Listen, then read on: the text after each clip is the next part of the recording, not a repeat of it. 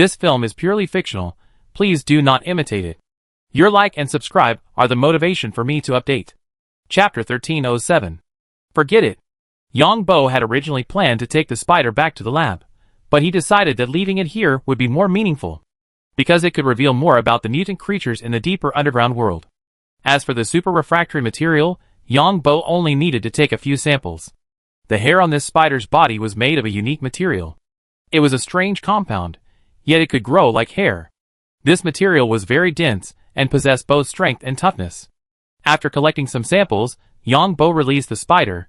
The spider's mind was relatively simple, and when controlled by Yong Bo, it was completely bewildered. After being released by Yong Bo, it leaped up and instantly killed the mutant rat on the shore. Yong Bo's eyes lit up again. This spider was incredibly fast, and it used energy to accelerate its movements. But the energy fluctuations were minimal. This means this creature utilizes energy to its full potential. This means its energy conversion rate is extremely high.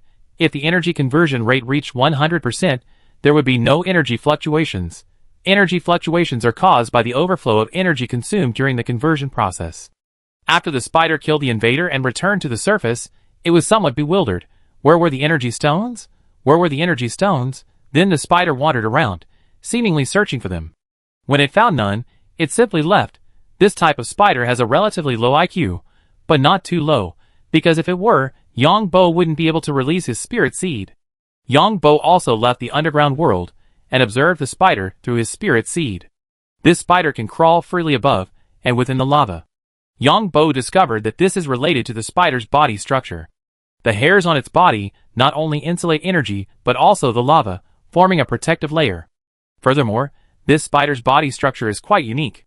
It can convert its own energy into kinetic energy. This spider possesses the dual attributes of gold and fire. Its legs are equipped with unique organs, like tiny flamethrowers. There are tens of thousands of them, allowing the spider to easily reach speeds exceeding 5 times the speed of sound. Furthermore, the spider's front 2 claws are larger than those of ordinary spiders and act like daggers. These claws, when used at high speed, can produce a cavitation effect. The cavitation bubbles generated during the attack create extremely high temperatures, causing damage. Therefore, the rock lizard could not detect this spider at all. Yong Bo's spiritual seed, sensing through the rock lizard, naturally could not clearly see the spider's movements. Furthermore, this spider's eyes are multiple, allowing it to accurately capture the target's location. Furthermore, the glasses have multiple modes. These spiders feel like products of technology. But they also been given a soul. Yong Bo muttered to himself. Yong Bo was most interested in the creatures that lived within the magma. Is this a living organism? Or perhaps an intermediate between interstellar life and carbon-based life? Low-level interstellar life? The world the spiders inhabit is no longer suitable for human survival. This area is already a transition zone between magma and the Earth's crust. The magma beneath the ground is active. When this magma moves, it forms channels. Spiders live in these channels, and the underground geology is unstable, so these channels could be flooded by magma at any time. However, this time, Yong Bo didn't spot the spider's mortal enemies. TSK. Yong Bo saw spiders of all sizes. Where these spiders live is a vein of energy stones, revealing exposed energy stones. However, Yong Bo was simply amazed and didn't consider mining these energy stones. First, the best way to mine these energy stones is with specialized mining equipment. Otherwise, if Yong Bo tried to mine them himself, the cost effectiveness would be too low. It would be better to rob them. These non-standard energy stones are primarily used for research. Just like the energy stones used on warships and various equipment, standard energy stones are used. Yong Bo could easily rob a handful, which would be much more cost-effective than mining. Besides, Yong Bo already had a considerable reserve of energy stones. Besides, this is beneath his own territory. Even if mining were possible, Yong Bo wouldn't do it, not to mention that this underground world harbors so many mutant creatures. This is a world humanity hasn't yet discovered. The reason the underground world hasn't been discovered is because current human technology simply can't penetrate it and explore. The energy fluctuations here are too intense. Any energy fluctuations emitted by any detection equipment would be disrupted, and the temperature here is so high. Few equipment can last for long periods of time, and even if there are detectors associated with these equipment, the accuracy of the data collected in this environment is hard to say. Yong Bo returned to the canyon, where the Iron Ox and his companions lived. The Iron Ox brothers, seeing Yong Bo, rushed over with joy. The Iron Ox brothers, now fathers, had cute little rhinos. Yong Bo petted each one. Many of their kind were in the Iron Ox herd, all lazing about, digesting the metal they eaten. The Iron Ox herd was relatively rare among mutants. The metal they ingested could be transformed by their bodies, strengthening their bones, muscles, and skin. I study Spider's energy conversion method sometime, Yong Bo muttered to himself. Yong Bo swaggered around his territory. His territory was improving, with more and more mutants. Other territories on Green Goblin Star were harvesting mutant materials and exchanging them for supplies. Yong Bo was somewhat disdainful of the Alliance trading cheap industrial products for biological materials. But there was no way around it. Who among the kings of these territories didn't want to enjoy themselves? Although the Alliance had introduced scientific methods, such as capturing mutants and drawing their blood, the mutants were afraid too. Anyone else couldn't stand being captured and having their blood drawn. Some also needed other biological tissues, like brain tissue or bone, so these had to be hunted. Yong Bo's territory didn't hunt mutants at all, unless a particular species was too numerous. No poachers came to Yong Bo's territory, because Yong Bo was a killer on Green Devil Star. He had taken out so many kings in one fell swoop at the last meeting of the council. Yong Bo returned to the center of the universe and searched for several days without finding a suitable place. The time agreed upon with Liong had arrived, so Yong Bo arrived on Tianyun Star. Boss! In a bar in the dungeon, Liong, disguised in disguise, hurriedly called out to Yong Bo as he swaggered in. Well, has everything been going well lately? Yong Bo pretended not to know how Liong was doing recently. In fact, Yong Bo had released spiritual seeds to the other party. Chapter 1308. Things have been going pretty smoothly lately, but there have been some minor issues. Liong said after sitting down. Before coming, Liong had already discussed with his father that he would continue to use this boss. I asked you to come this time for a big deal, but I don't see any reward. Yong Bo cast his spirit seed on the other party, knowing exactly what he meant. Yong Bo was ready to sell out the Grand Duke of Golden Oak. The Grand Duke of Golden Oak's ability to gain a foothold in the Alliance must be due to the involvement of some Alliance faction, and this faction is quite well hidden. Yong Bo couldn't meet Liong's father, otherwise he could cast his spirit seed on him and learn more of the Alliance's secrets. Liong knew very few secrets because the Li family hadn't yet passed them on to him. After hearing what his chief boss said, Liong was eager to know what the big deal was, but he couldn't act too eager. So he said, "Boss, what do you want?" "Of course we pirates want warships." Yong Bo asked without hesitation. Boss, you think too highly of me. Our alliance has very strict regulations on related matters." Liong shook his head upon hearing this. I just need you to provide some intelligence. I believe your Li family has many enemies within the military, right? Sometimes, if you have problems you can't handle internally, you can come to me. Yong Bo hadn't been interested in the Alliance's warships, but now, he was asking so much. What Yong Bo wanted more was the materials. Because the military also carries out special missions, and Li Yong's father, as the commander of the Alliance's first fleet, has more information on these matters. "Boss, my rank isn't high enough, I don't have access to mission assignments." Liong shook his head. Liong was actually quite tempted, because those damn politicians constantly interfered with the military. Therefore, the military was also plagued by internal conflicts. You should go back and discuss this. This is a rare opportunity. Not only can I eliminate your opponents, I can also frame them. Yong Bo mainly wanted materials. Some mining companies in the Alliance would use military fleets to escort them when transporting rare materials. And Yong Bo wanted to further dismantle the Pirate Alliance. The core of the Pirate Alliance was the Pirate Alliance Council. Backed by these elders were the Alliance and the Empire's financial consortium. If the pirates don't have the Pirate Alliance Council to dispose of their loot, the pirates won't be able to survive. After the Pirate Alliance went to war with the Federation, elders with Federation backgrounds were no longer able to attend many Pirate Alliance Council meetings. So, at this critical juncture, if the Pirate Alliance were to target the Alliance again, it would be another exciting time. Of course, Yong Bo could also use this opportunity to attack those who are targeting him.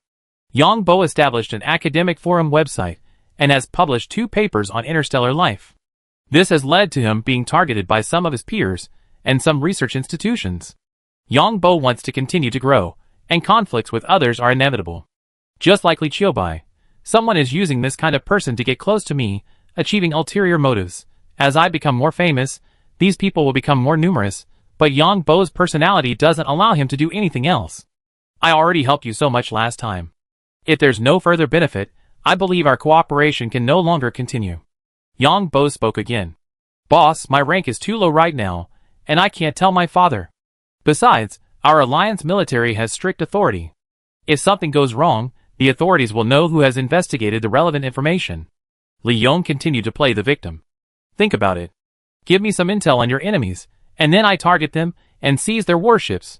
That way you earn credit. The pirate groups are all on the Federation side now. You don't have enough military merit right now, so it'd be hard to advance anytime soon. As long as pirates attack you, you have more opportunities to earn merit. This is a win-win for both of us. Yong Bo pretended to persuade. Honestly, Liong was tempted, because last time, Liong had seemingly used a cheat, quickly becoming a rising star in the military. In the Alliance military, if you don't have enough military merit, you can only earn your seniority through hard work. I go back and think about it. Liong said this, but in reality, he was going back to discuss it with his father. And what big deal are you talking about, boss? A scandal involving several major conglomerates in your alliance. And it's not just any scandal, it's a scandal of collusion with foreign powers. I believe that once this scandal is exposed, all of these conglomerates in your alliance will go bankrupt. Although your alliance is a combination of capital and control, no one would dare to help them with a scandal like collusion with foreign countries. Then you reap enormous benefits. Yong Bo said. Ah. Liong, upon hearing his chief boss say this, felt a pang of unease, wanting to know which consortiums were actually colluding with foreign countries. Go back and think about it. If it doesn't work, I find another partner. I give you 3 days.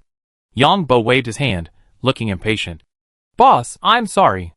Liong stood up, apologized to Yong Bo, and then hurried away. He had to discuss this matter with his father. Yong Bo knew Liong would definitely compromise because the stakes were too high, and the First Fleet was also facing significant problems. Cooperating with him would solve many problems. First, he would deal with the disobedient individuals within the First Fleet. Second, Liong would gain more military merit. Finally, he would reap enormous benefits. The Alliance's military-industrial complex was formidable. Though on the surface, the Alliance military was aloof, unconnected to politicians and conglomerates. Anyone who believed this was an idiot. Sure enough, after Liong returned and told his father about this, his father was moved. If there truly is a conglomerate colluding with foreign powers, then this is our chance. Liong's father said this because, in the Alliance, the only crime that every citizen could oppose was treason. This crime alone was irredeemable. No matter how powerful someone was in the Alliance, if they were implicated in this, true or not, they were doomed. Liong's father was curious. What on earth does your good brother know? Why haven't I heard anything about this? Liong shook his head. I think there might be someone else behind my good brother. Look how easy it was for him to come to our capital star circle. And he said at the end that he wanted to contact someone else. Liong's father nodded. Let me think about it for a few days. This matter is quite complex. Chapter 1309. Master, how have I been doing lately? Yong Bo returned to his quarters, and found Lin Yu had already prepared dinner. Actually, Yong Bo could do without food right now, but not absorbing energy would cause his entire gastrointestinal system to deteriorate. And Yong Bo loved to cook delicious meals. You've been doing very well. Yong Bo knew, of course, that Lin Yu was worried he'd dump her in the future, because his relationship with Liong couldn't be made public. I know what you're worried about, don't worry. We pirates are quite honest. Pirates without integrity can't survive. Our profession of piracy isn't bound by any laws. If you don't value integrity, you won't be able to survive in this business, Yong Bo said. Thank you. Lin Yu, though skeptical, thanked Yong Bo anyway. I let you evacuate when the opportunity arises.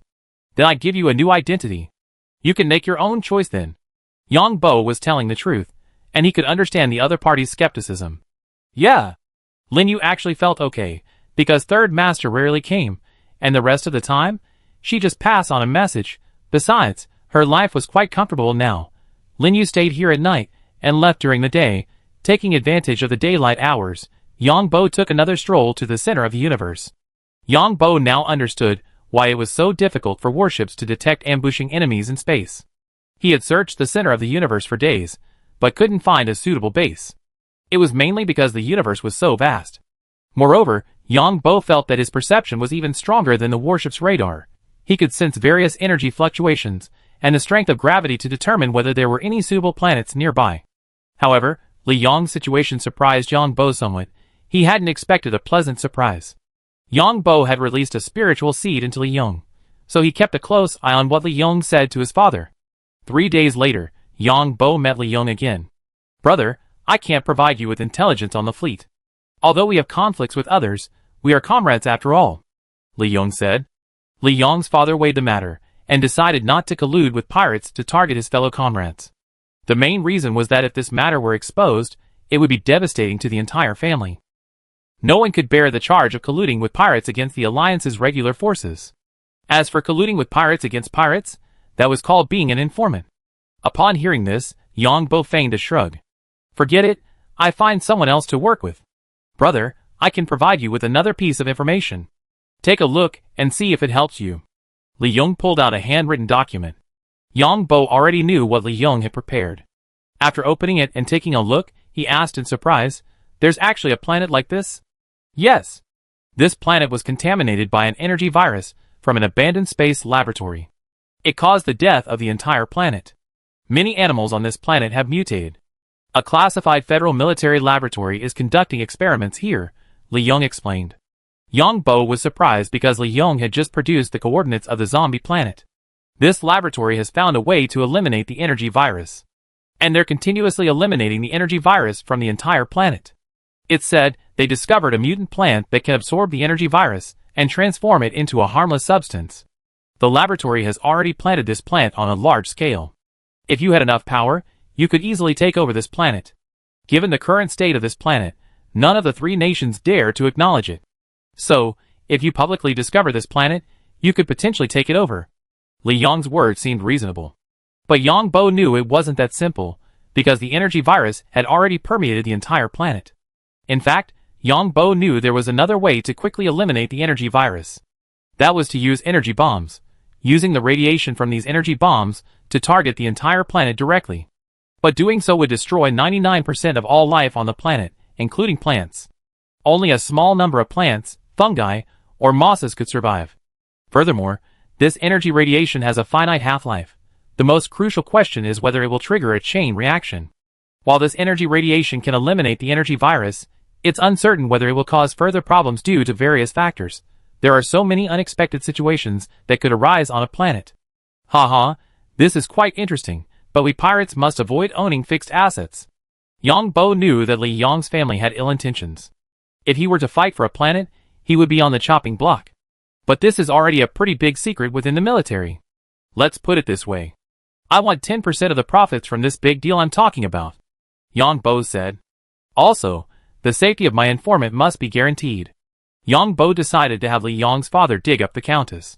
As the Alliance's most powerful warlord, Liong's father's intelligence-gathering abilities were far superior to his own.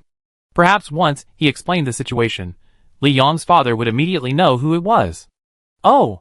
Liong was curious about what this big deal was. Take it back and show it to your father. You better not look. Yong Bo simply produced a piece of paper. Okay. Liong was helpless against Yong Bo's dominance. And then, Liong took the paper and left. Although Yong Bo claimed pirates didn't like fixed assets, he still decided to go and take a look. When Yong Bo used to play games, he always felt that the zombie planet was man-made. Because Yong Bo knew all too well the unscrupulous nature of those biological companies. And the zombies on the zombie planet, this research direction, was like immortality. In a sense, the zombies on the zombie planet were also continuing to exist in another form. It's just that the situation isn't what everyone imagined. As for whether this was caused by an abandoned laboratory, it's hard to say. So far, the 3 countries know of hundreds of space laboratories that need to be cleared. And that's only the registered ones. Who knows how many more are unregistered? Earlier, some unscrupulous biotech companies even released viruses directly onto passenger spacecraft. Passenger spacecraft are like petri dishes in space. If anything goes wrong, the worst that can happen is they just be destroyed. Liong returned home and handed his father the paper Yong Bo had given him. After listening to the report, Liong's father opened the paper. His eyes widened after reading it. Chapter 1310. TSK. Your good brother is truly incredibly powerful. But judging by this intelligence, your good brother must be on the Empire's side. Your good brother, your judgment is spot on this time. Liong's father explained in shock after reading the information. Then he handed the paper to a skeptical Liong. Liong's eyes widened after reading it. The Grand Duke of Golden Oak has changed his identity and joined our alliance? Yong saw that the information on it referred to the Grand Duke of Golden Oak's current identity. That's as expected. In fact, after the Grand Duke of Golden Oak disappeared, I immediately concluded that his final destination would be our alliance. Because even if his identity were exposed to us, his life wouldn't be in great danger. Besides, people like him are more valuable to us. It would further demonstrate the superiority of our alliance. After hearing his father's words, Liong asked, will the diplomatic relations between the Empire and our alliance be affected? Liong's father shook his head. The Empire would definitely not acknowledge it. And the Grand Duke of Golden Oak's escape was deliberately let go by those in the Empire. Because the Grand Duke of Golden Oak isn't alone. If he were to rebel, then the nobles who depend on him would also rebel, which would only cause greater trouble within the Empire. Besides, the Grand Duke of Golden Oak is involved in so many things and knows so many scandals. It's safe to say that no one in the Empire is qualified to interrogate the Grand Duke of Golden Oak. No! There should be one, the Empire's newly appointed Grand Duke Bart. Anyone else who confronts Grand Duke Golden Oak might be blackmailed by him, with a slew of scandals. So even if we use every possible means to prove Grand Duke Golden Oak is real, the Empire won't admit it. Then everything this person says is false. What I didn't expect is that Grand Duke Golden Oak is actually a high-ranking official of the Red Earl, and that the Red Earl's highest decision-maker is actually the Red Countess. Liong heard his father say this and asked curiously, Father, do you know who it is? It should be pretty close. Actually, I've been wondering this for a long time. Why is this family always able to escape crisis in our alliance? Now I realize that every time this family escapes crisis, it's indirectly related to the Red Earl. Liong's father replied thoughtfully. Who are you talking about, Father? Sophie, the former spokesperson for the Alliance Senate. A current senator. To be more precise, Sophie's family. Sophie's family has a successful woman in every generation, Liong's father said. Yong Bo was somewhat surprised when he learned about this person through the spiritual seed, because it wasn't the same person he suspected. Sophie's family is the renowned Pierre family. To be more precise, it's the Pierre Group. This group's main business is chemicals, biopharmaceuticals, cosmetics, and food. This group provides 40% of the chemical raw materials for the entire alliance. And in the cosmetics market, this group controls 80% of mid to high-end products. There are several luxury brands. Even people with superpowers need cosmetics, especially perfume. So what about good brother? Liong asked upon hearing this. Liong's father paced the room, pondering how to use this information. He replied, if he wants 1/10, give him 1/10. This information is invaluable to us. The Pierre Consortium. That's a huge piece of juicy tuna. And the people this guy supports are our enemies. Don't get involved in this. Next time you see good brother, just ask him directly what he wants. But your good brother is very cautious. We still don't know his real name, but judging by this information, he's probably connected to the Imperial Intelligence Department. I heard that the Empire is involved in the Pirate Alliance. The Alliance supports many pirates. Otherwise, as a pirate, he wouldn't have access to this information. Besides, next time, you can trick him. Have him provide some information about the pirate group. Then, promise to give him the pirate warship after you defeat the pirates. Liong, puzzled by his father's words, asked, how do we give him this? The warship has surveillance equipment. And we don't have the final say on the warship. That's why I tricked him. If he dares to show up, just blow up his warship. Pirate warships are incredibly incompetent. Yong Bo wasn't surprised to hear Liong's father say this.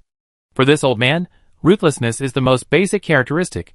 He and the Liong family were merely using each other. Yong Bo immediately went invisible, preparing to check on this Sophie. Pierre Sophie, 42 years old, B-level Esper, the youngest female senator in the Senate. Single, but with a daughter. This daughter was conceived through the Federation's technological advancements. Every Pierre woman has had a daughter this way. Because the Pierre family is primarily focused on women's businesses, many women's groups throughout the alliance are funded by the Pierre family's various companies. 3 hours later, Yong Bo reappeared invisible on Tianza planet, where the Alliance Senate is located. This wasn't Yong Bo's first visit. The last time he came, he caused quite a stir. The Pierre family has a landmark building on Tianza planet. A complex shaped like a giant rose. This complex is called the Rose. The rose's thorny stems symbolize the dual qualities of women's self-protection and pursuit of independence. TSK. Yong Bo arrived at the complex via the public underground transportation and discovered that the security personnel were all women. Not only the security personnel, but also the staff were all women, and they were old, fat, and dark. Women from all over the Alliance came here to take photos and check in. Because this place is a holy place for many women in the Alliance. There are almost no men here. When Yong Bo entered, he noticed that everyone here was women. Even the intelligent robots were female-looking. Ah! Yong Bo knew that it was because of these women that the Pierre family had become one of the wealthiest families in the Alliance. The profits of cosmetics and women's luxury goods are clear to anyone who engages in them. Yong Bo was at a place where many women gathered. Many young women were waiting for Sophie to give a speech. Yong Bo had heard about her upcoming speech on public transportation. In the lecture hall, various virtual projections projected a long message. Independence, self-reliance, my body is my own. Don't worry about what others think. The more they slander us, the more right we are. The more they oppose us, the more we must do it. Be your elegant self, and let others envy you. Yong Bo felt like this was a cult. Many of the women who came here looked at the message with a look of piety on their faces. Yong Bo wanted to say that the Pierre family was overwhelmingly male. Since Sophie is a countess, could her daughter be the Red Countess? Yong Bo muttered to himself. So what's the relationship between Sophie's mother and the Red Earl? Could it be mother and daughter? Yong Bo got goosebumps just thinking about it, because, based on Red Earl's propaganda, it's highly likely that Sophie's mother and the Red Earl defeated Sophie, and then, to purify her bloodline, Sophie and the Red Earl gave birth to their current daughter. If that were even possible. It's truly a terrorist organization, a cult. Yong Bo shuddered. The probability of genetic problems like this was high, and the Red Earl organization rejected genetic technology. This meant that if they wanted a normal child, they could only rely on number selection. Chapter 1311. Yong Bo looked at these glamorously dressed women, and they were all decked out in all sorts of luxury goods. And most of them were ordinary people. Only a very few possessed superpowers. In fact, the largest group of leaks in the three countries were still ordinary people. It's just that the three countries' practices differed. The Federation was unscrupulous in its exploitation. Not to mention the Empire, it was a system of slavery. The Alliance appeared to offer generous benefits. But these benefits were actually a way for the consortium to divide up tax revenue. Furthermore, these people receiving these benefits were also free guinea pigs, a fact Yong Bo had the most say on. In other words, ordinary people in the three countries were definitely not treated equally. Let's welcome Senator Sophie with warm applause. Senator Sophie is the youngest female member of the Senate. She has made significant contributions to promoting women's rights. In the 2 years since becoming a member, she has already promoted numerous women's rights proposals. A loud voice echoed throughout the venue, accompanied by rhythmic music. Yong Bo felt strange, as if he had entered a pyramid scheme. Welcome everyone to this lecture. It's a personal honor for you all to be here. As a council member, I'm here to serve you. Sophie, dressed in a white suit, exuded a powerful presence. She was surrounded by several female bodyguards. She spoke directly. Sophie! Sophie! The attendees exclaimed excitedly upon seeing her. Then Sophie came down and shook hands with the group. The scene suddenly became chaotic. Several of Sophie's bodyguards surrounded her, leaving only the front alone. Yong Bo, in stealth mode, waited for his opportunity. He approached Sophie within a certain distance and released his spiritual seed. Just then, one of Sophie's bodyguards glanced around suspiciously. Yong Bo quickly retreated. Sophie, noticing the change in her bodyguards, raised her hands and waved to everyone. Thank you, everyone. I prepared a gift for you, the latest perfume set from Chandelier. It's a collector's edition, and some of the ingredients are sourced from the mother planet. Yong Bo found this strange, because until now, he had no idea where the mother planet was. He also had a vague feeling that a mysterious organization was managing the mother planet. Because it was so well protected, Yong Bo knew there might be some secret behind it. It definitely wasn't just for environmental reasons, because to the capitalists of the three worlds, environmental protection meant nothing. Those companies in the Federation are deliberately polluting the planet to exploit ordinary people. They're forced to take radiation-blocking drugs every day. So the environmental protection excuse is just for show, but Yong Bo didn't deliberately seek these things out, because even if he found them, he wouldn't be able to go there now. TSK. I didn't expect the Red Earl to have a base in the Federation. Sophie is indeed the Countess. The previous Countess was Sophie's mother, also a member of the Senate. And these Countess have no idea of the Red Earl's true identity. Yong Bo read Sophie's memories. It was discovered that Sophie, and the others were unaware of the Red Earl's true identity. The two sides communicated via space quantum communication module. Sophie's daughter, to be precise, was conceived by Sophie, who then provided the egg. When the time came, the Federation would bring back a daughter. This daughter would be the next generation countess. When this daughter gave birth to a daughter, she would become the new countess. Sophie was already 42 years old this year, having had a daughter at 36.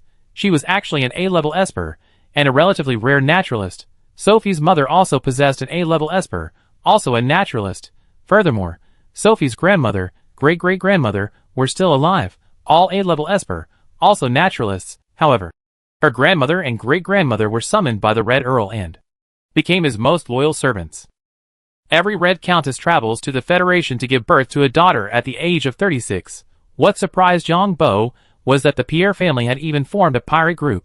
This pirate group is called the Wild Rose Pirates. This pirate group's primary mission is to target the Pierre family's business competitors. TSK. Yong Bo was surprised that instead of finding the answer he was looking for, he stumbled upon another answer.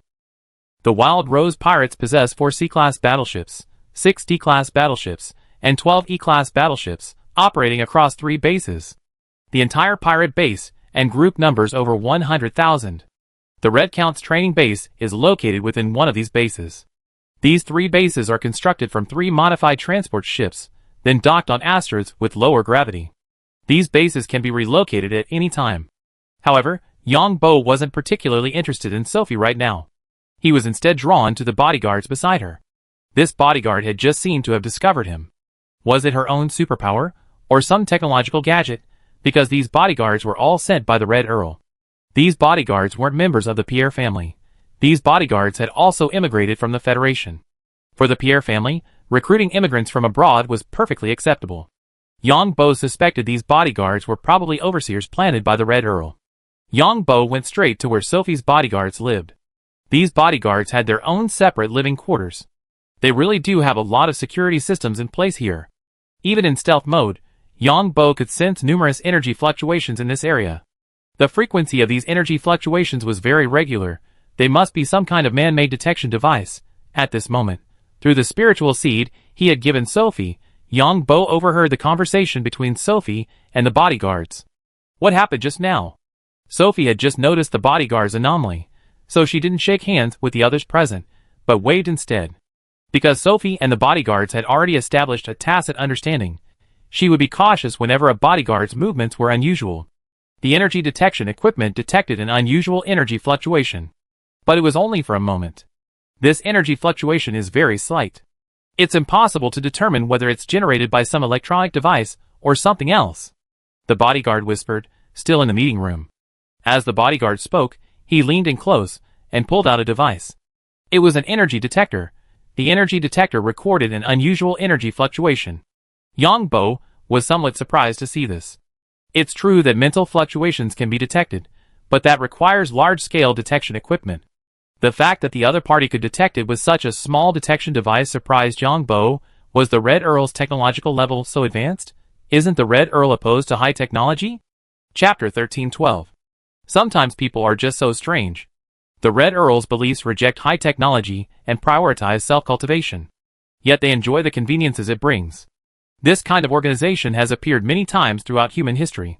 Logically, anyone with even a modicum of logical thinking wouldn't believe their rhetoric, but humans are complex creatures. Even in today's interstellar society, there are still many scammers. This is due to several reasons. One is the information gap between individuals. Another is IQ, as everyone's IQ varies. Furthermore, these scams are designed to be incredibly difficult to defend against. It seems so. The Red Earl has advantages in certain areas. They can make this energy detector so small. Yong Bo muttered to himself. Psychic fluctuations are also a type of energy fluctuation. When Yong Bo was invisible, as long as he didn't release his spiritual seed, his spiritual power wouldn't be detected by the detector. Humanity's ability to detect and understand spiritual power is limited to its fluctuations. As for the amplitude and frequency of spiritual power. And then, there's the strength of mental power, which is simply impossible to detect scientifically. On the contrary, psychics like Yong Bo can easily sense mental fluctuations. This means that once the human brain is developed to a certain level, it can surpass even the most sophisticated energy detectors currently available. However, this small energy detector also has its drawbacks. Its ability to discern energy properties is not as precise as that of larger detectors. No problems, that's great. Sophie nodded at this. This is one of the Pierre family's most important bases, and its security system is arguably the highest in the entire alliance. So Sophie had no doubt anything could happen here. And those attending today's speech were carefully selected. Each of them has a story, and through media and online publicity, these stories resonate with other women. Those without a story simply wouldn't come here. Sophie does this for traffic. She shouts slogans to attract followers, to gain influence. Of course, this is inseparable from the Pierre family's vast financial resources. After Sophie finished her speech, she asked each participant to share their experiences. These people are the role models and benchmarks created by the Pierre family. Just like those who make money in pyramid schemes, they are carefully selected role models. Of course, many people know that pyramid schemes are just a game of pass the parcel, but many people believe they won't be the ones to take the helm. Yong Bo began to stroll around the Pierre family compound. Thanks to Sophie's memories, Yong Bo was very familiar with the area. This was just one of the Pierre family's bases. The Pierre family also had 2 mineral planets, one of which had been built into a base. The energy and supplies stored there could sustain tens of thousands of people for hundreds of years. This wasn't surprising to Yong Bo, as many bases were recycled. Over 2 hours later, Sophie finally finished her presentation and told the others to rest. It's awful to be around these ordinary people. The smell of them is disgusting. Throw away everything in that banquet hall and redecorate it. Sophie left the hall and headed towards her quarters. She started complaining as soon as she got into the elevator. Yong Bo understood this perfectly, because the higher the level of a psychic's abilities, the sharper their senses. Yong Bo had already passed through the security passage and was waiting outside Sophie's door. This high-tech building also has security passages, like staircases, and these security passages have even higher levels of security. Of course, even those staircases here have various security measures. There are also patrols. Yong Bo knew from Sophie's memories that there used to be no patrols here. Security robots were stationed there.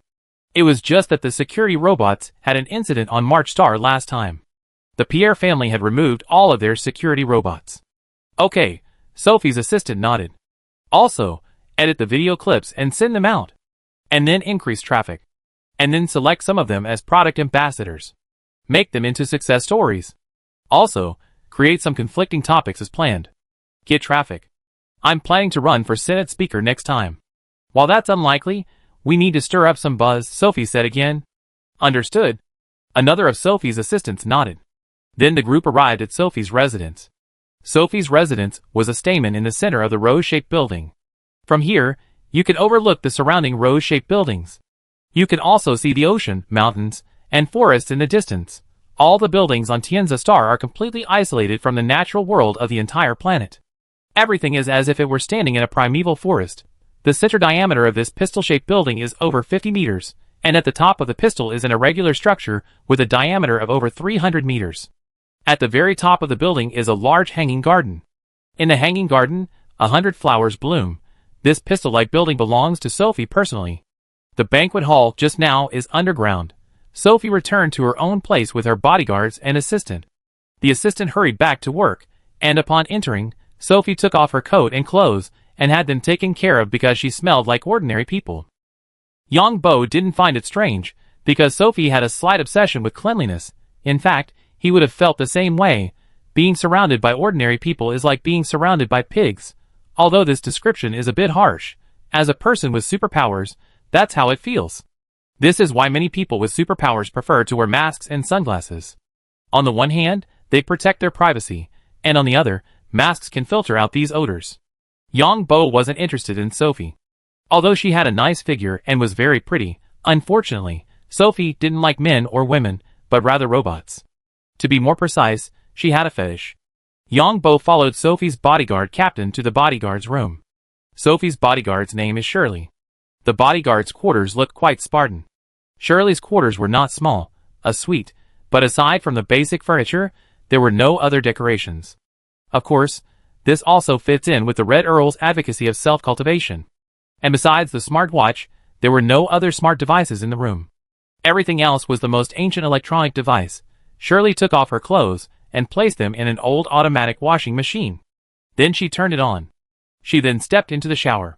The instant the icy water rushed out, Shirley felt a sudden sense of alertness, as if someone was behind her. Yong Bo breathed a sigh of relief, because Yong Bo wouldn't act rashly without first confirming the nature of the other person's superpowers. So, Yong Bo took advantage of the moment the cold water hit the other person's body and released his spiritual seed. Then Yong Bo learned that the Red Earl's bodyguards were from the state of the Federation. Shirley was 36 years old and a Class A psychic. She was a master-level mecha pilot, a master-level fighter pilot, and a master-level combatant. Her psychic ability was a rare enhanced sense of smell, now 100 times stronger than a bear's. This meant that if someone passed through this area, Shirley would be able to smell it even a week later, unless the air was specially purified. TSK. I didn't expect such a rare psychic ability.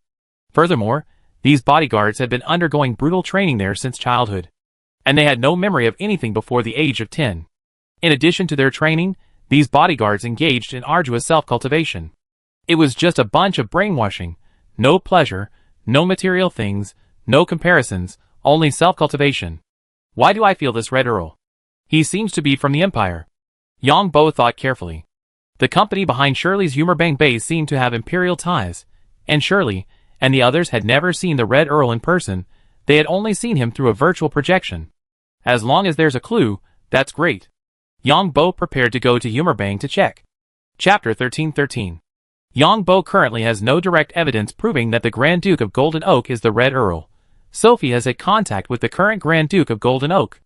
Sophie purchased various imperial luxury goods from the Golden Oak Park. The main reason was that Yong Bo hadn't found an opportunity to approach the Grand Duke of Golden Oak. This was because Yong Bo hadn't fully grasped his true strength. He was the Grand Duke of the Empire, likely well-versed in the mystical arts of the soul. On the surface, he had no legitimate reason to approach him. If he approached him in stealth, he might even expose himself. This was why Yong Bo indirectly learned of the Grand Duke's whereabouts through the manager of the Grand Duke of Golden Oak's shop. Yong Bo didn't want to be invisible and exposed. Besides, since the Grand Duke of Golden Oak had chosen this place as his refuge, he must have made thorough preparations. Perhaps he had some powerful bombs for self-destruction. If the other party was truly the Red Earl, he wouldn't be able to obtain any dangerous weapons. Of course, more importantly, the Red Earl organization still held great value to Yong Bo, because this organization is a perfect scapegoat. Maybe one day, I do something wrong and they take the blame. Yong Bo watched Shirley. After taking a shower, she blow-dried her hair, tied it up, and wrapped it up before beginning her so-called training. No clothes on. It wasn't that Yong Bo didn't want to leave, it was because they hadn't opened the door, so he couldn't get out. They were practicing a secret ancient martial art. They sat there like an old monk in trance. On the wall hung a painting. The painting showed a knight, clad entirely in ancient armor. A knight stood on a cliff, the setting sun in the background, his sword resting on the ground. There were corpses before him, and his red cloak was in tatters. Yong Bo looked at the painting with great curiosity. Mainly, Shirley's posture was rather indecent. Although he had known she would behave this way when he read her memories, but seeing it in person gave him a different feeling. These people have been loyal to the Red Earl their entire lives. No one knows how many departments there are within the Red Earl. Yong Bo learned different things from each Red Earl member. Catherine didn't know about the base where the bodyguards were trained, and Shirley didn't know about Catherine and her group. When different departments within the Red Earl needed to collaborate, the superiors directed the designated individuals to cooperate. Yong Bo knew that the Red Earl used a secret technique called visualization. This meant that each person perceived the same thing differently. This was actually a comprehension of power. Yong Bo looked at the painting, first examining its structural points. This painting has several structural points. First, the structural points of the figures, including the standing knight and the corpse beneath. I need to discard all colors and then outline these structural points. There are many different types of structural points, so there are countless possible combinations. Yong Bo first examined the structural points of the figures and found nothing unusual. Then he set aside the figures and looked at the faintly visible mountains. There was also a mountain range in front of where the knight stood. These mountains were drawn rather vaguely. Huh? Yong Bo had originally thought that the simple, blurred lines of the mountains in the painting were meaningless.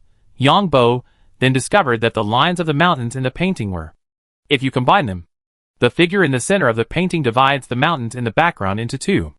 Yong Bo tentatively combined the lines of the mountains on either side. He started by combining them top to bottom, then adjusting the two lines individually. In other words, adjusting them one by one. He simulated it in his mind, but nothing happened.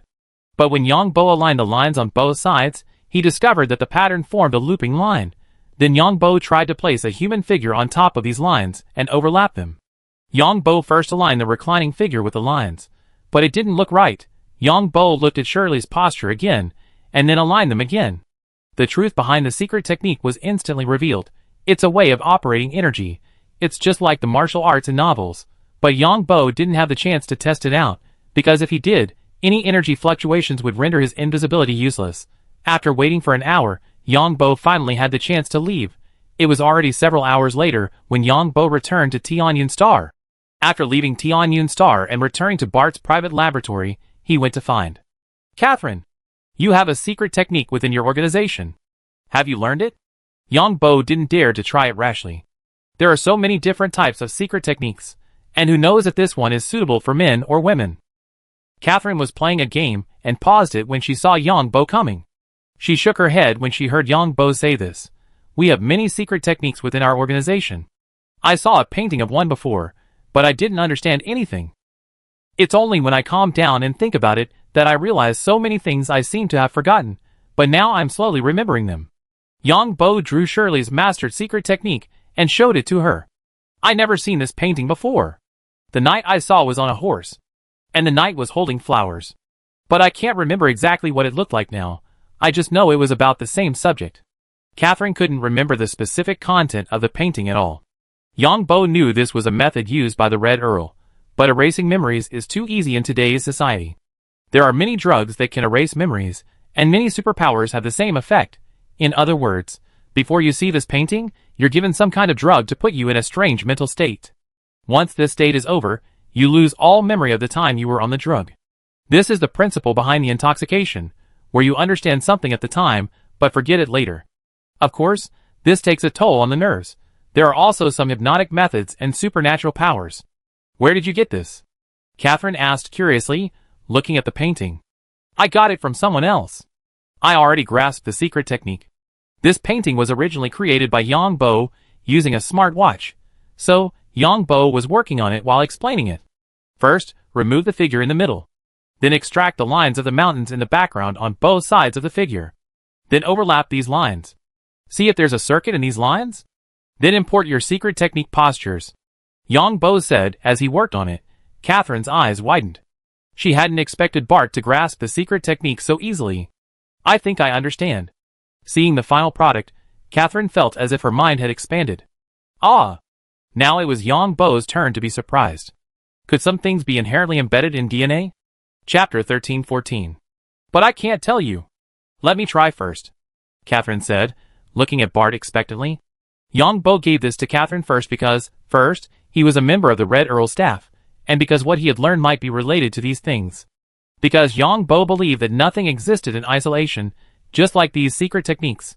Catherine's memory had some gaps, but with some things, just a little understanding would allow her to recall the missing memories. Another factor was safety. Yong Bo wasn't sure of the shortcomings of these secret techniques, so he didn't dare let his closest relatives try them out easily, because secret techniques like ancient martial arts also have different schools and attributes. It's not that the more secret techniques you know, the stronger you become. Of course. I can show you, so of course you can practice. Yong Bo also knew that some secret techniques could only be comprehended, not expressed. Yes, yes, thank you, Your Excellency the Grand Duke. Catherine felt a warm feeling in her heart. Bart actually showed her such an important thing.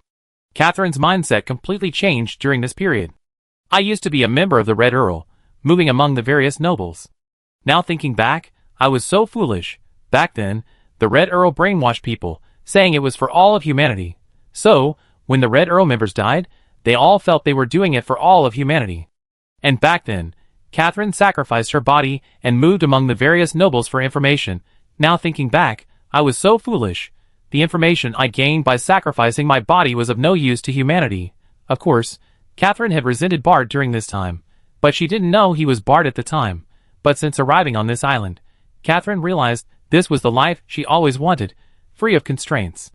She had everything she wanted, of course. The butler had bought everything for her. And now, Bart had shown her something so important. The entire process of Bart deciphering the painting was something Catherine felt she'd never be able to fathom. Catherine began practicing her secret technique. Yong Bo watched from the side, sharing his movements with his spiritual seed. Catherine closed her eyes, and a circuit node appeared in her mind, along with the lines Bart had just shown her. Catherine imagined herself as the knight in the painting, and then she felt a warmth well up inside her, as if she were standing on a cliff facing the sun after a great battle. The elation of victory, and the radiant sunlight, it warmed her whole body.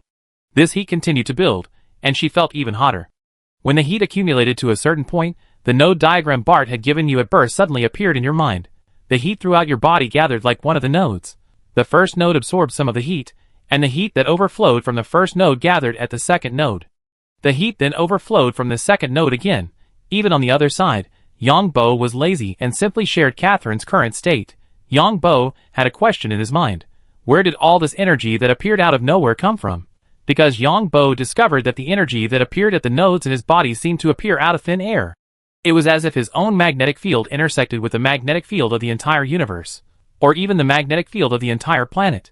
The secret technique was to stimulate the energy frequency of his own magnetic field to coincide with these magnetic fields. Yong Bo was absolutely certain that this energy was manifesting directly within his body, and then transferring to these nodes within it, and these nodes within his body actually corresponded to his internal organs. Visualization.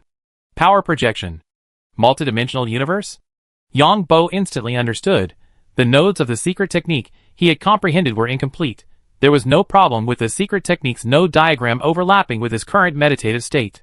The biggest problem he had overlooked was that the knight in the painting was facing the sun. And what did the sun represent? Energy, of course.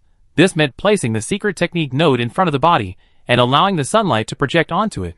This meant that the secret technique node wasn't embedded in the posture as Yong Bo had just demonstrated. If a physical model of the secret technique node had been made, then the shadow cast by the sunlight would be cast onto the internal organs of the sitting figure. Visualization, projection, power.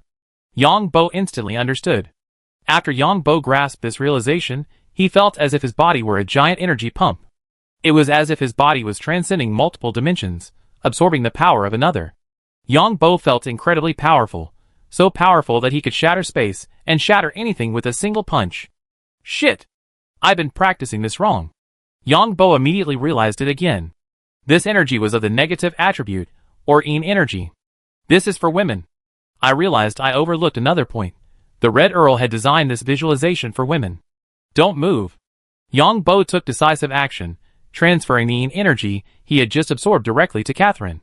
Catherine noticed her body heat gradually decreasing, knowing that once it died down, the first stage of training would be over. Catherine suddenly heard Bart's voice. Before she could react, she felt Bart's hand on her. Then a surge of scorching energy rushed into her body. This energy instantly filled each node, completely filling all 36 nodes, and then repeated itself. Because these nodes were constantly growing, after the second circle was filled, the third circle filled 2 more. Catherine then realized the scorching energy had disappeared. Yong Bo breathed a sigh of relief. Fortunately, there was a spiritual seed between him and Catherine. She was easily able to receive his energy, plus, he was also practicing the secret technique in her way. Yong Bo also knew the purpose of this energy, to continuously strengthen his physique. This yin energy could stimulate the continuous strengthening of one's own constitution. However, it wasn't very useful to him, perhaps because his physical condition was too abnormal. Thank you. Catherine opened her eyes, feeling the changes in her constitution, and looked at Bart with a seductive look. As for how Bart also possessed this energy, Catherine had no doubts. After all, he had taken the viewing map. We're not strangers. Yong Bo observed Catherine's emotional expression and hugged her. Yong Bo then conducted in-depth discussions and experiments with Catherine, discovering that her physical fitness had increased by 1/10 in just this short period of time. Catherine, too, noticed the changes in herself and was incredibly excited. This Red Earl is something. Could it be that a higher civilization once existed in this universe? Will a higher civilization transcend this dimension? Yong Bo muttered to himself. Looks like I need to go to Tianza Star. I need to find a way to get this method for men to practice. Yong Bo rubbed his chin.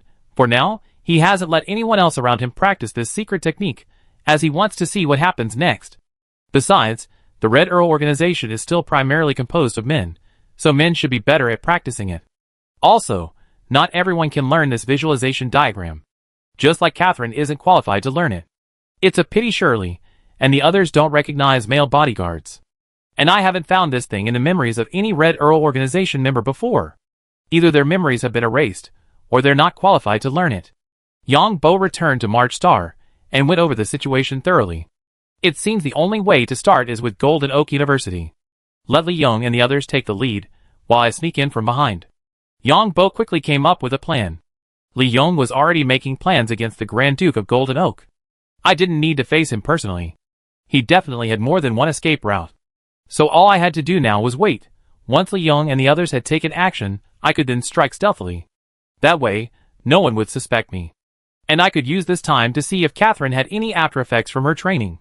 But where exactly does this energy come from? Yong Bo still had a question in his mind. Chapter 1315. Yong Bo pondered for a while, but came up with nothing. Could it be related to some frequency he experienced during his cultivation? And these paintings were merely the keys to unlocking this frequency. Yong Bo didn't dwell on things he had no clue about, because it was pointless. Once he took advantage of that situation, the Grand Duke of Golden Oak would most likely go to the Federation. Yong Bo was now afraid that the Grand Duke of Golden Oak wouldn't flee, and would be captured by the Alliance. That would make it difficult for him to act, so he had to keep a close eye on him and, if necessary, give him a scare. Yong Bo returned to March Star, and wrote another paper. This one discussed the relationship between interstellar life and carbon-based life, boldly hypothesizing that there was an intermediate life form between the two. Yong Bo then posted the paper on his own academic website. Yong Bo knew that after posting it, many people would criticize him, as there had been no leads or anyone who could prove this. The spiders Yong Bo had discovered on Green Devil Star were indeed impossible for humans to discover. They lived in an environment of high heat, high energy, and high pressure. Once dead, they would be swallowed by the magma. Although the mutant spider's body was fire-resistant, it had no energy left after death, and would melt over time. Underground magma channels were already off-limits to human exploration, and human-made equipment could only observe so much. After publishing his paper, Yong Bo went to the second world game for a stroll. Inside the second game world, Yong Bo's character remained stationed in the same place. Yong Bo also learned that half of the gamers, who had obtained the Night Territory in Green City had died, their investment gone to waste. Yong Bo chuckled. These gamers paid exorbitant prices for in-game coins in real life, then built territories and then died. Their constructions returned to the village. The second world was a single life. Once they died, they had to start over. Yong Bo knew these gamers were too eager for quick success. If he were in their shoes, he wouldn't have invested so much money. From the perspective of the Green City Lord, these gamers' actions worried him. These gamers bought coins in the real world, and used them for in-game mailing services. From the Green City Lord's perspective, these gamers had access to funds from all over the world, including the territories of his sworn enemies and rivals. Who wouldn't be resentful? So, the fate of these gamers was already sealed from the moment they began building. And everyone else would be no exception. Once these gamers received their money, they could die, and after their death, all their wealth would belong to the Green family again. The second world was a real world. Just because the civilization there was backward didn't mean its people were less intelligent. Wherever there's a human government, those who have achieved great things are all shrewd. Huh? Yong Bo noticed Li Choi had sent him a message while playing games. Li Choi had assumed Yong Bo was a homebody, and that he used some of his tricks last time, and Yong Bo would have contacted him out of curiosity. What he didn't expect was that Yong Bo hadn't contacted him in the past. Li Choi hadn't contacted Yong Bo until he saw the paper he published. Yong Bo chuckled inwardly. What a self-righteous woman. He wasn't available at the moment.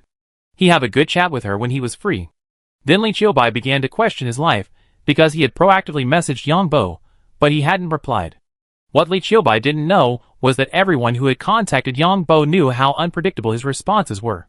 Sometimes immediate, sometimes hours, sometimes even more than 10. After Yong Bo finished playing the game, he finally replied to Li Choi.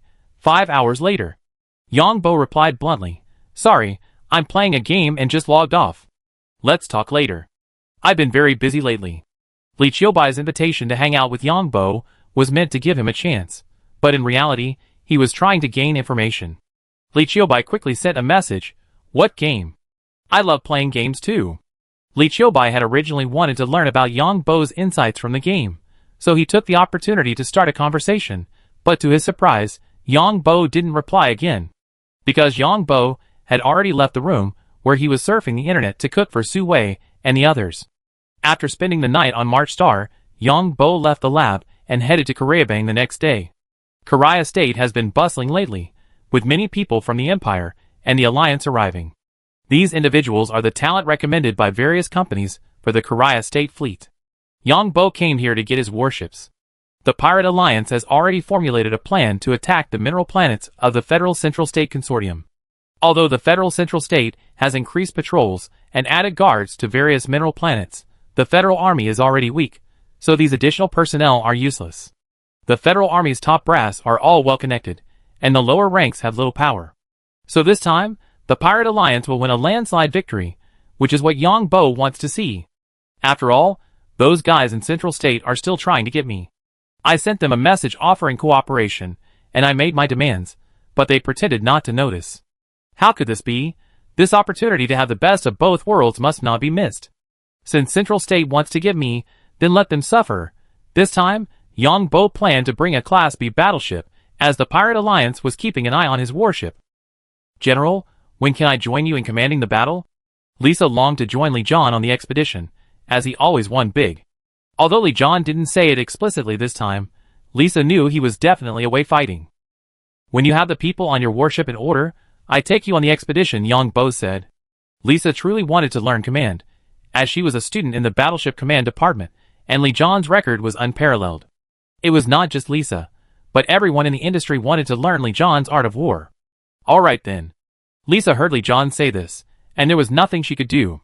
Yong Bo left Korea State with a Class B battleship, disappearing into the vast starry sky. The Pirate Alliance and Madhya Pradesh intelligence agencies soon learned of the news. The Pirate Alliance heightened their vigilance and alerted the pirate groups operating below, though the alert level was low, given the single Class B battleship. The Madhya Pradesh Intelligence Agency wanted to assign personnel to track John Lee, but unfortunately, they were short-handed. The various departments within the Federation were previously plagued by rampant unpaid staffing and internal bureaucratic corruption. If war broke out, these departments would be completely inadequate, short on personnel, equipment, and, of course, funding. In reality, the intelligence agencies could rely on the intelligence systems of several major conglomerates. However, these conglomerates would not release their intelligence, as this would expose their systems. The internal dynamics within the major conglomerates in Madhya Pradesh were not entirely peaceful, and some were even enemies. After the battleship departed, Yong Bo used an interstellar biological puppet to remotely control Bart's private laboratory and officially began manufacturing the battleship engine. Chapter 1316. Yong Bo began building intelligent manufacturing robots in the lab. Theoretically, with just one intelligent manufacturing robot, given enough time, energy, and materials, it could create a robot army or even a smart factory. But robots building robots face a problem: decreased precision. This is because a machine can never build a machine with the same precision as itself. So Yong Bo needs to build enough industrial robots. Although building these robots is complex, Yong Bo can only build one a day. This is because Yong Bo uses the mechanic model directly. The energy consumption is too high, using these robots to build more robots. The second-generation robots can build energy engine manufacturing factories, but only with complete blueprints. Simply give these robots the blueprints and materials, and they will automatically complete the task. After these robots are built, Yong Bo will transfer them to a spaceship.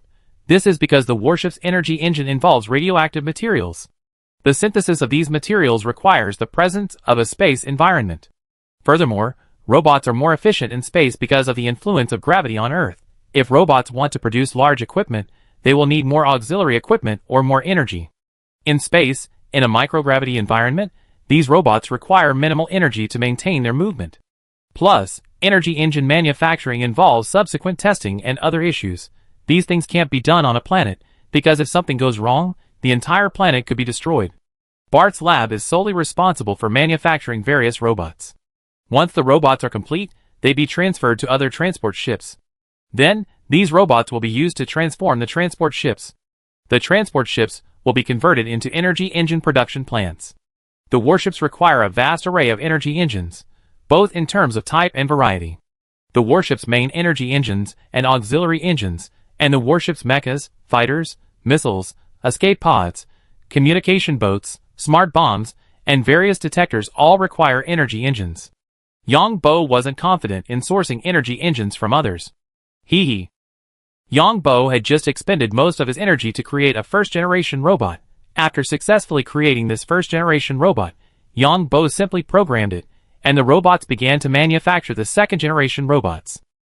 Yong Bo had just returned to John Lee's warship to recharge when he discovered that his paper on March Star had been refuted by many. There were experts in biology, energy, and interstellar biology. They all declared Yong Bo's paper completely unfounded. There's no possibility of an intermediate between carbon-based and silicon-based life, because they're essentially two different substances. Yong Bo had anticipated this long ago, but Yong Bo didn't intend to refute it, because the purpose of setting up this academic website was to make himself famous. And he already stated in his paper that he was speculating. It's reasonable for others to refute speculation. After all, it meant fame. And Yong Bo had discovered that someone was submitting articles to his academic website. However, the review capacity of his own academic website was insufficient. Editors for academic websites need sufficient knowledge to review these submitted papers. Lu Jingxiang and Zhou Kersen were not qualified to review them. Yong Bo, however, had no plans to accept these papers for the time being. In Yong Bo's view, these papers were merely hype. Although his own previously published papers weren't very good either, so Yong Bo ignored them for the time being.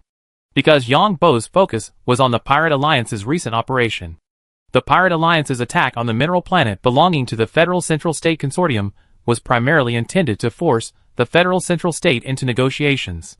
The Pirate Alliance was no longer able to cope, and internal conflicts within the Pirate Alliance were becoming increasingly intense.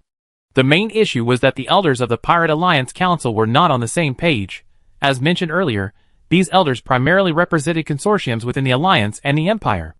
On the one hand, they used pirates to attack their competitors. On the other hand, they purchased pirate loot at 20% of the price, and then passed it off as genuine goods. I won't mention how lucrative these profits are, however, because these consortiums have different business scopes. Some are very profitable, while others are relatively unprofitable. When the Pirate Alliance was doing well, no one objected. But now, the pirate groups are demanding compensation.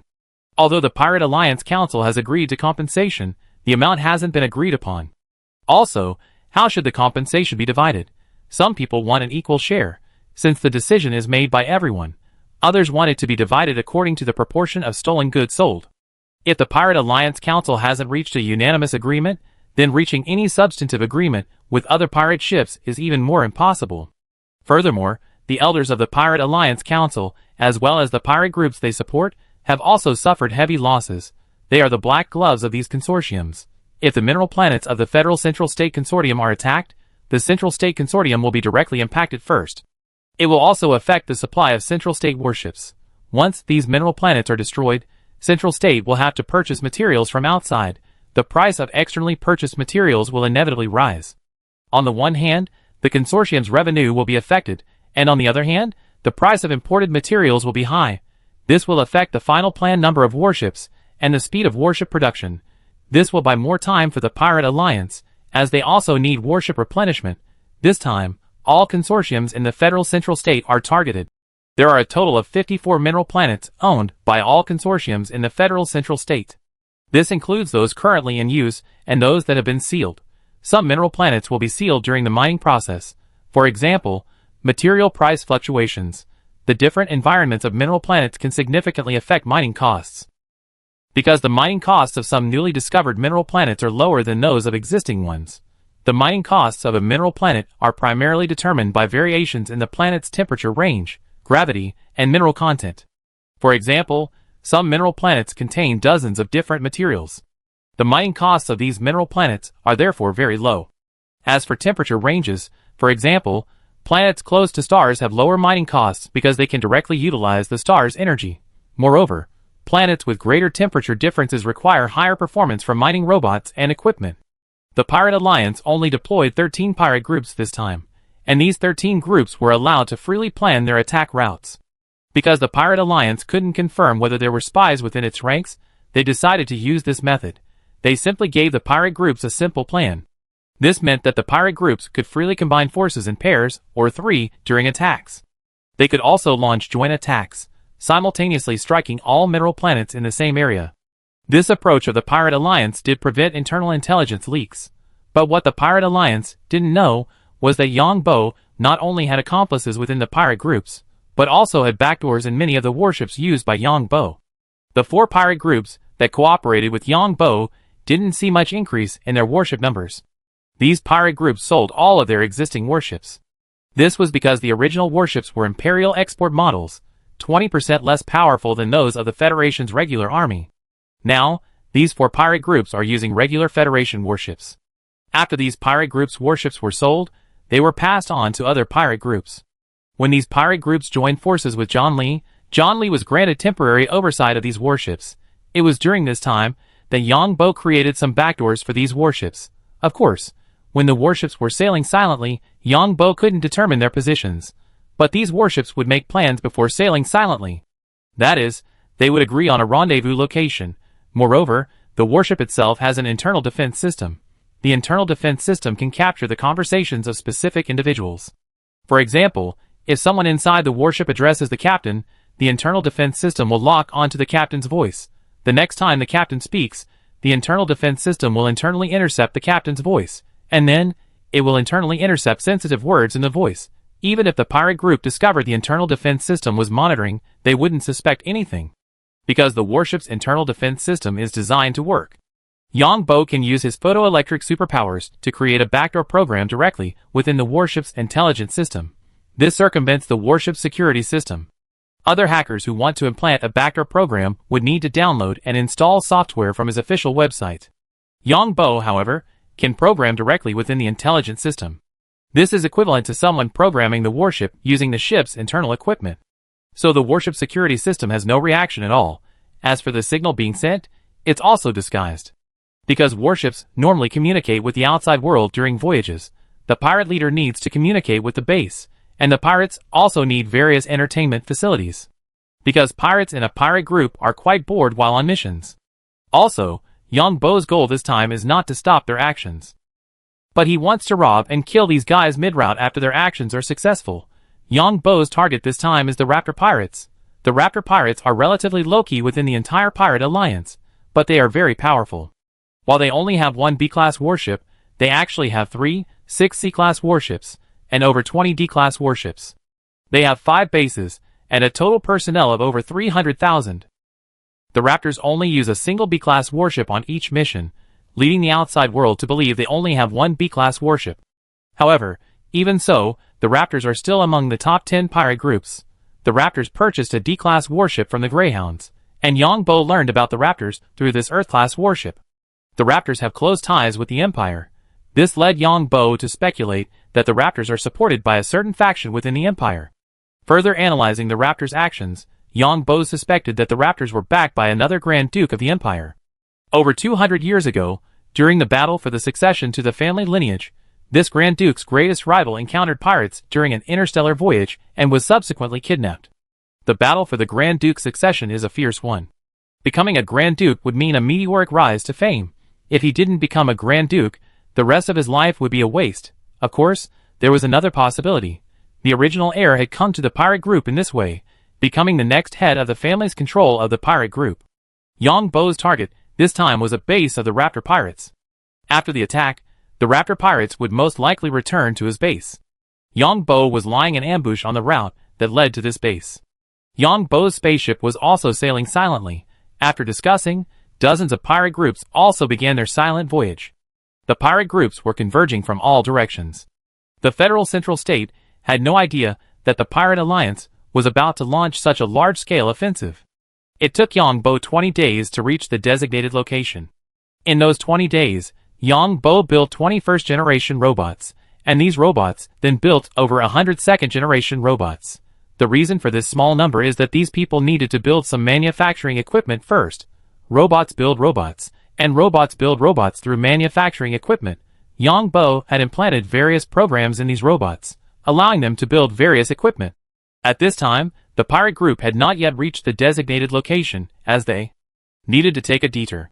The Pirate Alliance had also expended considerable effort this time, keeping an eye on all the warships in the Federal Central State. They were also keeping an eye on Li John's fleet, as one of Li John's B-class warships had disappeared. During this time, Yong Bo took another stroll through the second world. Then Yong Bo appeared before Catherine again.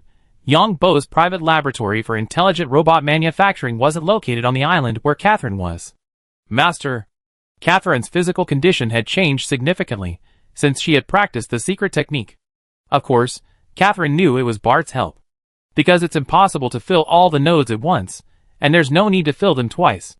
How do you feel? Yong Bo felt that Catherine seemed prettier and more attractive than before. Very good. This secret technique must be the most advanced within the Red Earl. And I've been remembering a lot lately. I seem to remember that I had parents, but I don't remember much about them right now. Catherine's face darkened as she spoke. Although she didn't have complete memories, from some fragments of them, Catherine realized she might have been deceived or robbed. In other words, she once had a happy family, and then, for some reason, she joined the Red Earl organization. Let's talk after you regain your memories. Yong Bo also knew how unscrupulous the Red Earl's people were. Chapter 1317. Thank you. Catherine had long since developed a psychological dependence on Bart. In fact, Catherine had already developed a dependence on Zhang Xin back in Zhang Xin's villa. At that time, Catherine had nowhere else to turn, and she had only managed to escape the Red Earl's repeated terrorist attacks in Zhang Xin's villa. At that time, Yong Bo was away stirring up trouble elsewhere, so Catherine was often alone there. So, every time Zhang Xin appeared, Catherine was actually delighted. If he hadn't appeared, Catherine would have been trapped in the safe house. Of course, he might have been abandoned. After learning that Bart was impersonating Zhang Xin, Catherine no longer had the heart to run. Even if she ran, she couldn't outrun the Red Earl. But she had no problem staying with Grand Duke Bart. While the Red Earl terrorist organization was powerful, it held no advantage against truly powerful forces. And the Imperial Duke wielded even greater influence. Yes. Yong Bo nodded. For the time being, Yong Bo had no way of dealing with his multiple identities.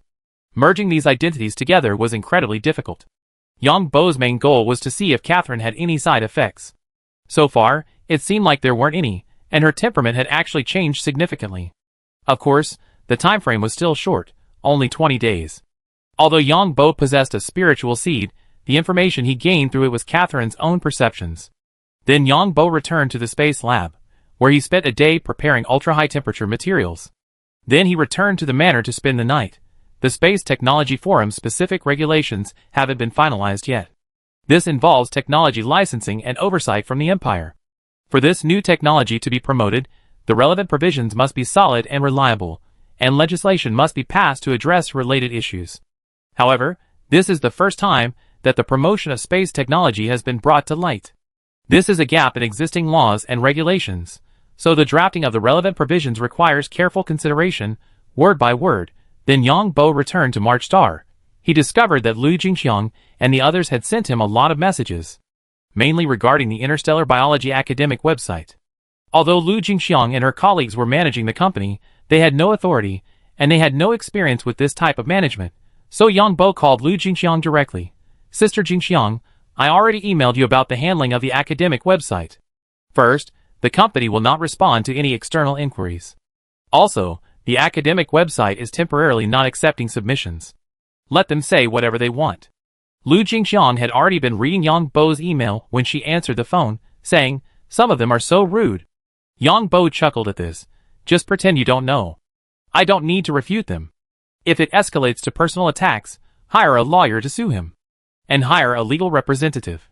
Lu Jingxiang was speechless at Yong Bo's response, especially because the comments were so harsh. Okay then. When you're free, I treat you to dinner.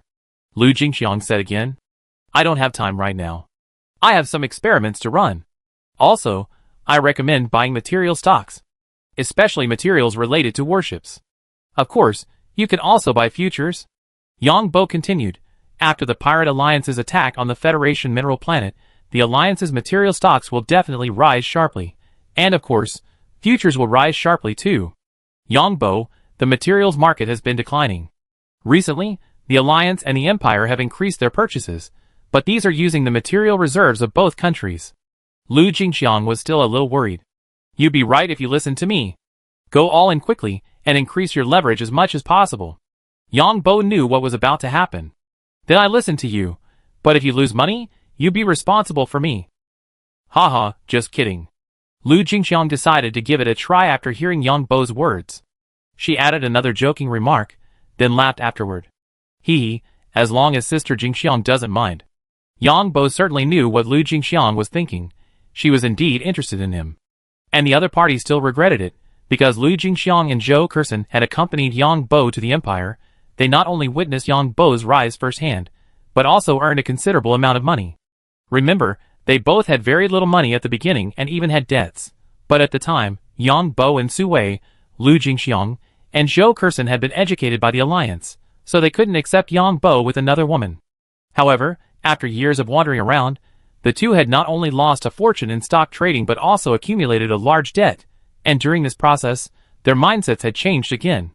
On the one hand, they couldn't find the right person, as 99% of the men in the Alliance would rather choose a robot than a girlfriend. Of course, robots can be male or female. As for the remaining 1%, they might choose various animals.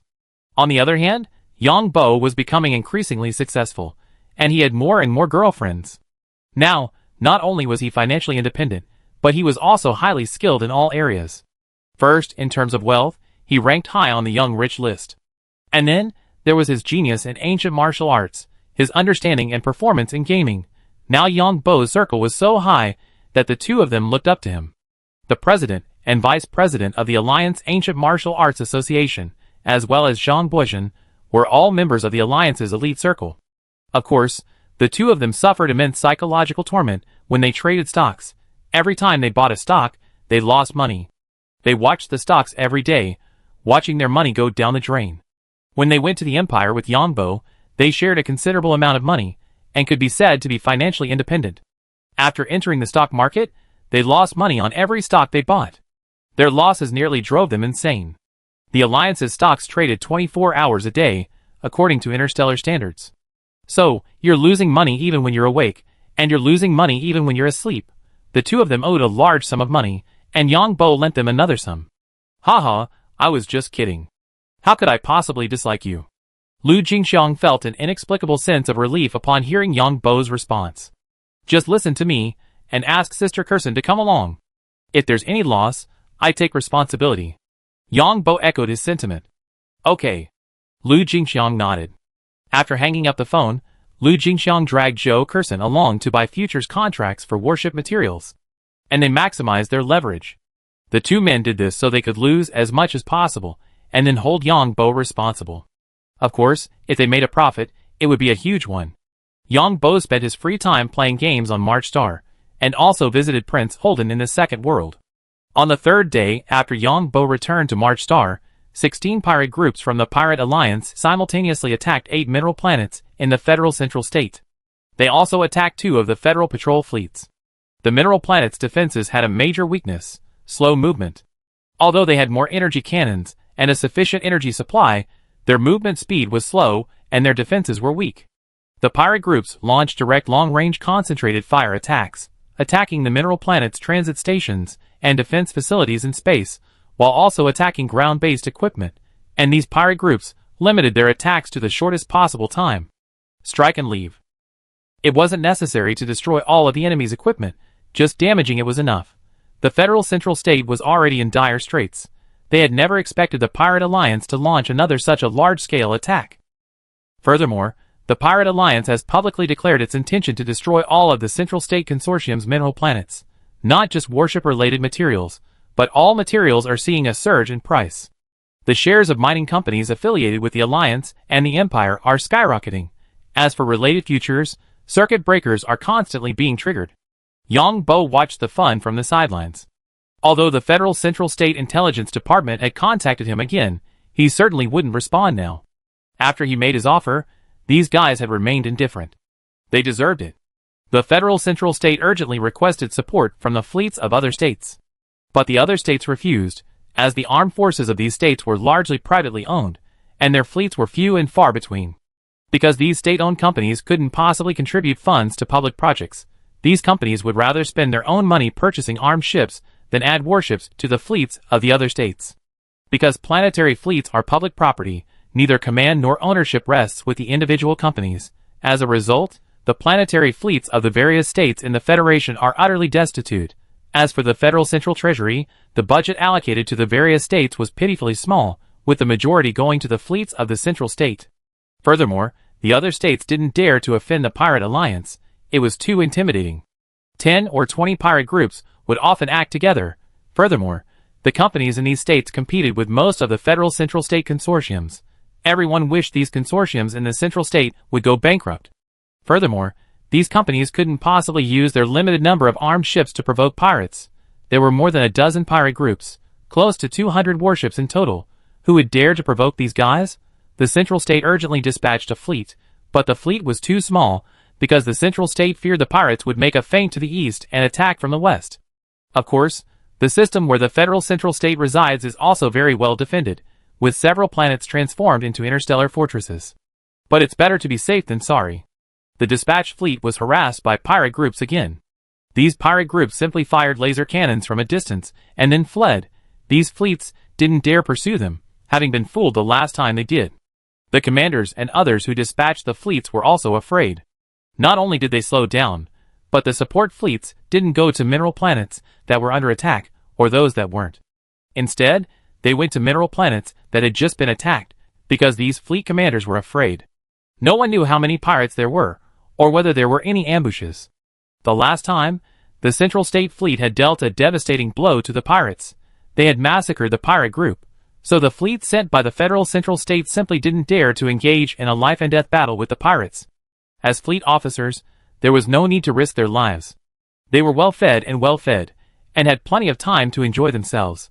As for the ordinary soldiers in the fleet, not only did they have to do a lot of work, but their salaries were also being deducted by the officers.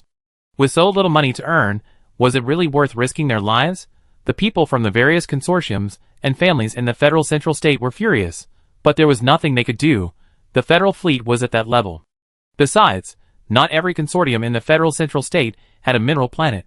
The consortiums in the Federal Central State were also plagued by conflicts. For the next half-month, the people of the Empire and the Alliance finally witnessed the Federation's magical spectacle. On the one hand, the various mineral planets continued to resist the pirate group's attacks. On the other hand, all of the Central State's major fleets were in the Central State. Only 2 squadrons were dispatched to support the mineral planets, but these 2 squadrons were dawdling, following behind the pirate group to clean up the mess. In half a month, the Pirate Alliance destroyed the mineral planets belonging to the Federal Central State Consortium. Moreover, for the past 2 weeks, the Pirate Alliance has been updating information daily, showing the mineral planets attacked by the pirates. The Federal Central State Consortium has been disgraced worldwide in the past 2 weeks. The Central State Consortium's fleets dared not even mobilize. 2 squadrons were a joke. It wasn't until the Pirate Alliance announced the end of the operation that everyone in the Federal Central State breathed a sigh of relief. Of course, during this period, the stock prices of companies related to the Alliance and the Empire skyrocketed. The first to be directly affected were mining companies, especially those involved in warship materials. The next most impacted were mining equipment manufacturers. The Central State Consortium's equipment on these mineral planets was damaged and needed to be redesigned or repaired. Most of this equipment was imported from the Alliance. The most excited people during the past 2 weeks were Liu Jingxiang and Zhou Kersen. They bought futures, and with 100x leverage. That means they used 1% margin. The money they earned from futures trading in that period not only paid off their foreign debt, but also left them with a substantial surplus. In fact, Yong Bo had already discussed this with Zhou Kersen the last time he visited the company. But Zhou Kersen was a little skeptical at the time. After all, Yong Bo didn't trade stocks. They hadn't expected to profit so much by following Yong Bo's method. Liu Jingxiang and Zhou Kersen insisted on thanking Yong Bo and offering him a share of the profits. Of course, Yong Bo refused to accept any, so they wired money to his account. They knew Yong Bo's account because they had been his agents when they had gone to Empire with him. Yong Bo had only come to the company. Li Choi saw Yong Bo arrive and glared at him with resentment. I hadn't expected this nerdy guy, Yong Bo, to be so difficult to handle. Yong Bo ignored Li Choi's gaze. Yong Bo, you have to take this money. If it weren't for you. After Yong Bo entered the office, Liu Jingxiang and Zhou Kersen also came in. After closing the door, the two began to speak. Chapter 1318. You're taking a risk. Besides, I'm richer than you. Let's just let this go. Yong Bo shook his head when he saw the two people saying this. Yong Bo, I didn't realize you had such an accurate assessment of the international situation. That's right, I thought you only knew how to play games. Lu Jingxiang and Zhou Kersen sat down, both dressed in professional attire, a gray blazer and a hip skirt. I'm not stupid. I'm just a bit of a homebody. I go online every day to read the news and play games. Yong Bo was speechless at their words. There's nothing wrong with my IQ, okay? The homebody persona just means they don't like to go out. Homeboss are very active online. Hee hee. Lu Jingxiang and the others realized their own stereotypes of Yong Bo and chuckled. Take the money we transfer to you. If we need money later, you can lend it to us, Zhou Kersen said. Forget it. Stop speculating in the stock market. Just save your money. The stock market is controlled by those financial groups and banks. Someone online said, there's a financial group behind the Pirate Alliance. This war between the Pirate Alliance and the Federation is beyond the control of these financial groups, which is why this opportunity exists. And it will soon rebound, Yong Bo said. Financial games, this is really no different from gambling. Why? The Federation financial group's dozens of mineral planets have been attacked, and they can't produce materials in a short period of time. This cycle should be quite long, right? Zhou Kersen and the others asked, puzzled by Yong Bo's answer. You're telling the truth, but would the mining companies of the Alliance and the Empire dare to supply the central state of the Federation? The mineral planets are all in very remote locations. Aren't they afraid of being targeted by the Pirate Alliance? The mining companies are driving up their stock prices to encourage others to take over. Once they do, they announce they won't supply the Federation for security reasons. Yong Bo shook his head. But would the Pirate Alliance dare to target the Alliance and the Empire? Aren't they afraid of a joint encirclement by the three nations? Zhou Kersen felt this made sense, but she also had her doubts. Of course not. Where do you think the pirates got their warships? Pirates don't have the ability to build their own warships. The Pirate Alliance was originally orchestrated by three nations. The governments of all three nations have shady issues that need to be addressed by the pirates. Just like when I migrated from Pato to March, I was attacked by pirates along the way. It's actually because they're worried that the planets don't want to lose population. I just don't have any evidence. In fact, their approach did work. Many people on Pato subsequently canceled their migration. Also, you can check which companies in the Alliance went bankrupt due to pirates, were auctioned off, and who bought them. Why have these conglomerates in the Alliance been able to control the Alliance for so long? Anyone who challenges them will encounter all sorts of problems. Yong Bo didn't name any specific companies. Because simply saying this in the Alliance wouldn't be considered slander or anything like that, because they didn't specify the company's name, because there's no legal entity. Okay, we listen to you. Lu Jingxiang said this, glancing at Yong Bo. We liquidate our futures and stock positions immediately. Zhou Kersen nodded. Will we treat you to dinner later?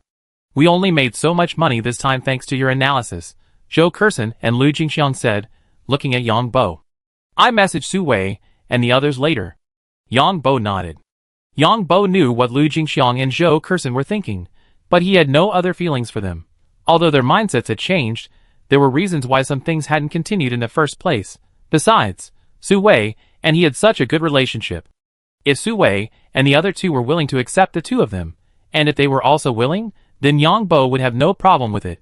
Lu Jingxiang and Zhou Kersen weren't like Wang Muxue. After all, Wang Muxue was a general. Even if they had some minor conflicts later on, she wouldn't write a short essay publicly announcing their relationship. But Lu Jingxiang and Zhou Kersen didn't have any careers. If they were secretly together, what if there were conflicts later? The image I worked so hard to build would be ruined.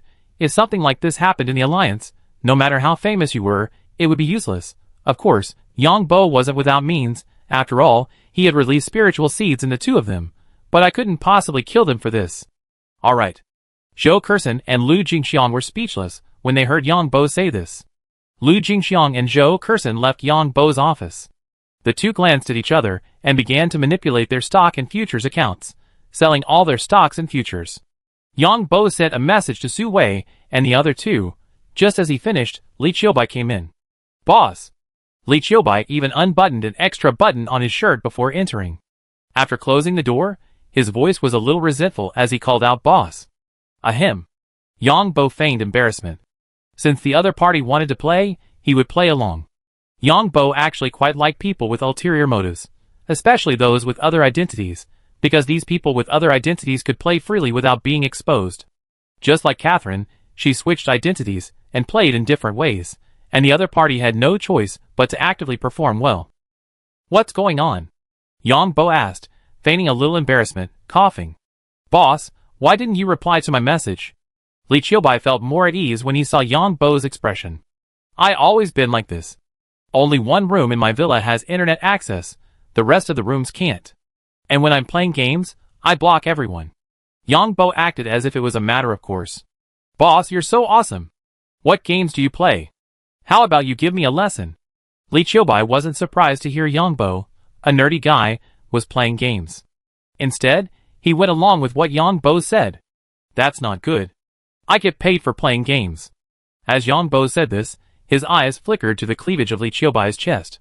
Because in the league, staring at a girl's breasts would be considered sexual harassment. Yong Bo's performance perfectly captured the sultry nature of the otaku. Li Choi deliberately puffed out his chest and said softly, Boss, just take me to play games, and I pay you whatever you want. Boss, you grown from a kid in an orphanage to a wealthy man. You're one of the people I admire most. Who else do you admire? Yong Bo asked. Li Choi almost rolled her eyes. Why was this otaku so direct? Other people don't matter. Right now, the one I admire most is you, boss. What games do you play, boss? Li Choi asked her superiors. Because it's difficult to approach Yong Bo in real life, they're in-game instead. I mainly play second world games. And mecha games. Of course, there are some single-player games or development games. Yong Bo replied. Yeah, I like second world games too. How about I come find you in-game later? Li Choi chimed in. I'm afraid the second world game won't work. I'm currently stationed at the border of Maple Leaf Country. Yong Bo shook his head. Just then, there was a knock on the door.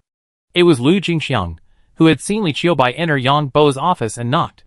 People like Yong Bo are quite popular in the league, after all, he's a top-tier figure. Li Choi heard the knock and quickly stood up. Boss, we contact you later. Li Choi turned around, buttoned his shirt, and opened the door. Lu Jingxiang looked at Li Choi suspiciously, but couldn't ask. Because the workplace is a world of conflict between women. There was once an all-female company in the alliance, but it closed within a month. These women would speculate on each other's every word and watch their every move. They would post short essays online at the slightest disagreement, and then their partners would post short essays back. The result of this magical exchange was the company's demise. The most bizarre thing was that this all-female company used a cleaning robot. This cleaning robot had a set daily cleaning route. Some women posted short essays saying that the robot always cleaned their workstation last, saying it was discrimination against them, because the robot's cleaning route was set by the company, and the boss had his own office. This was also accused of discrimination by other female employees. Some female staff members were targeted by colleagues for wearing a stronger perfume. Even who clocked out first was criticized. Who left last was criticized. In other words, these female employees were self-centered. As for why employees at various companies generally kept their distance from male employees later on, aside from work, they had virtually no interactions at all, and most female employees didn't post short essays. On the one hand, these female employees needed to work to earn a living. On the other hand, male employees would start fights at the slightest disagreement. Because once accused of sexual harassment, it's difficult to clear the charge for life. But assault is a much lesser charge. In the league, if a woman bothers a man, he immediately beat her up. So Lu Jingxiang couldn't ask why he entered the boss's office. Yong Bo, what are we having for dinner? Lu Jingxiang pretended to ask after entering. Seeing Yong Bo still sitting in his usual seat, she breathed a sigh of relief. Because of Yong Bo's current status, women would rush over to him, crying and shouting. You two can discuss it later, Yong Bo said. How about we just go to your villa and cook it ourselves? Lu Jingxiang asked. That's fine. Yong Bo thought that was a good idea. If he showed up with a few beautiful women, someone might leak the news to the media. In the afternoon, Su Wei and the other two went shopping with Lu Jingxiang and Zhou Kersen. In the evening, they cooked their own meals. While cooking, Su Wei heard Lu Jingxiang and Zhou Kersen say that they made a fortune in the stock market by following Yong Bo's advice, and she glanced at Yong Bo proudly. Su Wei and the other two admired Yong Bo greatly. Annie and Xiao were a little skeptical, as Lu Jingxiang and Zhou Kersen had a complicated relationship with Yong Bo. They used to be Yong Bo's managers, but they hadn't interacted much since then. And now their attitudes toward Yong Bo were somewhat different. Women's intuition can be quite sharp. So, after Lu Jingxiang and Zhou Kersen left, Annie and Xiao pinned Yong Bo down on the sofa and interrogated him. Are Lu Jingxiang and Zhou Kersen interested in you? What? Yong Bo's eyes widened with innocence. Ah! Su Wei was also a little surprised. Su Wei was younger and more innocent, and as a former princess, she hadn't been around bad people. Annie and Xia, on the other hand, had more contact with people, and had been involved in women's groups, so they were more sensitive to certain things. Lu Jingxiang and Zhou Kersen looked at you several times while we were cooking together just now. The way they looked at you was different. Annie and Xia continued. I don't know. I didn't feel anything. Yong Bo continued to play dumb. You have to be careful. They might have other motives for approaching you. Annie and Xia, seeing Yong Bo's expression, actually thought he hadn't noticed. It feels impossible, doesn't it? Su Wei. Yong Bo and Zhou Kersen were acquaintances before, and they were vaguely aware that Lu Jingxiang and Yong Bo had a minor flirtation, but it later broke up. Su Wei. Yong Bo is so rich and prestigious now. No matter where he goes, he's always being watched by women. Most women want to make a killing from someone else. For someone as rich and famous as Yong Bo, when faced with something like this, they can only take the money privately. Every year, Alliance News breaks out numerous celebrity scandals. These are simply the result of a private disagreement. Annie and Xia turned to Su Wei and said, Yong Bo, if another woman wants to pursue you, the three of us don't object. But you have to get our consent, and we have to investigate. Su Wei resorted to the imperial aristocracy's tactics. The majority of imperial aristocrats were ostensibly monogamous, but in reality, each noble had a large number of women. But most women in the nobility required the consent of their wife. I never had any other ideas. Yong Bo quickly explained. Humph, what if those two actively pursue you? Su Wei snorted. I only go to the company once every 10 days, or half a month. How about I take you with me next time? There's no way we can go with you. Your physique is so abnormal anyway. The three of us won't be able to catch up to your superpowers anytime soon. But if other women want to enter our house, they need our consent. Besides, you're a man of status and position now. If you're looking for a woman, look for one with status and position. Don't lower your standards. Su Wei's words made Yong Bo's eyes widen. Annie and Xia nodded quickly. In fact, the three women had discussed privately that with Yong Bo's abnormal physique, it was absolutely certain that he would find other women. So, the three of them agreed to strictly control the situation to prevent anyone with ulterior motives from ruining Yong Bo. I have nothing to say. I'm going to do the experiment. Yong Bo said quickly, because he couldn't agree or refuse this matter. If he agreed, the three women might think he'd been waiting for this opportunity. If he refused, they'd think he was negating the rules they set. Su Wei watched Yong Bo leave and said, in the tone of a first wife, let's get Lu Jingxiang and Zhou Kersen out for a talk. Yes, we must find out their intentions. See if they're after Yong Bo's money or status. Xia and Annie were also working hard to maintain their current family. After entering the laboratory, Yong Bo arrived aboard Li John's battleship. This B-class battleship had been quietly there for nearly 20 days. This place is only a day's journey from the Raptor pirates' base. Yong Bo's target this time is the Raptor pirates' B-class battleship. However, Yong Bo had lost track of the Raptor pirates 7 days ago. After attacking the mineral planet in the Federal Central State, the Raptor pirates entered silent navigation. All pirate groups entered silent navigation. This is a common pirate tactic. Yong Bo wasn't sure the Raptor pirates would take this route, as pirate groups are very cunning and might change course along the way. Yong Bo took another stroll through Prince Holden's territory in the Second World. Prince Holden's territory is bustling with activity. However, Yong Bo had just arrived in Prince Holden's territory when he hurried back to John Lee's fleet. Yong Bo's B-class battleship was parked in a crater on a small planet with a diameter of 1,500 kilometers. This small planet has only 1/20th the gravity of a standard planet. A warship can definitely land on it. Whether a warship can dock on a planet depends entirely on the planet's gravity and surroundings. Yong Bo's warship is currently in silent mode, but its passive radar is activated. The passive radar has picked up a series of regular energy fluctuation signals. In fact, energy fluctuations in the universe are very frequent. The passive radar must filter through these energy fluctuation data. Analysis of this energy signal captured by the passive radar indicates a warship. Because Yong Bo's warship is located within a meteorite crater, the passive radar's signal coverage is limited. And the planet was still rotating. Yong Bo quickly opened a nearby star map and located the source of the energy fluctuations. Huh? Yong Bo discovered the energy fluctuations were located 3 million kilometers away. There was also an asteroid there, and Yong Bo had initially planned to ambush there. However, considering the distance, the Raptors' route was relatively close, only 2 million kilometers. Perhaps they would have sent fighter jets or other reconnaissance equipment to investigate ahead of time. Since he could determine their location through the backdoors on their warships, he retreated his warships 3 million kilometers. Adding another 3 million kilometers to the existing distance would put them outside the safe range. The pirate fleet couldn't possibly scan every planet or meteorite within a 5 million kilometer radius of their route. Who are they? Yong Bo was curious. Could they be fellow pirates? Yong Bo waited patiently. Because Yong Bo's B-class battleship was located in a meteorite crater, its passive radar range was very limited. He had to wait until the planet rotated in that direction before it could continue to receive passive radar signals. 4 hours later, Yong Bo obtained another set of energy detection data. These guys are indeed lying in ambush on that asteroid. And judging by the energy fluctuations, there's only one battleship. I need to go see who they are. Who exactly is targeting the Raptor pirates? Could it be another pirate group? Yong Bo was extremely curious, because the other party's energy fluctuations also indicated a battleship. When the planet rotated, Yong Bo teleported out of the battleship and into the meteorite crater. Yong Bo seized the opportunity and teleported to another asteroid.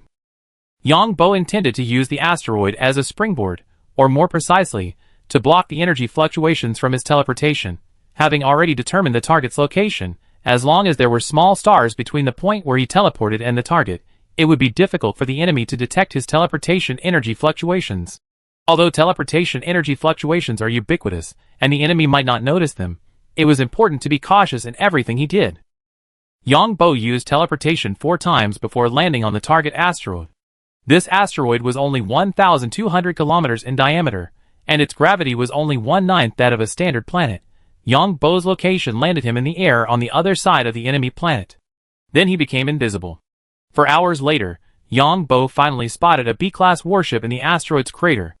A Raptor pirate's warship. This warship was also quietly nestling in the crater. The moment he saw its appearance, Yong Bo knew exactly what it was. The Raptor pirate's B-class warship is here to provide support. That means the Raptor pirates will continue this way. No wonder the Raptor pirates are the top pirate group. These guys claim to have only one B-class warship. If anyone wants to target or track the Raptor pirates, they'd be pincered by this B-class warship on this asteroid and the ones ahead.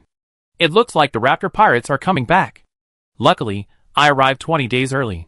If I had waited for them to arrive, I could have ambushed them. Yong Bo instantly understood why a B-class warship belonging to the Raptor pirates was here. Hee hee. Buy one, get one free. Yong Bo waited until the planet rotated, and he could no longer see the B-class battleship. Then, on a whim, he returned to his own battleship. Then, Yong Bo was delighted, ready to repeat the scene of his single mech capturing the B-class battleship. Chapter 1319. Yong Bo entered his space mecha and activated internal recording mode. Hello everyone, we meet again. Don't worry about where I am, or what I'm doing now. What you should focus on is what I plan to do in the future. You can think of this as a hunt. I won't tell you my target. I'm currently approximately 3.07 million kilometers away from my target. The target is currently on an asteroid over 1,000 kilometers in diameter. To be more precise, it's in a crater on an asteroid. Now all we have to do is quietly approach our prey. I'm also in a crater on a planet. Let me show you what's happening outside. To prevent energy fluctuations, I shut down all the external equipment at the airport. Yong Bo, disguised as Li Choi, spoke while recording the video. Because both planets are rotating, so both I and the prey have a large blind spot. What I need to do now is to utilize my planet's gravity at the right moment, using gravity slingshot mode to fling my mech outward, and then be captured by the other planet's gravity at the right location. Of course, this involves very complex calculations. But for a war god like me, this is no problem at all. Yong Bo spoke as he controlled the mech, his rocket pack instantly activating. The crater Yong Bo was currently faced away from the target warship. So, even if there were energy fluctuations, the target warship wouldn't be able to capture him. The rocket pack activated for a brief moment, and Yong Bo's mech was launched. The rocket pack's power must be precisely controlled, precisely within the orbital range of the planet's gravity. If the rocket pack's power is too great, the entire mech will be launched. If the power is too weak, it won't reach orbital altitude. If the orbital altitude is too low, the gravity slingshot won't be able to fling the mech out at all. Yong Bo's mech successfully stopped in orbit. and Yong Bo's mech was at an angle during takeoff. Now, Yong Bo's mech is trapped at a certain altitude by the planet's gravity. Yong Bo's mech is now completely shut down. Under the combined effects of its own thrust and gravity, the mech accelerates faster and faster. Then, Brownian motion begins. 1 circle, 2 circles, 3 circles. And on the 4th circle, the entire mech is flung out by the planet's gravity. Yong Bo had calculated the mech's flight speed and trajectory precisely, ensuring it would be captured by the asteroid's gravity.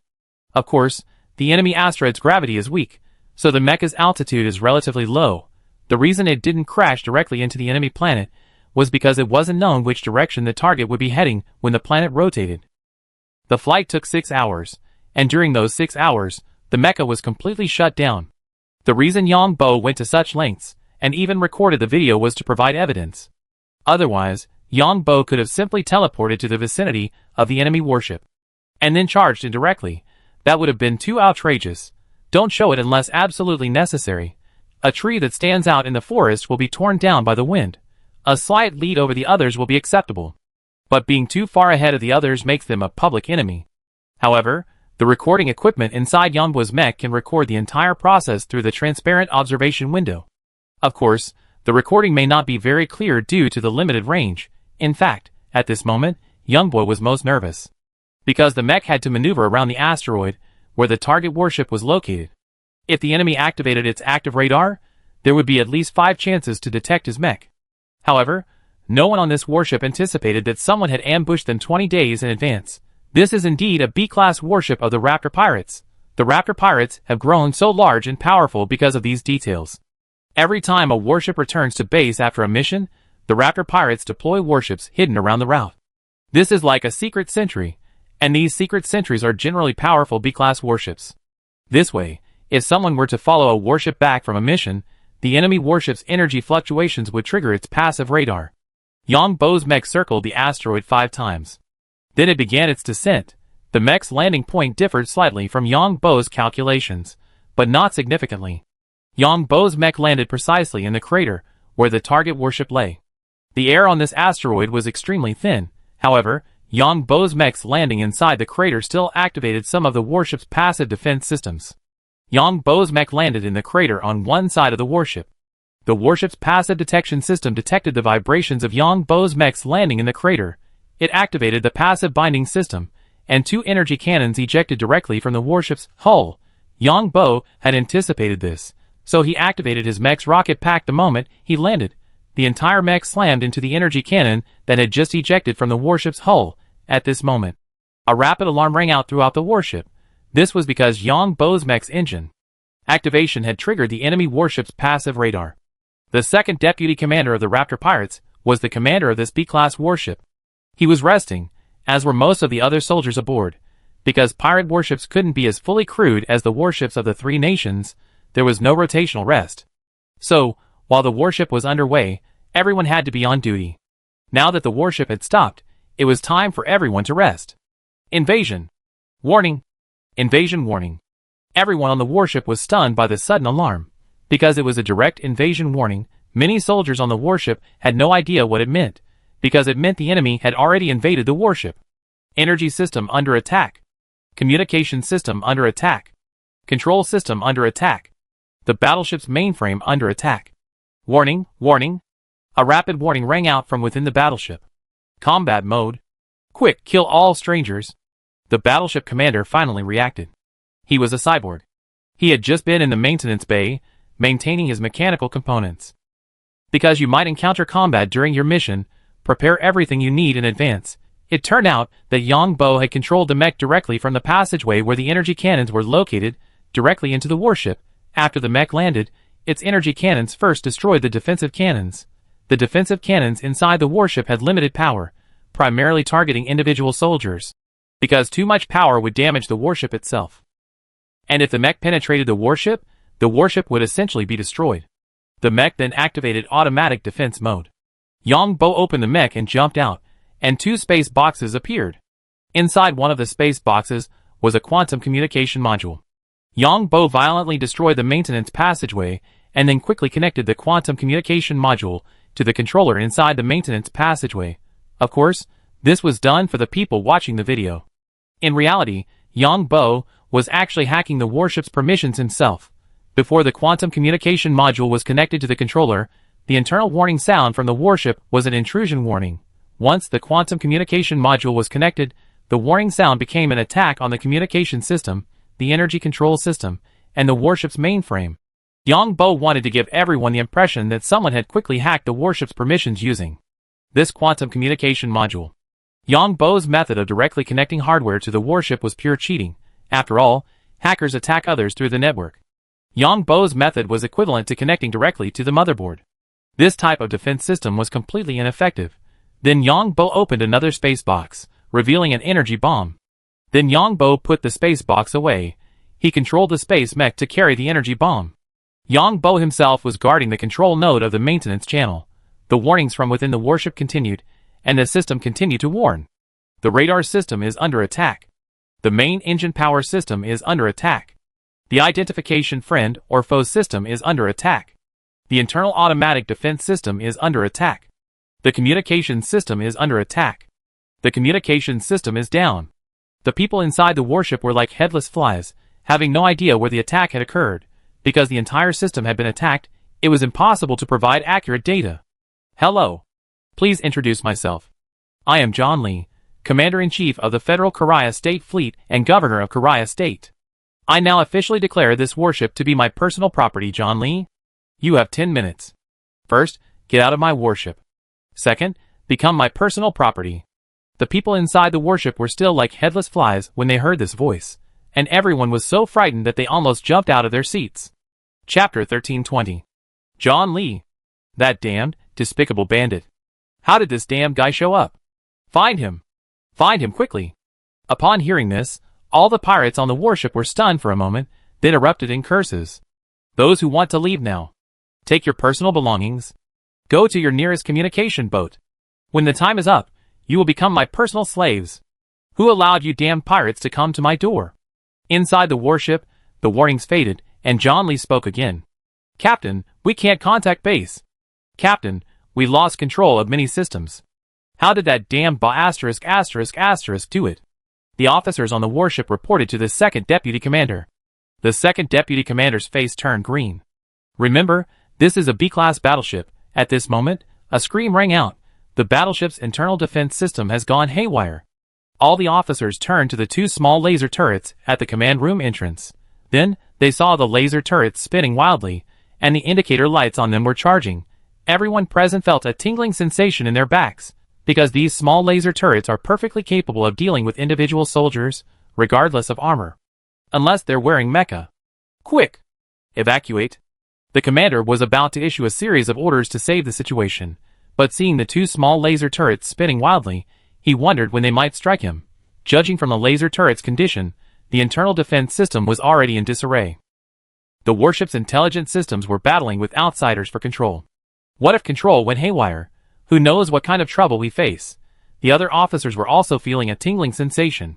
They previously thought these energy turrets were for protection. But now that the systems were out of control, these turrets were fraught with uncertainty. Everyone felt these two turrets were truly deadly. Then everyone quickly gathered their belongings and boarded the nearest communication boat. The other pirates reacted similarly, no matter how tough these pirates were. When they saw the small turrets in the internal defense system begin to spin around randomly, their lasers firing everywhere, the pirates were no longer stubborn. Liong, that bastard, was a man of his word. Because of previous experiences, entire warships had been destroyed by Liong. Although the pirates felt deeply frustrated, but faced with this situation, their priority was to gather their belongings. Also, the pirates had keenly noticed that the warnings were becoming less frequent. Everyone knew what was going on. The lack of a warning signal proved that the relevant systems were under control. So, the men, packed, piled onto the communication boat. But once they arrived, they discovered that the boat's systems had been lost. They waited in fear inside the boat. How did this John Li manage to take control of our warship in such a short time? Are we operating in secret? Could there be a traitor? I think it's the ship's backdoor. It must be that John Li who has access to the battleship's backdoor. John Li must have the Imperial support behind him. We're just unlucky. It's okay that we ran into John Li. At least we're still alive, and have our property. If we run into any other Federation fleet, we'd be done for. You're a pig. If those Federation fleets ran into us, we beat them so badly they wouldn't even recognize themselves. It's just that we ran into that pervert John Li. I don't know how long we have to wait. Do you think John Li is here to ambush our returning battleships? Are you saying that John Li's fleet is also hiding on this asteroid? Otherwise, why wouldn't the battleship's passive radar system react? Very likely. Then our losses would be huge. The second deputy leader of the Raptor pirates remained silent since arriving on the liaison boat. I wonder what kind of punishment I face when I return to base. I'm definitely going to lose my position as second vice captain. I might have to start as a private again. The second vice captain even had an impulsive thought to follow John Li. However, the second vice captain of the Raptors pirates only had this thought because he was a cyborg himself, and the highest authority over the mechanical devices he modified belonged to the pirate group. Although John Li could crack biochips, it was still unknown whether he had the ability to crack such a device. This was because all the components of a cyborg's machinery were embedded with various underlying programs, whether it was the energy system or other systems. It has far greater authority than a single biochip. Overhearing his subordinates' discussion, Liong was targeting his returning teammates. The second deputy captain had a crazy idea in his head. Liong must target the returning fleet, because it was the first deputy captain who was out on this mission. If only Liong could seize their B-class battleship. The second deputy captain of the Raptors thought, thinking about how the first deputy captain's flagship had also been taken, then his position would be secure, because the pirate group couldn't remove two deputy captains at once. And he could form an alliance with the first deputy captain. Plus, he could deflect responsibility. Just say the first deputy captain was to blame. The second deputy captain even had a crazy idea. Liong attacked the base. Yong Bo wouldn't attack a pirate base. Those people in the pirate base were a problem for Yong Bo right now. They had long been brainwashed by the pirates. Yong Bo admitted that their lives in the pirate base were difficult. But there were too many people in this world who had a hard time. However, Yong Bo decided to reveal the location of the base to Liong. The alliance already has a diverse population, so a few more pirate-minded individuals won't hurt. Besides, alliance politicians, from top to bottom, love to use this as a show. I'm sure they'd properly accommodate the people in this pirate base. Thinking of this, Yong Bo returned to his space mech. Then, within the space mech, he returned to Tianyun Star. He simply had Lin Yu transmit a spatial coordinate point, indicating that there was a pirate base there, housing over 20,000 people. And something big was happening there. If Liong arrived in time, he could even defeat some of the pirate warships. Lin Yu was also shocked when she received this verbal message. She quickly went to contact the contact. Yong Bo hurried back to the space mecha. Of course, Yong Bo wouldn't miss the opportunity to rob the Raptor's other B-class warship, because he now had control of two B-class warships. Such a good opportunity was impossible to pass up. Not only did he want to seize the enemy's B-class warship, he also wanted to seize their two C-class warships. In fact, Yong Bo had already controlled the warship within the first 30 seconds. The subsequent internal warning systems of the warships were just a show for these people.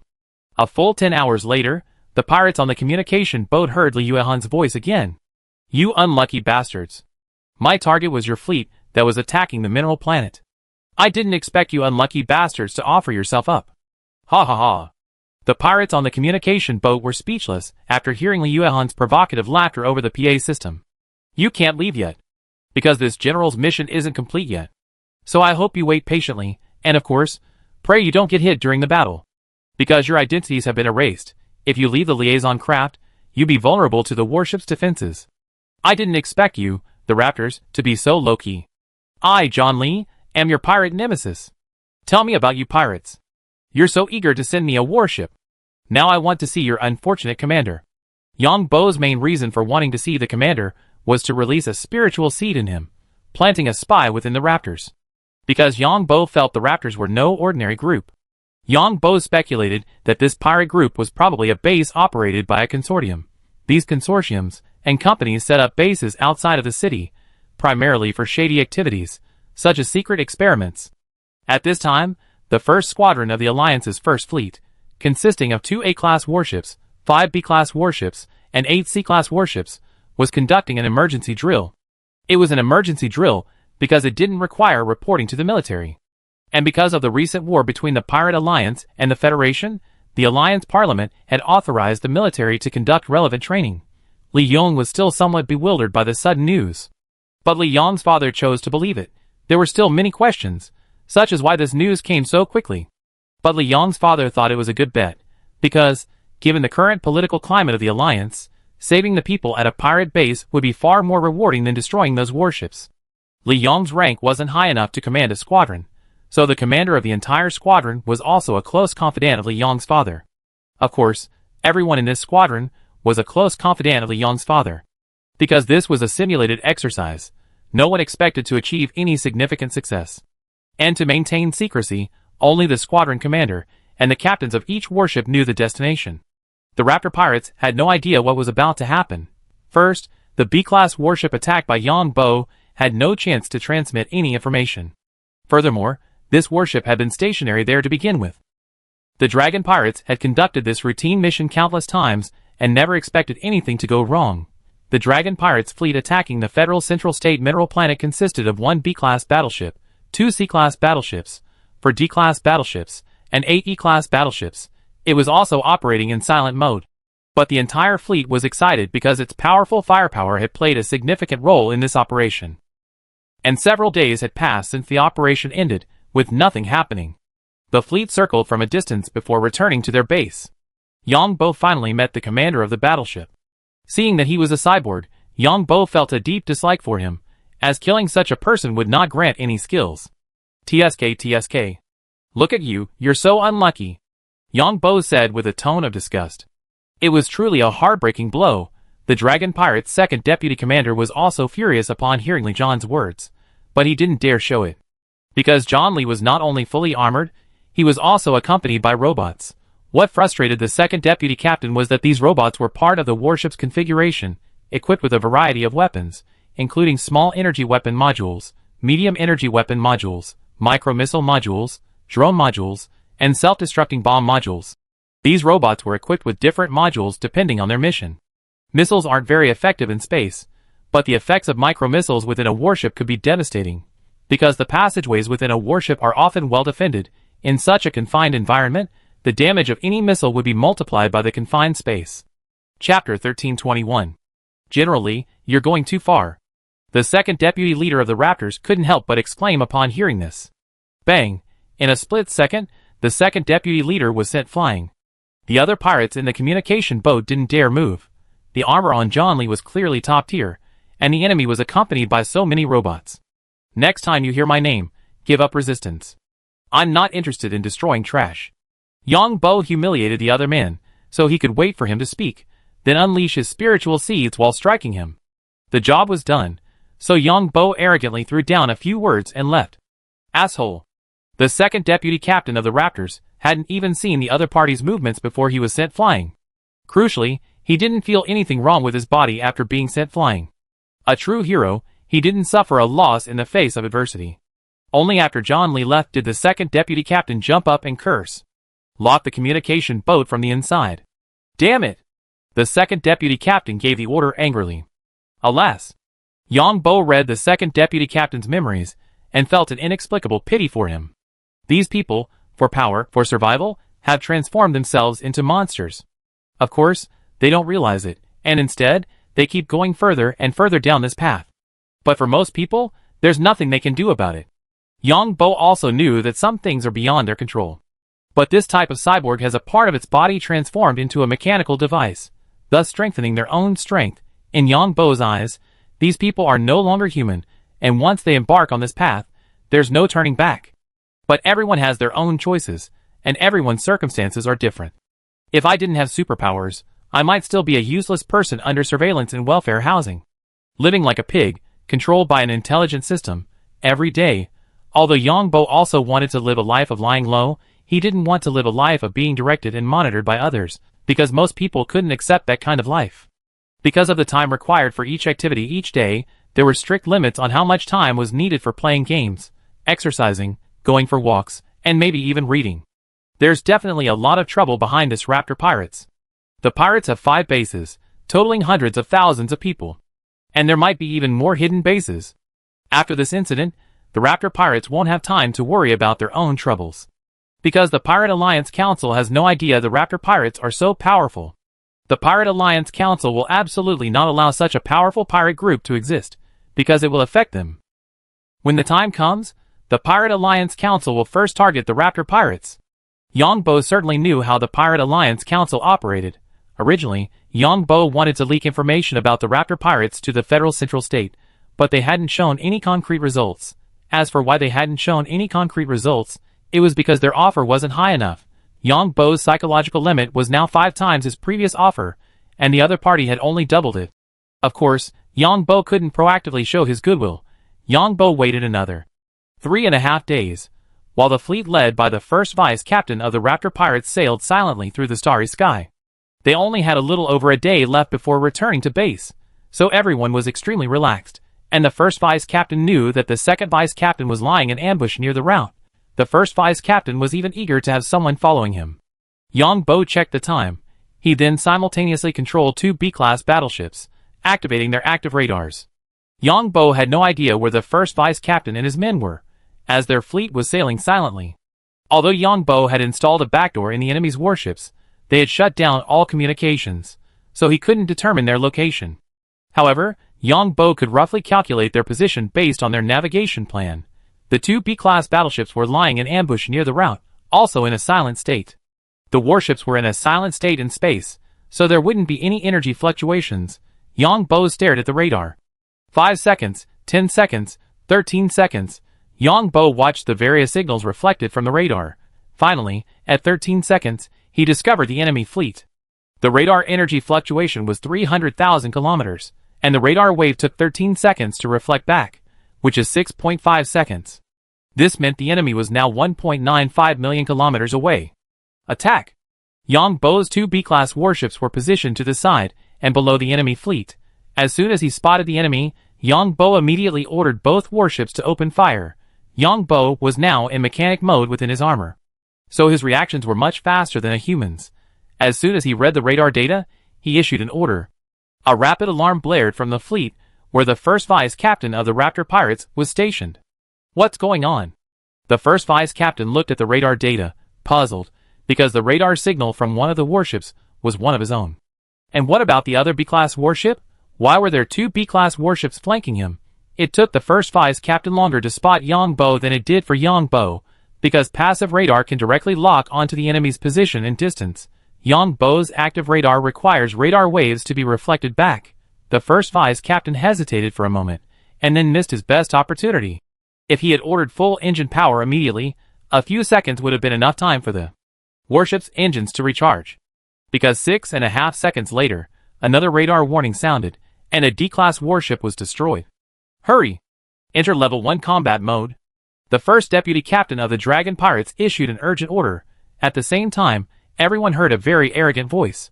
I am John Li, governor of Korea State. I command you now to leave my B-class battleships and my C-class battleships within 10 minutes. If you don't leave within 10 minutes, I will turn you into space junk. Everyone in the pirate group was stunned. How could John Li be here? How did this get here? Who betrayed us? The first deputy captain of the Dragon Pirates erupted in anger upon hearing this, now deeply regretting it. Because it's too late to run now. First, the fleet is in silent sailing mode, and the warship's engines are off. Although the warship's engines are running, more energy is being used to power their energy shields and energy weapons. This is why those few seconds are so crucial. During those few seconds, the warships don't need to deploy their energy shields or weapons. They can be fully utilized on their engines. Now that energy has to be distributed in 3 directions, the energy engine startup time will be significantly extended. So, even if the warships were to maneuver evasively, they wouldn't be able to. The first deputy captain immediately reported this news to the captain. The captain of the Dragon Pirates was completely stunned after hearing the report. How could that John Li be here? Who betrayed me? The captain of the Dragon Pirates subconsciously believed he had been betrayed. What made the captain's scalp tingle even more was encountering John Li. Because this John Li was so bizarre. He started out conquering the world with just 1 mecha, then quickly acquired countless warships. Crucially, he was incredibly elusive. Even though he known one of the enemy's B-class warships had disappeared, he hadn't expected them to come after him. Bastard. Despicable bastard. The leader of the Dragon Pirates synchronized the fleet's data, and instantly realized that the second deputy captain's B-class warship had been taken by that John Li. He nearly fainted.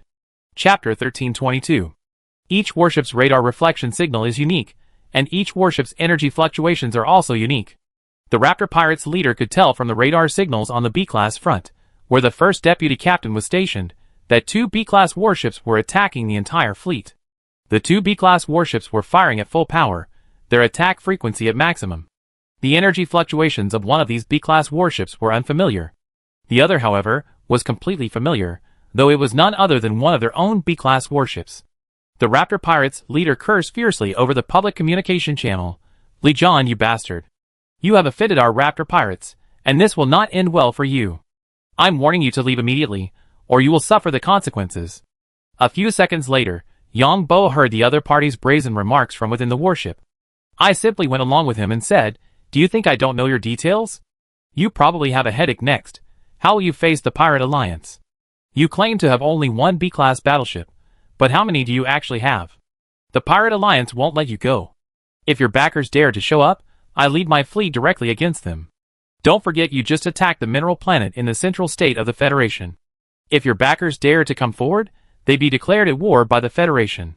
And stop barking at me. I have 900 prisoners. In addition, I'm facing 1 B-class battleship, 2 C-class battleships, and several ground-based warships, with a total of nearly 10,000 pirates. There are 8 minutes and 5 seconds left. When the time is up, I will turn all of you pirates into space junk. I will use 2 warships to continuously attack your fleet, draining your ship's energy. Don't even think about leaving your attack range for 8 minutes. I, John Li, mean what I say." Yong Bo's current tactic was simple: fire his 2 warships at full power. He increased the attack frequency to maximum. Of course, the energy cannon's power wasn't very high. By doing this, Yong Bo was draining the enemy's energy shield. The enemy ship's energy shield would continuously drain its energy, and the higher the frequency of his attacks, the greater the enemy's energy consumption. This way, the enemy ship would have much less energy to use elsewhere. As mentioned earlier, the energy of the Raptor pirates' warships is now divided into 3 parts: the energy engine, the energy shield, and the energy cannon. The Raptor pirates were also aware of John Li's scheme. But they didn't dare gamble. They knew that the energy weapons of John Li's 2 warships would have low power and destructive power if their frequency was maximized. But who could guarantee that John Li wouldn't suddenly intersperse these high-frequency energy cannon attacks with a few high-power energy cannon attacks? So, the commanders of the several warships of the Dragon Pirates knew that John Li's 2 warships were draining their own warship's energy, hindering their rapid movement, but they didn't dare remove their energy shields. Furthermore, John Li's 2 warships appeared to the side and below the fleet, exposing the entire flank of the Dragon Pirates' warships to John Li's attack line of sight. The Raptor's front line only had 25% of its energy cannons capable of counterattacking Liong's warships. But unfortunately, Liong's 2 warships were facing the pirates with their most fortified frontal areas. Furthermore, Liong's 2 warships didn't have much energy available for their energy engines. Because the opposing warships relied on their immense inertia to continually close in on the Raptor's warships, they only needed a small amount of auxiliary engines to adjust their direction. The Raptor's leader, upon hearing Liong's words from inside the base, was furious and cursed. "Liong, you son of a bitch. 30 years in the east, 30 years in the west. You just wait." Hearing this, Yong Bo shouted over the public channel, "Haha, pirates of the Raptors. Your leader has abandoned you. I don't know if you have any other identities. Seeing you pathetic wretch, I, Liong, will make an exception today and offer you another way out. There are only 7 minutes and 10 seconds left until the final time. 5 seconds. In the final 3 minutes, if your captain and vice captain forbid you from leaving, then I can accept you. Follow your worthless captain, who doesn't care about you. You might as well follow me. Even though I think you're all trash, once you're mine, you're still my trash. And you probably heard, I can even decipher the biochips of the Empire's warship engineers. I can still decipher all those junk chips you have. It's just a waste of time." The leader of the Dragon Pirates turned green when he heard John Li's words. First, the leader absolutely couldn't give up on these over 10,000 pirates. Because the pirates, who could board the warships, had all undergone extensive training. Furthermore, the pirates were all reconditioned, and the cost of these modifications was considerable. Now the leader of the Dragon Pirates understood why the other pirate groups hated John Li so bitterly. Because that John Li had caused him so much pain. Because there were only 2 choices, both of which were excruciating. The first was to lose both the warship and the men. The second was to lose the warship but save the men. In other words, that John Li was toying with him. He was using this method to coerce him into making a choice. Just then, the leader of the Dragon Pirates heard on the internal channel that the energy shield of another D-class warship had been breached. The pirates inside the battleship were already in a state of panic. Fortunately, the energy cannons deployed by John Li's two B-class battleships had a relatively low attack power, only piercing a hole in the battleship's armor. No damage was done to the interior, but the blow to the morale of the pirates was palpable. Just then, John Li's infuriating voice came over the public communication channel again. "You have 3 minutes left before you surrender to me, John Li." The leader of the Dragon Pirates gnashed his teeth and threatened into the public communication channel. "Just wait, John Li, you treacherous, despicable bastard." A few seconds later, Yong Bo heard the leader's words from the opposing B-class battleship and laughed heartily. "Leader of the Dragon Pirates, you dared me to provoke you inside the base. You're like a sewer rat. Dare you show up before me? I shove your head up your ass." Also, in light of the malicious slander leveled against me by the leader of the Dragon Pirates, all pirates are now prohibited from taking anything with them. Get on the communication boats naked. Originally, I allowed you to take your personal property, but not now. If anyone takes personal property, I blow up your communication boats. Yong Bo's words on the public communication channel were transmitted to the Dragon Pirates fleet. The pirates' faces turned green when they heard John Li's words. This is because most pirates carry their personal property with them. Although pirates have bases and families, who knows if their bases might be damaged while they're out on missions? So, pirate families keep their assets separate. And most pirates don't use online payments, so they prefer more valuable items. Because pirates spend most of their time inside bases or on warships, there's no need for online payments. Captain of the Dragon Pirates. Because of you, your subordinates have lost half their lifetime wealth. And they've lost their property while on a mission. You're not so stingy as to deny their losses, are you? You barked so loudly just now. If you can, make up for their losses. Barking from afar inside the base means nothing. Ha ha. The captain of the Dragon Pirates was being roasted on the fire by John Li. Evacuate. I compensate you for your losses later. The leader of the Raptors felt breathless. Li John's words nearly suffocated him. The pirates currently being beaten inside the warship breathed a sigh of relief. Most of the pirates were mentally planning to surrender to Li John in the final 3 minutes. Although surrendering privately would likely trigger the biochip or other restrictions, but if they didn't surrender, they would be destroyed by Li John's warship. So, they were doomed anyway, so surrendering privately up front offered a glimmer of hope. Some pirates were even planning to kill the officers if they refused to surrender. These pirates were inherently ruthless, the kind who lived for their lives, because every pirate mission was conducted with the mindset of never returning. So, after enduring this kind of environment for so long, these pirates' personalities had become somewhat perverted. Just then, John Li shouted over the public communication channel, "Pirates of the fleet, as I expected, your captain hasn't continued to bark at me. He must be planning to evacuate you. I won't make things difficult for you ordinary pirates. Take your personal property, and get out of my warship immediately. But before that, you must hand over control of the warship to me." These pirates had originally thought they couldn't take their personal property with them. They were already distressed, and as for the compensation the captain mentioned, who knew what kind of compensation he would give you later, and the captain was giving you money on one hand, while raising the prices of various items on the other. So, hearing John Li's words, these people hurriedly packed up their personal belongings. The captains of a B-class warship and 2 C-class warships looked at the other pirates around them, and the captain was now playing dead. They knew that if they didn't hand over control of the warships, these subordinates might kill them. Alas! These captains sighed in their hearts, blaming their own regimental commander. You may be shouting happily in the base, but the reality is that your brothers are being beaten. Chapter 1323. For hours later, the first and second deputy captains of the Raptor pirates finally reunited. They watched helplessly as their warship vanished into the vast starry sky. They exchanged glances, each seeing the helplessness in the other's eyes. "I think we should stay away from this place. It's unwise to go to the base now. If John Li can get here, perhaps others will too," the first deputy captain of the Raptor pirates said. Before the second deputy captain could say anything, he received an order from the captain. Everyone returned to the main base. The captain believed there was a traitor within his pirate group. Otherwise, how could John Li be ambushing here, and no one was allowed to contact the outside world? The first and second deputy captains of the Raptor pirates escaped disaster thanks to this order. But this made the captain of the Raptor pirates question his life even more. Because in 2 days, the base would be wiped out by a fleet from the Alliance. Yong Bo was delighted. I only wanted 1 B-class battleship, but I didn't expect these guys to offer more. Hee hee. My strength has greatly increased.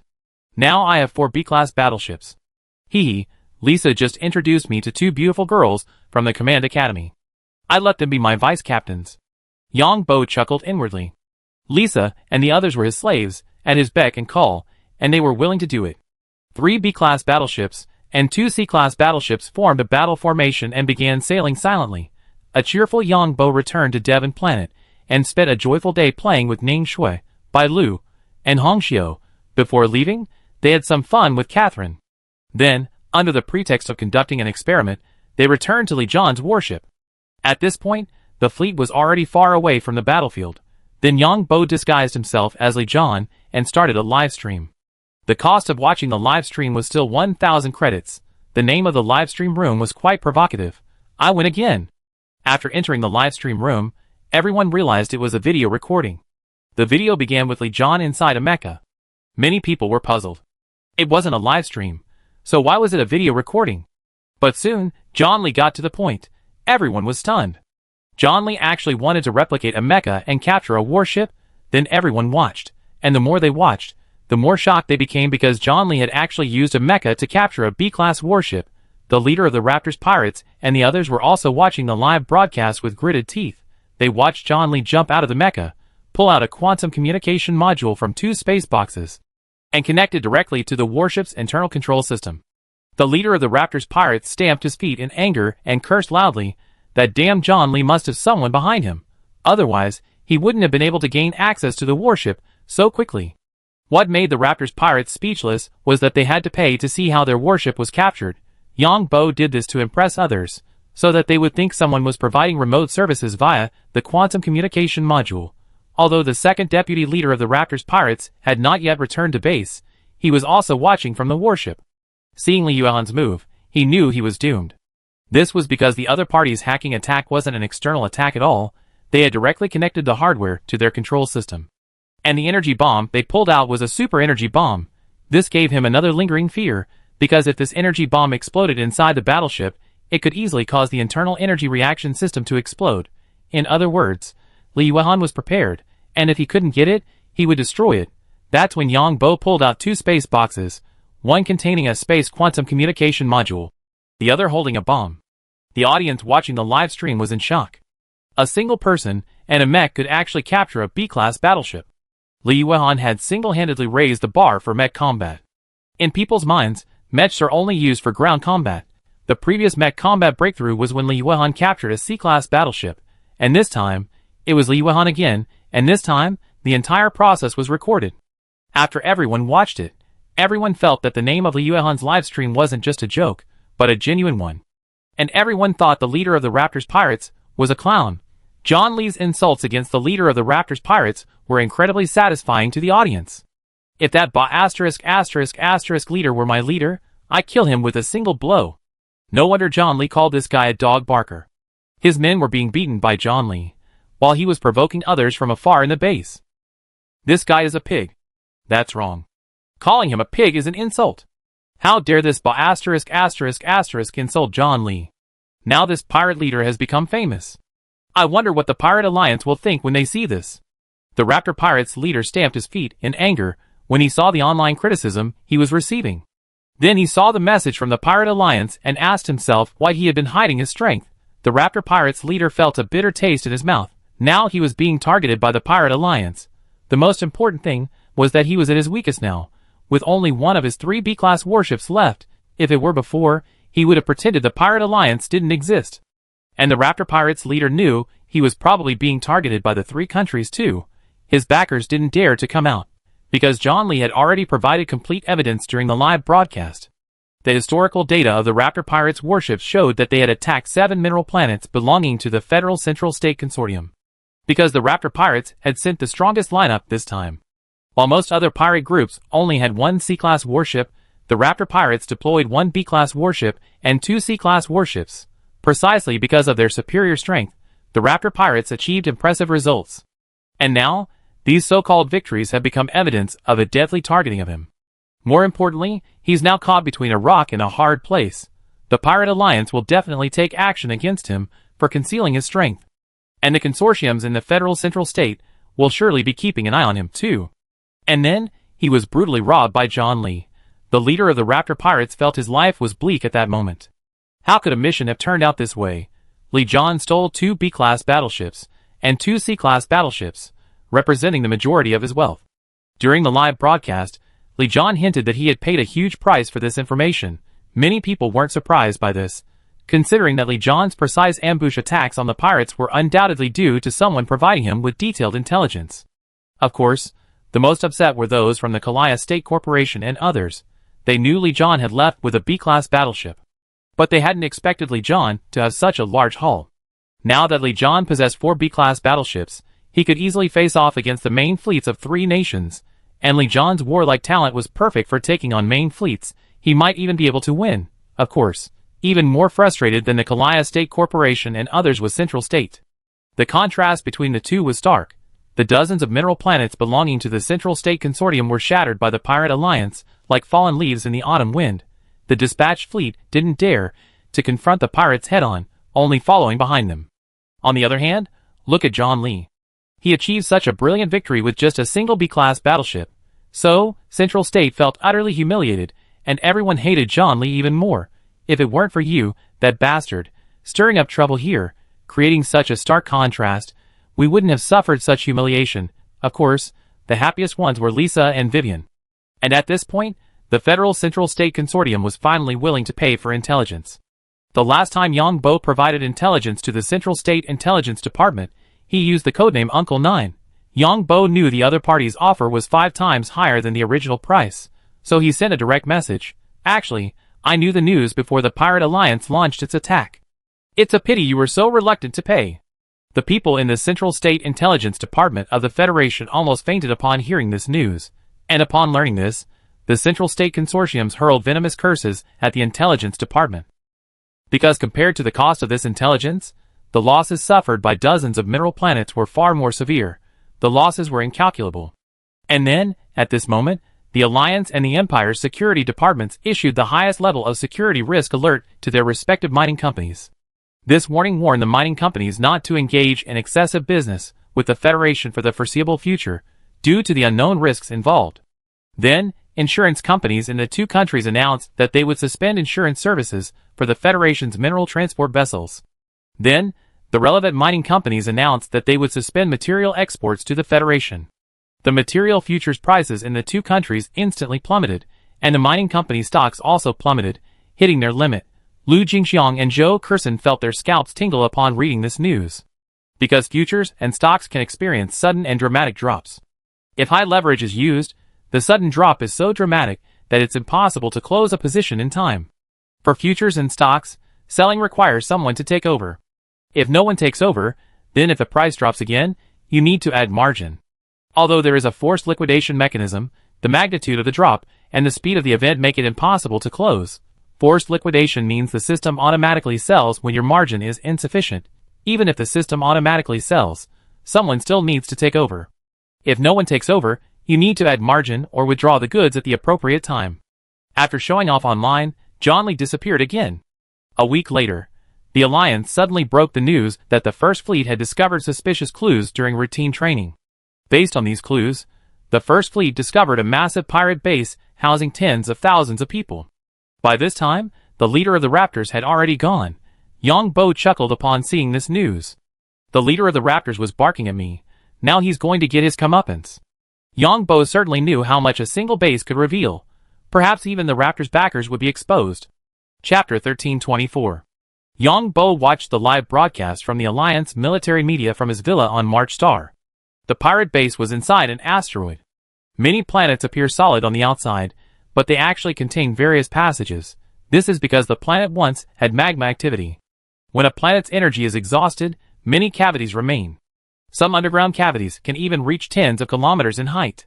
The pirate base was located within one of these underground cavities. Furthermore, the entrances to these underground cavities are usually very hidden, usually on the inner side of the asteroid's crater. The pirate base was actually a common alien base used by humans for planetary exploration. It was built entirely in modular form. It's just that the space within the base had been specially treated. A coating was sprayed onto the rock wall to absorb energy waves. This was mainly to prevent other spacecraft or warships from exploring the asteroid. The mining company's unmanned exploration spacecraft or probes would not miss a single planet or meteorite in the universe.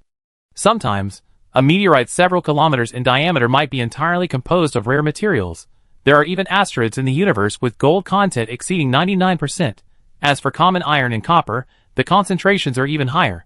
Hello everyone, I'm the accompanying reporter for the Alliance's First Fleet. According to the Alliance Council and the military's plan, the First Fleet discovered some clues during an emergency drill. Then we followed these clues and came here. It's worth mentioning.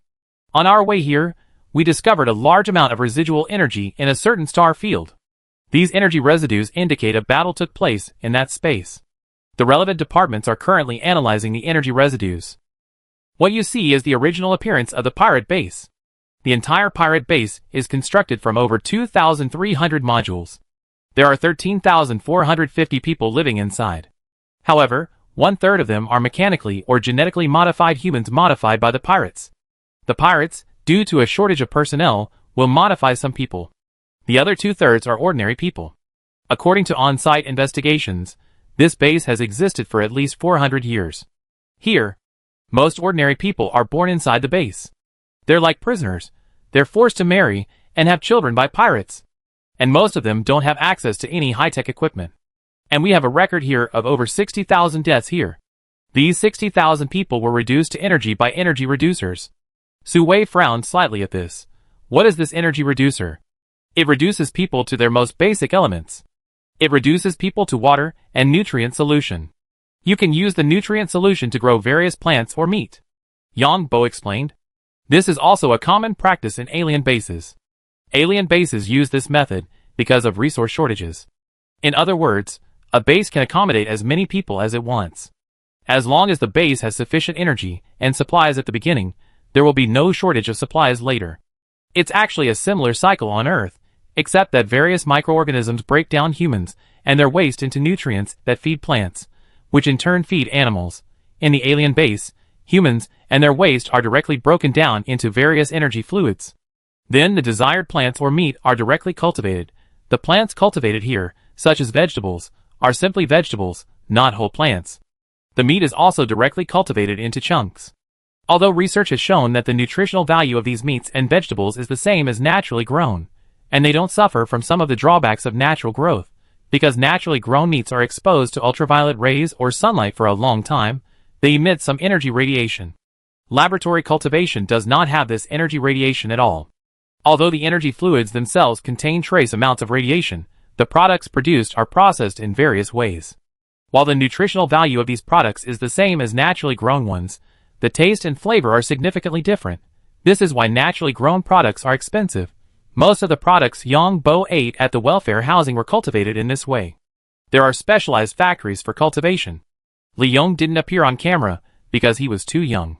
The squadron commander and the chief of staff appeared instead.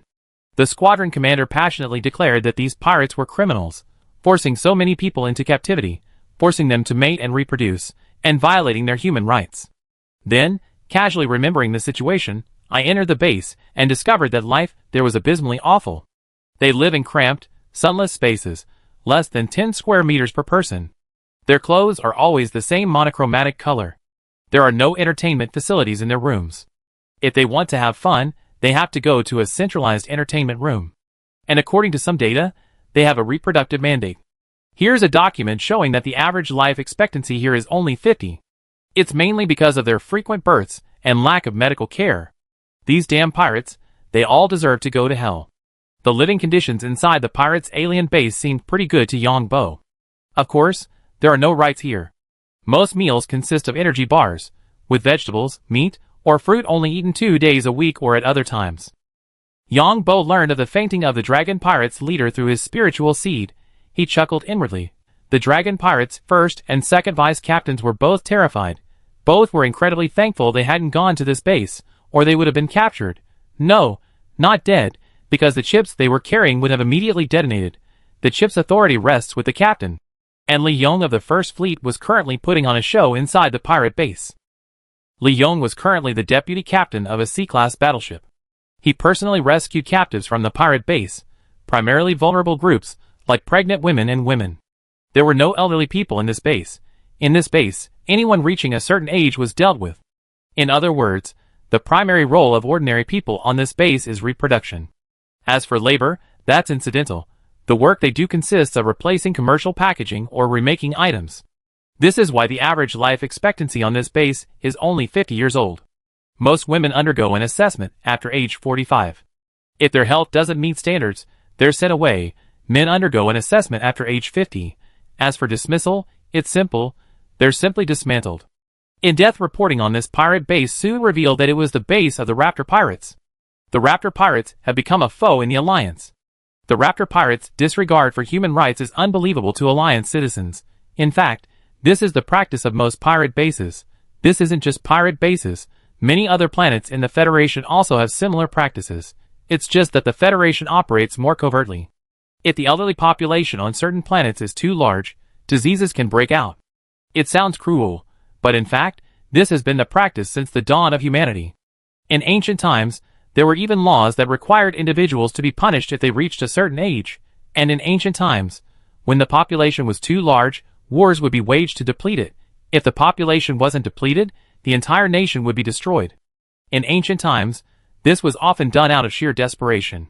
But in this technologically advanced society, such things still happen, which only proves that the leadership doesn't treat ordinary people as human beings.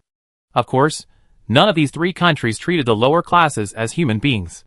Despite Yong Bo's previously good welfare, he still became a free guinea pig. Honestly, it's better to volunteer for various drug trials. The pay is higher, and there are also various guarantees. This kind of sneaky behavior treats people like expendable goods. As for the Federation, their methods are even more ruthless.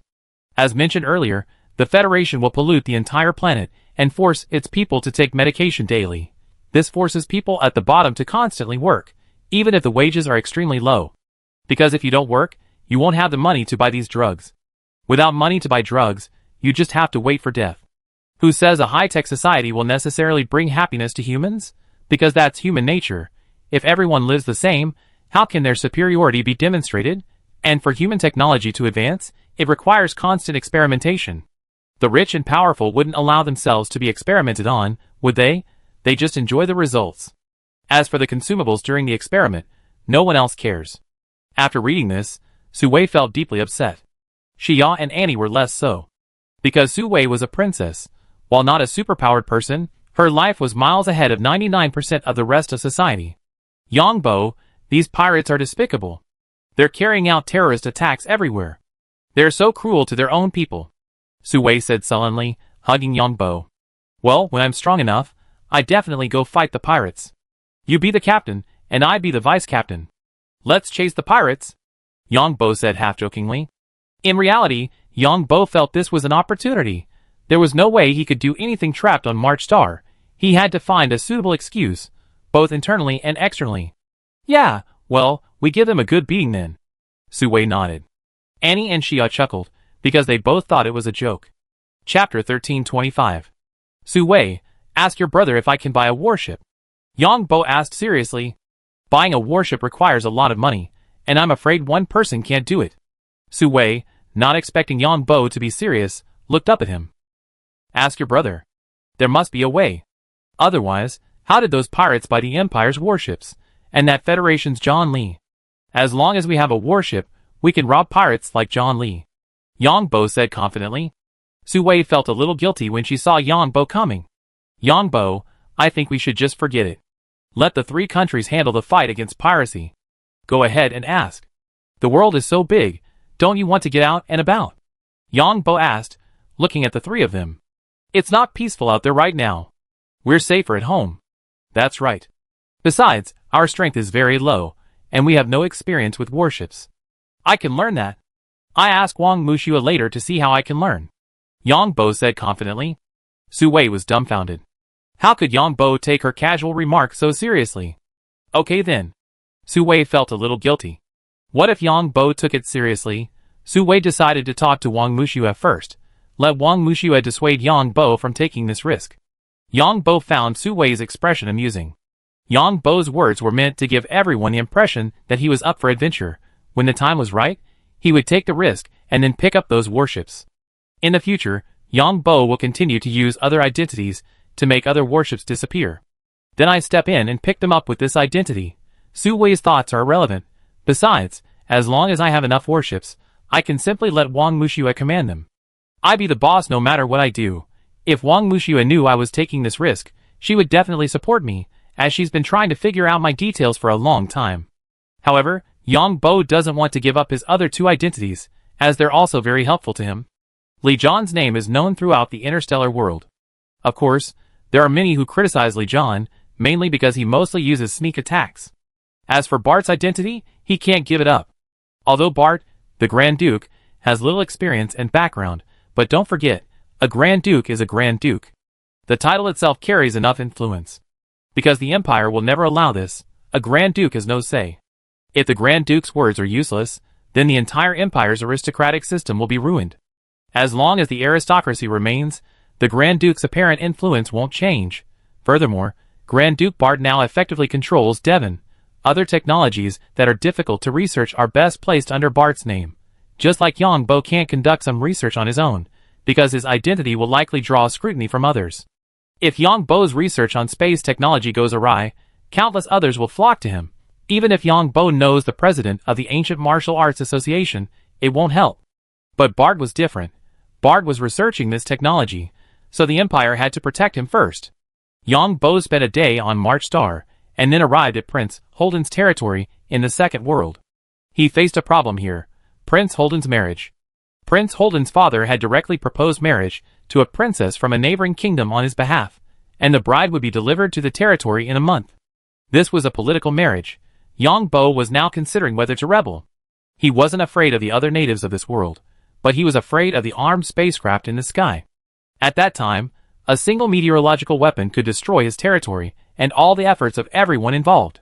Meteorological weapons use energy to alter the regional environment. Weather weapons can cause a persistent drought in one area. They can also cause a persistent downpour in another. Since his territory was close to the sea, the best weapon was a torrential rainstorm, or even a storm. In essence, it was about controlling the regional temperature. Using energy to control the temperature of a certain area, thereby causing a chain reaction in the weather. But things will work out when the time comes. Yong Bo decided to wait and see. After all, Prince Holden was considered by the outside world to be studying the occult, and no one would be surprised by anything an occultist would do. Then Yong Bo returned to Bart's laboratory to continue building robots. Yong Bo wanted to turn this place into a factory for manufacturing energy engines. As long as all the intelligent robots were completed, he could produce many types of energy engines. The idea of unlimited energy engines being produced was a bit of a lie, but with enough materials, mass production would be easy. What Yong Bo needs now is materials. There are so many energy engine models, from mechas to fighter jets to warships. In both the Alliance and the Empire, a single warship requires hundreds of companies as part of the supply chain. Building a warship isn't something any single company can accomplish, as so many things are involved. Even a single mecha involves numerous supply chain companies. From energy engines to control systems, to onboard optical computers, weapon systems, survival systems, communication systems, and so on. In the meantime, there are still some unresolved matters. First, the Greyhound pirates and other pirate groups have contacted John Lee again, hoping to further strengthen their forces. In addition, intelligence agencies in the Federation and Central State have contacted him several times, seeking intelligence on the pirates. The Federation and Central State are in serious trouble. Several major conglomerates have seen their assets severely reduced due to the destruction of the mineral planet. International banks have now downgraded their ratings for these conglomerates by 2 levels. Furthermore, the Federation and Central State are urgently seeking assistance from the Alliance and the Empire. However, neither country has responded yet. Neither country wants to provoke the pirates now, as they also have interests in them. The Empire produces the most pirate warships, and the Alliance has the most financial consortiums behind the Pirate Alliance Council, so the two countries can't express their stance right now. Of course, they're ostensibly saying they conduct a security assessment. After all, the pirates have demonstrated immense strength. But mining companies in both countries have unanimously refused to provide materials to the Federal Central State. So, What the Federal Central State urgently needs are warships. And what they need is victory over the pirate alliance. So, the Federal Central State needs accurate intelligence. But Yong Bo is completely unwilling to provide intelligence to the Federal Central State. Mainly, the pirate alliance just conducted a major operation, so no pirate groups are stirring up trouble.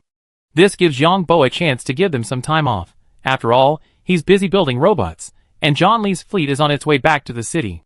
Bart's space technology license will also take some time, as implementing this technology is not easy. As for March Star, there's nothing going on for the time being, but an unexpected piece of news forces Yong Bo to return to March Star. That's because we got the news from Mei Xiaoxiao that someone from the assassin organization has publicly offered a reward for the assassination of Yong Bo. Chapter 1326. Who is this person again? Is it after the ancient martial arts? Or interstellar creatures? Yong Bo was confused as to why someone was targeting him again. And what was their purpose in sending assassins? The Ashes organization had previously targeted him to find out what had happened on Green Devil Planet. And now the Ashes organization was gone. So what did they want from him? Yong Bo pondered and concluded there were only two, ancient martial arts and interstellar creatures.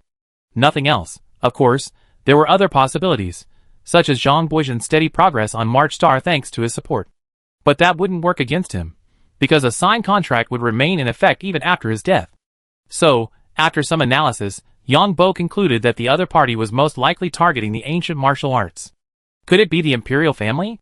Want to learn more about the Second World from me? Or someone else?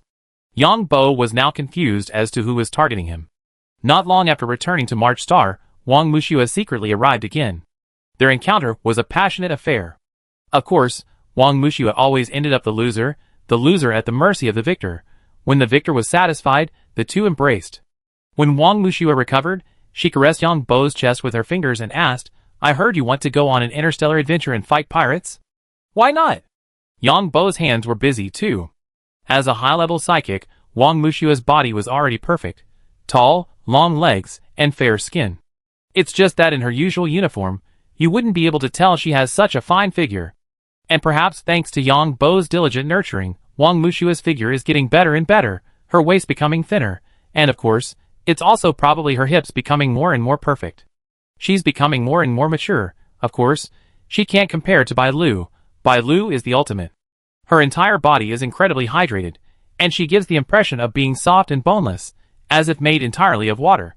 Add to that her uniquely alluring aura. Among Yong Bo's women, Bai Lu is a perfect 120. 100 is perfect, and another 20 is superb. Fighting pirates isn't just playing house. And do you know how much a battleship costs? Even the cheapest one costs tens of trillions. Wang Muxua asked after hearing Yong Bo say this. We don't necessarily need to buy warships, do we? The pirates have so many. Then I can just hack and take control of their warships. Yong Bo replied. Chuckles. Chuckles. Yong Bo, did you see how easy it was for John Lee to hack into the warships? But you have to understand, John Lee simply implanted the hardware into the pirates' warships. And John Lee has a professional team behind him. Wang Muxua chuckled. Wang Muxua's chest rippled with laughter, and Yong Bo felt dizzy, so he quickly held her up with one hand.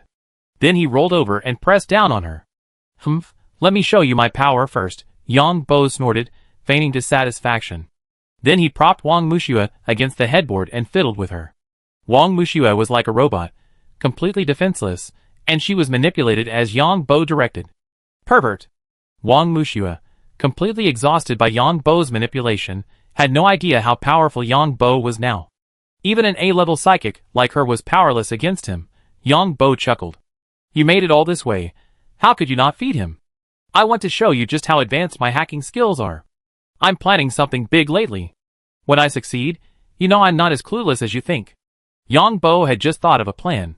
Since someone was trying to assassinate him, this also gave him a chance to make a name for himself. Break into the assassin organization's network. Many of the assassin organization's most famous brotherhoods had already been wiped out by Bart. But there were still many assassin organizations. Humph. Wang Muxua still had some disbelief. As a general, he knew the depth of the warship's permissions, not just the software, but also the hardware. It was practically every control component and hardware of the warship had the lowest level code embedded in it. Yo! You're still trying to taunt me. Yong Bo grabbed Wang Muxua's legs. I was wrong. Wang Mushua begged for mercy.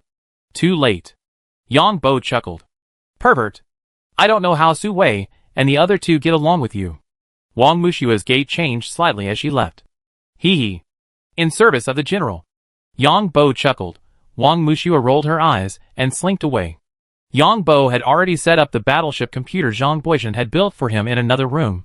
The battleship computer had higher performance, but of course, it also consumed more energy. Yong Bo's hands formed a shadow, tapping repeatedly on the screen. Ordinary hackers simply download hacking tools. Top hackers are writing their own, because you never know if there will be vulnerabilities when combining other people's tools. In fact, every system has vulnerabilities, but the severity of the vulnerabilities varies. For hackers, the first thing is to have a healthy body. Writing your own programs takes a considerable amount of time. Yong Bo could use his photoelectric superpowers to directly generate hacking programs, but that wouldn't stand up to scrutiny. The hacking program Yong Bo wrote this time targets the network of a certain assassin organization. The assassin organization relies on the network to both post and receive missions. Of course, the assassin organization's network has a superb maintenance team. But as mentioned earlier, every network has vulnerabilities. Besides, the assassin organization's network is already open to the public. Assassin organizations don't just post missions and accept orders online.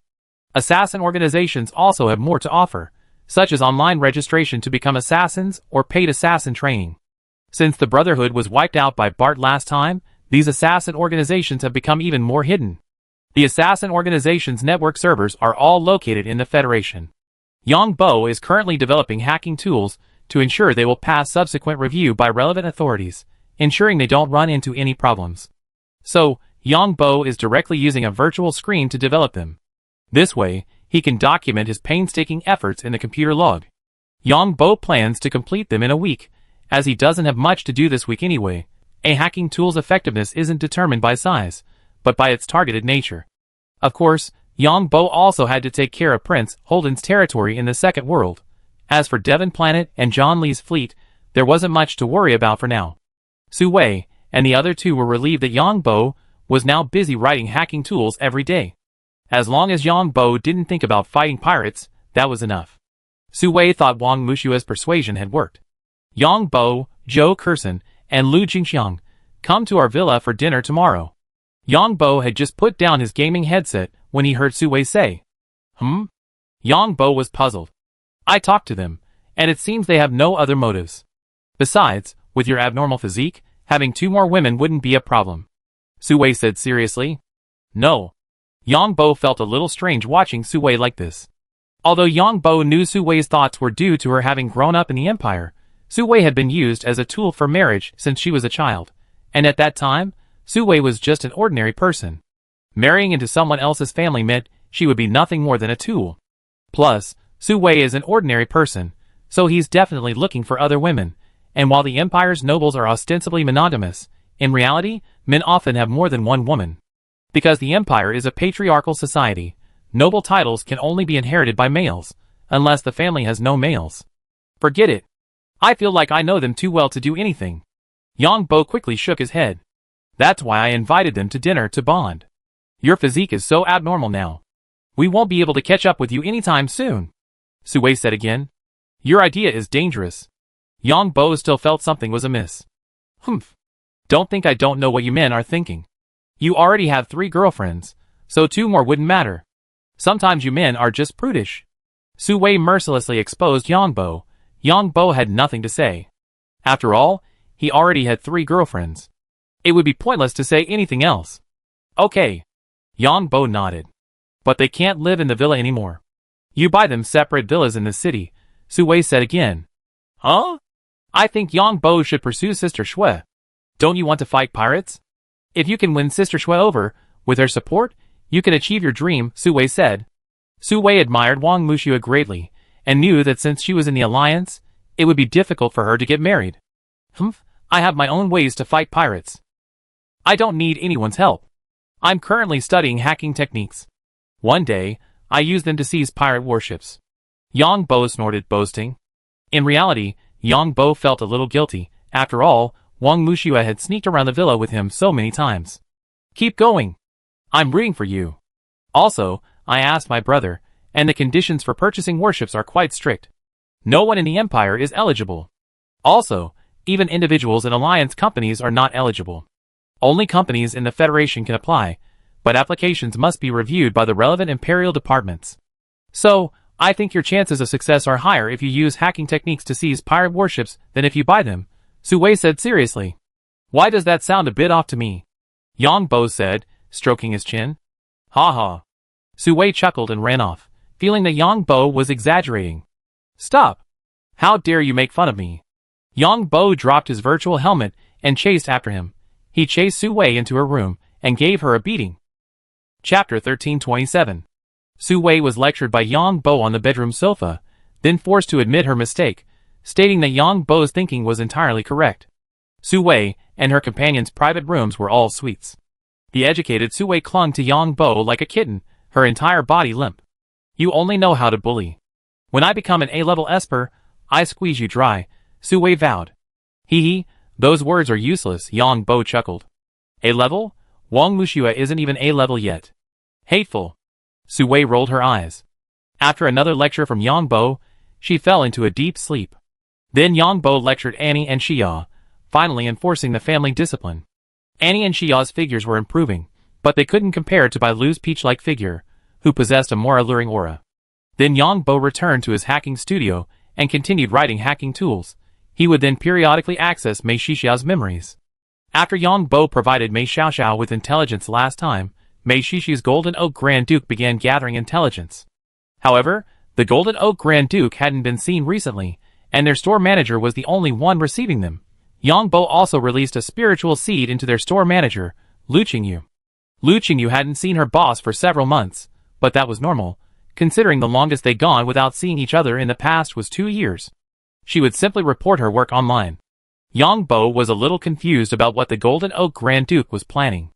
Then, he didn't learn anything useful from Shirley, Sophie's bodyguard from the Pierre family. I wonder if the Grand Duke of Golden Oak is actually the Red Earl I speculated about. For now, it doesn't seem like it. In any case, from Shirley's memories, I have no idea what the Red Earl truly looked like. As for whether Sophie knew about it, that's unclear. This Sophie has a severe case of mysophobia and a fetish. Sophie likes robots, primarily because they're so perfect. Robots can't eat, drink, defecate, or urinate, they don't argue, they obey every command. So to some, robots are simply perfect. Of course, in some respects, robots' abilities are undeniable. After all, the temperature, length, thickness, and duration can be customized. This Sophie prefers higher temperatures, a bit like the fire in Ice and Fire. As Yong Bo worked, he used his spirit seed to search the memories of these people. He still couldn't find any information about the bounty on his people in the Assassin's Guild. Yong Bo felt a little helpless about those who were inexplicably obsessed with him. The next day, Lu Jingxiang and Zhou Kersen arrived at Yong Bo's villa as scheduled. This wasn't their first visit to the villa. They also noticed that Su Wei and Xia Annie had become quite close to them recently. Lu Jingxiang and Zhou Kersen were actually feeling a bit uneasy. When they first met Yong Bo, he was still a cleaner.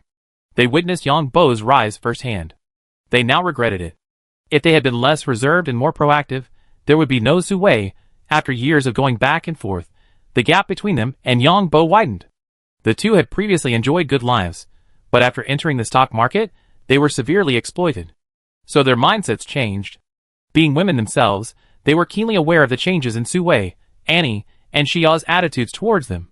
Although Su Wei was young, as a princess, she had received considerable etiquette and education within an aristocratic family. This was especially true after the arranged marriage, which involved how to conduct herself within her husband's family. For an ordinary person, marrying into another family requires a certain level of tolerance, otherwise unexpected events could occur. In other words, arranged marriages are essentially tools. Don't expect this tool to have much influence or power in the family, because then, they are no longer tools. This is also why, in many empires, when families arrange marriages, unexpected events occur with one person, and the family then marries another woman. Female descendants of the imperial nobility, including princesses, are essentially tools, unless the family has no male descendants. A tool shouldn't dream of any rights. Furthermore, as a tool in a marriage alliance, you can't possibly have any rights in another family, because other families wouldn't hand over power to an outsider. Trying to gain power will only lead to unexpected consequences. Yong Bo was speechless as he watched the women flirting with each other. Because Yong Bo himself had no other feelings for Lu Jingxiang or Zhou Kersen, there was a reason why Yong Bo didn't take his relationship with them any further. So, Yong Bo's attitude towards them remained the same. After the two men left, Su Wei angrily pinched Yong Bo. "Don't touch us for half a month." "Humph." Yong Bo snorted. He knew, of course, that Su Wei and the other two couldn't stand it, even though he'd been sleeping normally these past few days. Not only was it unbearable, but it was also seriously affecting their lives. After all, they were kept awake all night every night, and then slept until noon the next day. It delayed their mecha training. "I'd be done in a few days, and then I can continue my experiments." Yong Bo's hacking tools were almost finished. By the time he cracked the assassin organization servers, Li Zhan's fleet would be returning to Korea State soon, and Bart's affairs would need to be dealt with quickly. And then, there was Prince Holden in the second world. Also, Yong Bo planned to find time to visit the zombie planet. Of course, he had to go quietly, as it was Alliance military territory. He also needed to prepare more warships for Yong Bo's identity. The number of missing warships was still too few. The assassin organization Yong Bo was targeting this time was called the Propaganda. This assassin organization has existed since the Mother Planet era. During that time, they assassinated kings and dignitaries of many nations. The Propaganda Assassins organization is relatively low-key among all organizations. Unlike the Brotherhood, the Propaganda Assassins organization doesn't own a city. The Propaganda Assassins organization has always been relatively secretive. It primarily pursues a high-tech approach, meaning it prefers assassination missions targeting celebrities and dignitaries. The Propaganda Assassins website features a silhouette of a man in a burqa. The website server is located in the Federation. It has the same modules as other assassination organizations' websites. This website server has a data update cycle. This update cycle is not easily noticeable to users because it occurs without downtime. This means that even during the update, users will not be affected. Furthermore, this update cycle is very fast, lasting only tens of seconds. Yong Bo targeted this update cycle, which is used to optimize the old system. This means that during this time, the new and old systems are being updated. This update cycle is dynamic. What Yong Bo did was to use hacking tools to sabotage this update cycle. This would directly cause a conflict between the old and new systems. Once the conflict occurred, Yong Bo would attack the entire database. Of course, other work would also be done during this period. Yong Bo's attack on the database was merely a false alarm. Yong Bo's real target was the backup database. He had the virtual server trigger the security system. Yong Bo's real attack was to exploit a vulnerability in the server security system. By the time the other party realized the vulnerability in the server security system, he would have already obtained the data in the backup database. Because the backup database is hidden, it requires a response from the server security system to be triggered. Yong Bo wanted to use this opportunity to make a name for himself. However, Yong Bo felt that his previous preparation was still a bit insufficient. Mainly because while he'd taken on many missions as a white hat hacker, none of them were particularly high level. Yong Bo couldn't care less, however, as the international situation was ever-changing. Federal Central State, Pirate Alliance, Empire, Alliance, and other states of the Federation. No one knows what the future will hold, and my current identity is still somewhat weak. The virtual server hosting the website of the Propaganda Killer Organization is located in the Federation's Gutra State, a planet with a diameter of 39,000 kilometers, 30% ocean, and 70% land. Of that 70% land, 20% is covered by thick glaciers at the north and south poles. This planet has 16 cities, 7 of which are located around the ocean. Another 9 cities are scattered around several large freshwater lakes. This is one of the few planets in the Federation that is completely unpolluted. The air here has a high oxygen content, so the plants and animals here are very large. Gutra State is most famous for its hunting activities. The animals here resemble prehistoric behemoths, terrifying prehistoric creatures that can reach heights of 20 meters. Hunting attracts many wealthy people to spend their money here. Of course, the other supporting services are also among the best in the Federation. The Propaganda Killer Organization's virtual server is located in one of these cities, Gut City. Gut City is near a freshwater lake with a diameter of 1,200 kilometers. The city of Gut is located atop a mountain with a diameter of over 70 kilometers. The mountain has a drop of 1,200 meters. On the side of this mountain facing the lake, there are over 2,000 buildings. These buildings were used to accommodate distinguished guests. Each building is highly private, and none of them can be seen from the others. At the foot of the mountain lies a high wall, within which lives a population of over 5 million. These 5 million plus people could also be hunted, provided visitors could pay enough credits. Next to the lake lay the largest plain, home to numerous behemoths. Some of these beasts were native to the planet, while others were resurrected creatures long extinct. Some of these creatures were permanently frozen within the glacier. Using the latest cloning technology, these creatures could be revived and genetically adapted to the current environment. Yong Bo speculated that this gut city was likely connected to the propaganda killer organization. After preparing, Yong Bo first wandered around Prince Holden's territory in the Second World. Then, disguised as Bart, he visited Bart's laboratory and observed the progress of robot manufacturing from the first generation to the second. He then observed Catherine's current condition. Yong Bo discovered that the secret technique Catherine was practicing wasn't unlimited, it increased her physical strength. This secret technique was still related to her foundation. Catherine was currently afraid to practice this power projection technique because her physical condition couldn't handle it. Force training will only damage the body. After a few moments of joyful conversation with Catherine, Yong Bo returned to March Star, feeling content. Finally, the time had come. Yong Bo activated his hacking tool, which automatically accessed the propaganda killer website. The hacking tool accessed the website and began performing related operations. The website offered numerous functions, including viewing the history of the propaganda killer organization, some success stories, and various types of rewarded killer training. Of course, registration is also available. All the hacking tools were running. Yong Bo noticed the website was automatically updating. The hacking tools activated instantly. The hacking tools were designed to disguise themselves as visitors browsing the website or registering. And this was right around the time the website was updating. At this moment, others browsing the website suddenly noticed a pause. The website's security system was instantly activated, but it was during the system update. And the hacking tools included tools to exploit vulnerabilities in the security system. So the website's security system didn't activate smoothly. Of course, this wasn't a problem, because the virtual server also had a security system. So the website's security system didn't activate smoothly, and the virtual server security system instantly activated. But Yong Bo had already created a special tool to exploit the vulnerabilities in the virtual server security system. The virtual server security system also didn't activate. Although the virtual server is virtual, its underlying server is a real server. If it's an alliance's virtual server, its underlying server is likely scattered across many locations. For example, a virtual server on a planet might have servers in more than a dozen cities on that planet. But these cities in the Federation simply couldn't share servers with others. So, after the virtual server security system failed, the physical server security system in Gut City was activated. This security system apparently activated successfully, preventing hackers from attacking the virtual server. In fact, Yong Bo had also discovered a vulnerability in this security system, discovering the address of the server's backup data system. TSK. Those guys in the Federation are so clever. They're actually storing their backup data in the Alliance. Yong Bo discovered that the server's backup data was stored in the Alliance. This is actually a common practice among many companies in the Federation, as the Alliance has a strong privacy protection policy. Then Yong Bo simulated downloading the backup database from the Gut City server. This backup database could only be used by the Gut City server to download relevant data. But Yong Bo had breached the Gut City server security system, so he could naturally simulate it. Looking at the data being transmitted back to the optical computer, Yong Bo chuckled.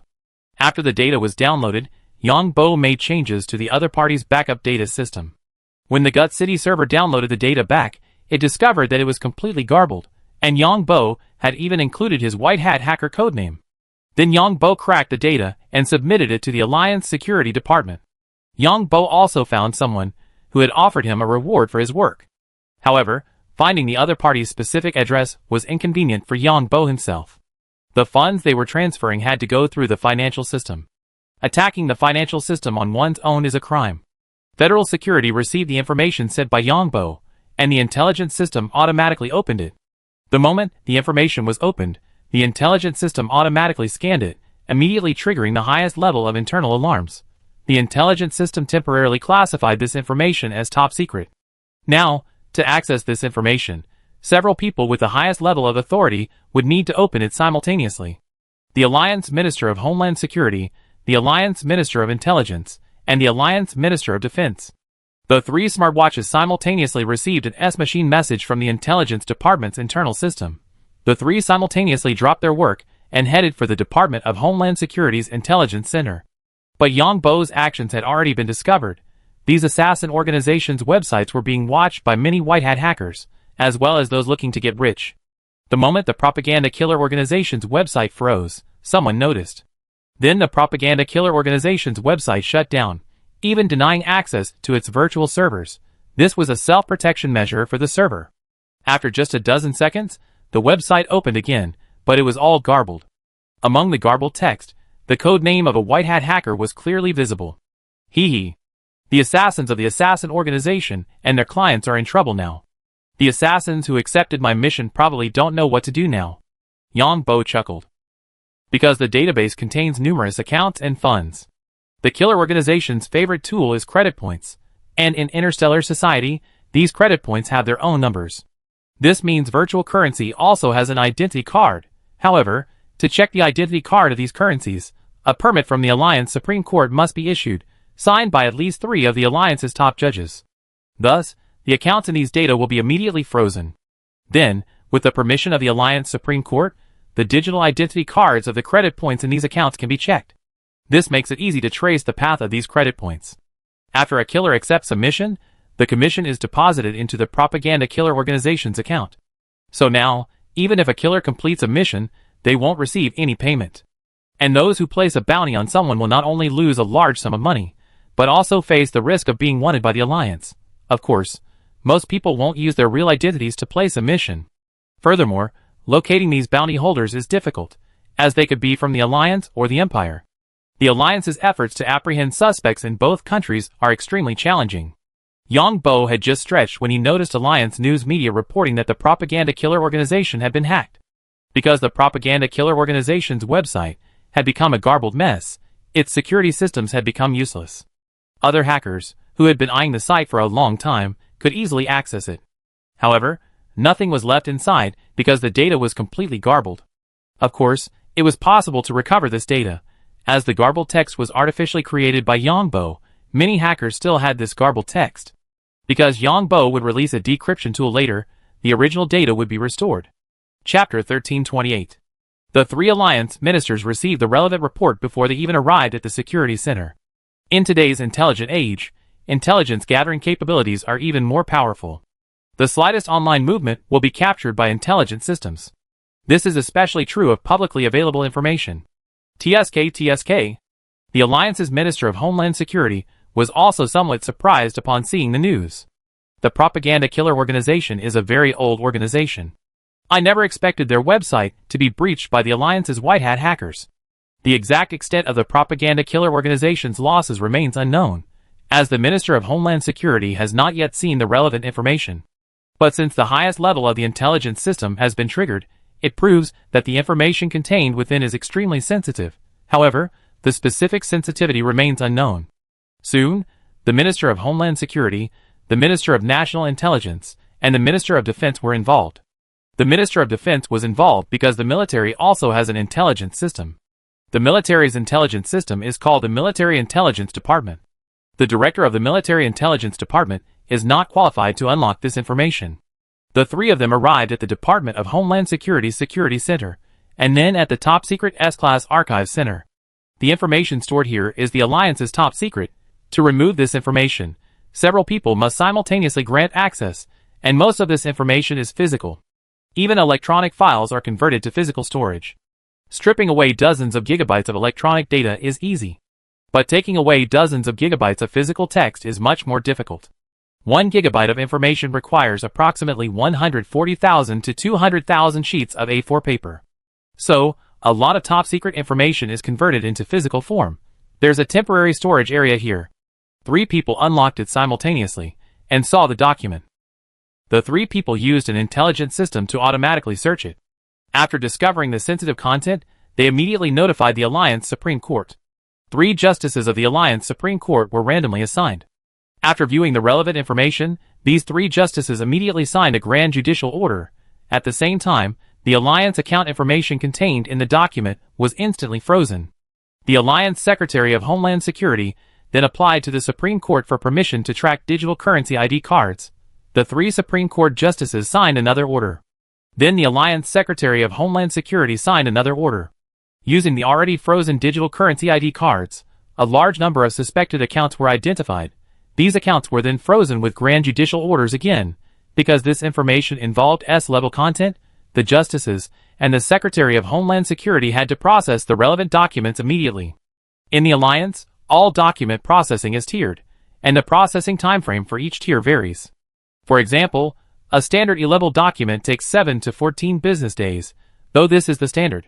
A-level requires 3 to 7 days. A-level requires 3 days, B-level requires 24 hours, and A-level requires 2 hours. A-level requires immediate processing, meaning it's processed immediately upon receipt.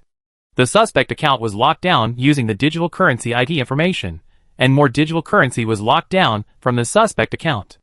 Then, more suspected accounts were locked down using digital currency. Ultimately, over 70 million suspected accounts were frozen, with funds exceeding 190 trillion credits, of which 700 billion credits were directly involved in the case. This means that the accounts listed in the Propaganda Killer Organization's database hold a total of 700 billion credits. Tracing the path of these 700 billion credits revealed that the accounts along the way held another 190 trillion credits. Upon seeing this data, the three ministers gasped. The Propaganda Killer Organization is finished. The Alliance Defense Minister shook his head. These guys will face endless pursuit. The Homeland Security Minister nodded. The three men spoke so eloquently because the individuals involved in these funds were either those who had bounties placed on their heads, or the killers. Now, these individuals have lost everything. This outcome stems from a security issue with the Propaganda Killer Organization's website. Thus, the owners of these accounts, or the holders of these funds, will undoubtedly target the Propaganda Killer Organization. I didn't expect Yong Bo to possess such a high hacking talent. The Alliance Intelligence Minister was also surprised. Because Yong Bo sent the information using his white hat hacker identity, the three ministers and the Chief Justice could all see who sent it. This guy's made a fortune. He's on the verge of topping the Alliance's young rich list. This is because white hat hackers receive commissions for accessing these criminal accounts. This is probably the largest case in our Alliance's history. That's a significant amount of money already frozen in these accounts. Once it's clear that the owners of these accounts are also implicated in the crime, they likely have other assets. I think we need to act quickly. Yes. I report this to the President immediately. Then convene a House and Senate meeting. Because this matter is so serious, Congress needs to authorize the establishment of a temporary special investigation team. By this time, the news is already all over the place. Frozen accounts will send a message to everyone, and the account owners will be restricted from appearing on camera. Of course, some people aren't even part of the Alliance, they simply have accounts within the Alliance. The other funds of the owners of the accounts directly implicated in the case will also be frozen. For example, if the account owner of the person directly implicated in the case also has other accounts, those accounts will also be frozen. This means that anyone whose account has been frozen by a Supreme Court justice order will now be unable to use any of the funds in their account, except for travel. Even other related assets will be frozen by the relevant courts, as they may be implicated in the case. The relevant banks have also received orders signed by the Supreme Court Justice and the Secretary of Homeland Security. The Alliance President was also surprised upon receiving the report. The Alliance President felt incredibly lucky. The military had just destroyed a pirate base, saving countless lives. And now, they'd taken down one of the oldest assassin organizations. Before the Alliance could even announce this, another major event unfolded. The Propaganda Killer Organization was demanding the Alliance return the funds involved in the Propaganda Killer Organization's crimes. The Propaganda Killer Organization had launched a terrorist attack in Gut City, kidnapping over 3,000 Alliance citizens visiting the city. However, anyone with a discerning eye could see that this was probably Gut City's own doing. Gut City officials immediately condemned the Propaganda Killer Organization for its terrorist attack on Gut City, and even broadcast relevant footage. Terrorist attacks were reported on the hills in the center of Gut City, with the sounds of bombs exploding and other noises.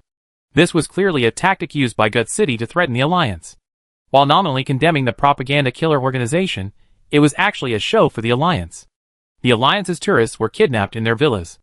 The Federation President and Vice President also quickly condemned the Propaganda Killer Organization and demanded that Gut City swiftly rescue these Alliance citizens. Yong Bo rolled his eyes when he saw this news. He had long suspected that Gut City was connected to the Propaganda Killer Organization, and now it seemed to be true. But on reflection, these guys had nowhere else to turn. Because Yong Bo had received a progress report from the Department of Homeland Security, he knew exactly how much funds had been frozen. The owners of these funds must be going crazy now. A large portion of these funds belong to assassins. These assassins see their hard-earned money frozen by the Alliance. Of course, unlocking these funds is simple, as long as they can prove the legitimate source of the funds. But how is that possible? Will these assassins go mad? Why do assassins have funds in these accounts? It's because assassins are required to pay a deposit when accepting high-level missions. Because penalties are necessary to encourage assassins to complete missions as quickly as possible. Therefore, higher-level killers have more deposits in their accounts. Also, after a killer accepts a mission, the bounty will be deposited into a third-party account. Furthermore, the person who posted the mission will also have funds deposited into their account. These mission publishers haven't posted the mission yet, or have already posted it, and someone accepted it, but didn't complete it. These funds are now in the third-party account. Now, someone hasn't completed the mission, the money is gone, and on top of that, their other accounts have been frozen. Will these people go crazy? After receiving the news from the propaganda killer organization, the Alliance immediately activated its emergency plan. The Alliance House of Representatives and Senate convened emergency meetings. The propaganda killer organization also released a video showing thousands of kidnapped Alliance citizens squatting on the ground in a basement-like area. However, Yong Bo suspected that only a small number of these 3,000 people were tourists. The rest had other motives. Yong Bo, however, saw an opportunity. John Li's fleet, not far from Gutterbang. Both houses of the Alliance agreed to establish a temporary task force to deal with the propaganda killer organization. The task force was led by the Secretary of Homeland Security, with 2 deputy heads serving as directors of military intelligence, and 1 serving as a special presidential envoy. Then, the Alliance spokesperson held a press conference. The Alliance spokesperson announced, "Our Alliance's White Hat hacker group has breached the website of the propaganda killer organization, one of the largest criminal organizations, and obtained a large amount of data." 3 Supreme Court justices signed judicial orders freezing tens of millions of accounts. The funds directly involved amount to hundreds of billions of credit points, and the indirect funds involved amount to 190 trillion credit points. We strongly condemn the propaganda killer organization's kidnapping of Alliance citizens. We also urge the Federation to resolve this issue as soon as possible. This press conference is a virtual one. Yong Bo knew this was a difficult situation for the Alliance. First, the Alliance couldn't send troops directly to the rescue. Furthermore, everyone knew the current situation within the Federation. The federal central state was preoccupied with its own affairs and had no ability to rescue people from Gutra State. In the past, Gutra State would have given the federal government face, but now the federal government was utterly defeated by pirates. Although all the cities within Gutra State had condemned the propaganda killer organization, it was useless. Perhaps the propaganda killer organization had connections with other cities. Yong Bo's identity as a white hat hacker was known only to the Alliance Department of Homeland Security, who used a code name to communicate with the public. So Yong Bo went to the laboratory, and then to John Li's fleet. Disguised as John Li, Yong Bo logged into John Li's social media account and sent a message to the Alliance Department of Homeland Security. The Union Secretary of Homeland Security was cursing, "Those bastards from Gutra. And those damn Confederate bastards, they deserve to be attacked by pirates." This whole matter fell on the Union Secretary of Homeland Security. The Secretary knew that perhaps more than half of these 3,000 Union citizens were criminals.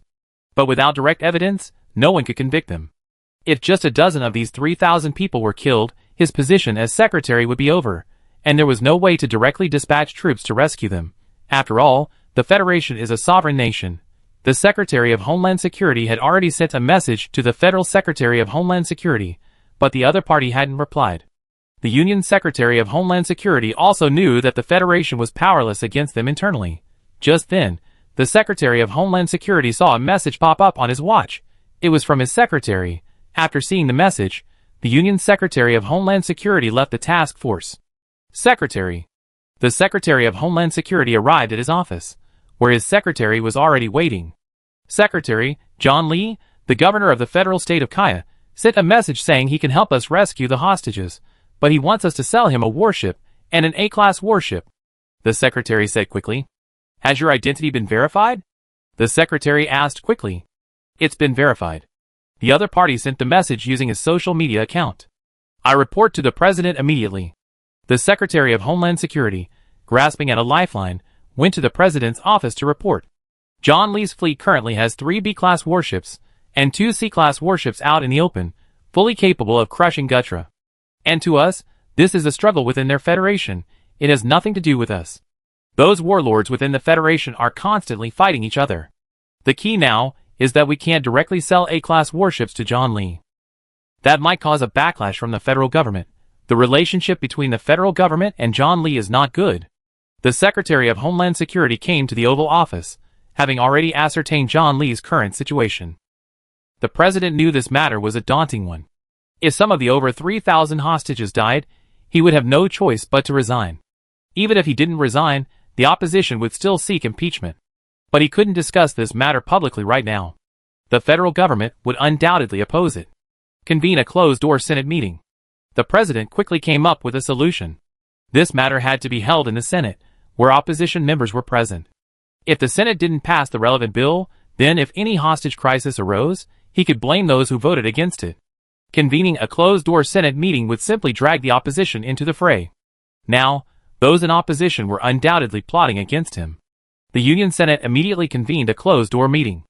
After seeing the bill submitted by the President and the Secretary of Homeland Security, the opposition members in the Senate cursed John Li inwardly. Because the opposition was already preparing to impeach the President and the Secretary of Homeland Security, because they knew rescuing the hostages was impossible. The alliance can't send troops on its own. Even if they could secretly send troops, the distance is too great. Of course, there are certainly alliance agents in Gutra, but their numbers are too few to be of any use. And everyone knows that the propaganda killer organization definitely has close ties to Gutra City. Perhaps they have ties to other cities in Gutra as well. Unless a major fleet is dispatched. Even if the major fleet is dispatched, if the propaganda killer organization still refuses to release the hostages and simply kills over 3,000 hostages, then all the officials, high and low, will have to resign. Therefore, the alliance opposition had been preparing an impeachment plan overnight. Unexpectedly, John Li suddenly appeared. It must be said that John Li's appearance was perfect timing. And the opposition also knew that the President and the Secretary of Homeland Security were plotting something. If these dissenters disagreed in the closed-door meeting, then the rule would be ruined, and the responsibility would fall on their own people. If they agreed, then the President and the others wouldn't be able to be impeached. So, these opposition members were furious with John Li. Even if senators were dissatisfied with the President, they wouldn't dare vote against him on such a matter. Because if a hostage died, it would be the responsibility of those who voted against him. As for the sale of the A-class battleships, the Senate also authorized the President to negotiate. So, Yong Bo quickly received a video call from the Alliance Secretary of Homeland Security. Governor John Li, hello. I'm Haidt, the Union Secretary of Homeland Security. Haidt quickly greeted Li upon seeing the other person. I think I can solve your problem right now. I'm not asking for your A-class battleships for nothing. I buy 2 of them, Yong Bo said. Haidt couldn't blame John Li for his attitude right now, because the situation was urgent. Governor John Li, we don't have the authority to sell A-class battleships. Haidt said. Forget it, I don't want to cause any trouble. Goodbye. Yong Bo didn't give the other person a chance to say more, and simply closed the video. Haidt hadn't expected John Li to be so rude, so he quickly sent a message. Governor, our warship sales need authorization from both the House of Representatives and the Senate. John Li, then submit the bill quickly. If anyone objects, I make the news public. Just like now, if you disagree with my plan and the hostage dies, I make our story public.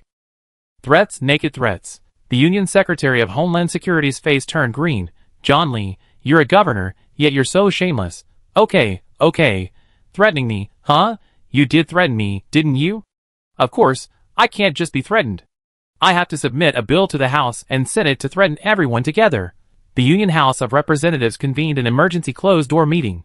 These House members saw the chat logs released by the Secretary of Homeland Security. These members' faces turned green. How can the responsibility fall on us, the legislators? Chapter 1329. The Secretary of Homeland Security felt relieved when he saw the expressions of the congressman. I can't be the only one threatened. Now let's see what you congressmen choose. The congressmen were now mentally cursing John Li. Shouldn't rescuing hostages be the government's responsibility? Why is it being pushed onto the Congress? Shouldn't it be the job of the President, the Vice President, and this bunch of government officials? Are we congressmen just supposed to sit here and oversee these guys? Why is the responsibility now on our Congress? John Li is nothing but an opportunist. I don't think we can sell A-class battleships to John Li. Because there's no precedent for this in the alliance, one congressman said. I agree with the congressman. I oppose the arms sale. I agree with the congressman. I agree with him. I agree. The opposition congressman agreed upon hearing this. Because the opposition members are desperate for the hostage rescue to go awry, so they can impeach the president and vice president, and then kick out the Secretary of Homeland Security, the Secretary of Defense, and so on. Hey, I haven't finished my words yet, the congressman who had just spoken said quickly, seeing that many people agreed with his proposal. If the hostage rescue fails, these people will definitely blame him, saying that he disagreed with the arms sale, and that John Lee didn't participate in the rescue. I abstain. The congressman shouted. Sir, this is not a market, nor a supermarket, and certainly not a bar. You're responsible for what you say. Are you sure you oppose the arms sales? Other members of Congress immediately tried to silence him. But the situation is special right now, so I think everyone should think carefully, the member said. So what exactly do you mean? Are you for or against? Some people have long been fed up with the way certain members of Congress are always so loud and aggressive, always trying to be the first to speak out on everything. Now they're just trying to put them on the spot. The Secretary of Homeland Security is acting calmly, as the decision-making power is no longer in his hands. He wishes those hostages were killed by those assassination organizations right now, because that would make these annoying members of Congress go away. The Speaker of the House, and the others cursed inwardly. I suggest we hold a secret ballot. But I must warn everyone, this concerns the safety of over 3,000 citizens of our alliance. The Speaker of the House could only think of this solution, because a public discussion and vote would likely yield no results in the short term. The members of the House remained silent upon hearing this. This doesn't feel like Parliament at all, because in the past, every vote on a bill would cause huge controversy. Some were in favor, some were against, some were cursing, and some were even ready to fight. Every bill would drag on for a long time. This is the first time I ever seen such silence. It's not that the legislators below don't want to speak, but they can't. Because this involves the issue of over 3,000 hostages, if anyone speaks up, it will cause trouble later. There will definitely be some shameless people who will try to shift the blame onto themselves. Now, let's begin a secret ballot vote on whether to sell A-class warships to Goliath. The Speaker of the House, momentarily uncomfortably silent, continued. Then, on the large screen, one vote against and one for appeared. Although it was a secret ballot, in the end, if something went wrong, affecting over 3,000 citizens, it would be a serious matter. If the relevant authorities were to review the parliamentary voting process, their vote against might be discovered. Because anyone could easily identify who voted in favor, and who voted against. So, with a rare 85% approval rate, the bill passed. The Speaker of the House was quite cunning. This bill had no direct connection to the hostages. Today, the vote was simply an arms sale. 15% abstained. The bill was then quickly sent to the Senate. The Senate also held an internal vote. The Senate was merely reviewing the bill. The Senate also passed the bill with an 80% approval rate, with the remaining abstentions. Then the pressure shifted to the Secretary of Homeland Security. Yong Bo was aboard John Lee's fleet, awaiting a response from the Alliance Secretary of Homeland Security. At the same time, Yong Bo had already commanded the fleet to head towards Gutra State. Because Yong Bo knew the Alliance had no other options, this method would be ineffective against both the Empire and the Federation. The Empire wouldn't care about the lives of a few thousand ordinary people. Of course, if someone kidnapped a few thousand nobles, the Empire would simply dispatch its main fleet. As for the Federation, if a Federation citizen were kidnapped outside, the federal government wouldn't react at all. This is because the Federation's internal structure is inherently loose. If powerful individuals in the Federation were kidnapped, their families would place bounties on other assassin guilds, mercenary guilds, or adventurer guilds. Mr. John Lee, our Parliament has passed a resolution to sell you A-class warships. Also, the matter of the 3,000 hostages is not what we're discussing right now. Our alliance will not yield to any threats. The Minister of Homeland Security sent a message to John Lee. Once Yong Bo saw this message, he understood what these bureaucrats were thinking. What 3,000 hostages? Did the minister misunderstand something? Yong Bo demanded. Excellent. The Minister of Homeland Security breathed a sigh of relief. Then please send someone to negotiate the arms sales contract as soon as possible. The Minister of Homeland Security stated directly. Yong Bo replied with a good. Yong Bo naturally knew that this was a private deal. As long as the people were rescued, then negotiating arms sales would be a no-brainer. If they didn't rescue the people, negotiating would be impossible. As for whether the alliance would renege on their agreement, Yong Bo believed it wouldn't, because those politicians didn't want to cause any trouble. If the alliance reneged, then John Lee would expose the matter. Then, whether true or not, those council members would be fired. There were too many people eyeing their positions. Of course, there would likely be some opposition to the alliance arms sales, but the biggest objection would likely come from the alliance. Therefore, the Union president directly summoned the ambassador from the Federation embassy and urged the Federation to resolve the hostage situation as quickly as possible. He also urged the city of Gut to rescue the hostages as soon as possible. However, the federal government was powerless to do anything about this, and could only urge the Gut region and Gutla state to resolve the issue swiftly. Gutla state also expressed its desire for Gutla city to resolve the issue. But Gutla city resisted, citing difficulties, and the need to protect the safety of the hostages. This incident caused a huge uproar within the Union. And seeing the reaction from the Federation, those within the Union also protested. The Union politicians were aiming for this exact effect, so they were intensifying their efforts, and during this time, the propaganda killer organization added fuel to the fire. Seeing the intense reaction from so many within the Union, the propaganda killer organization sought to put pressure on the Union. Then they released a video showing the propaganda killer organization violently abusing Union citizens. They then threatened the Union government to unfreeze all propaganda killer organization bank accounts and destroy their information.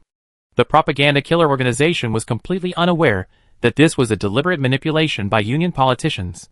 Of course, they had no idea they were about to face annihilation.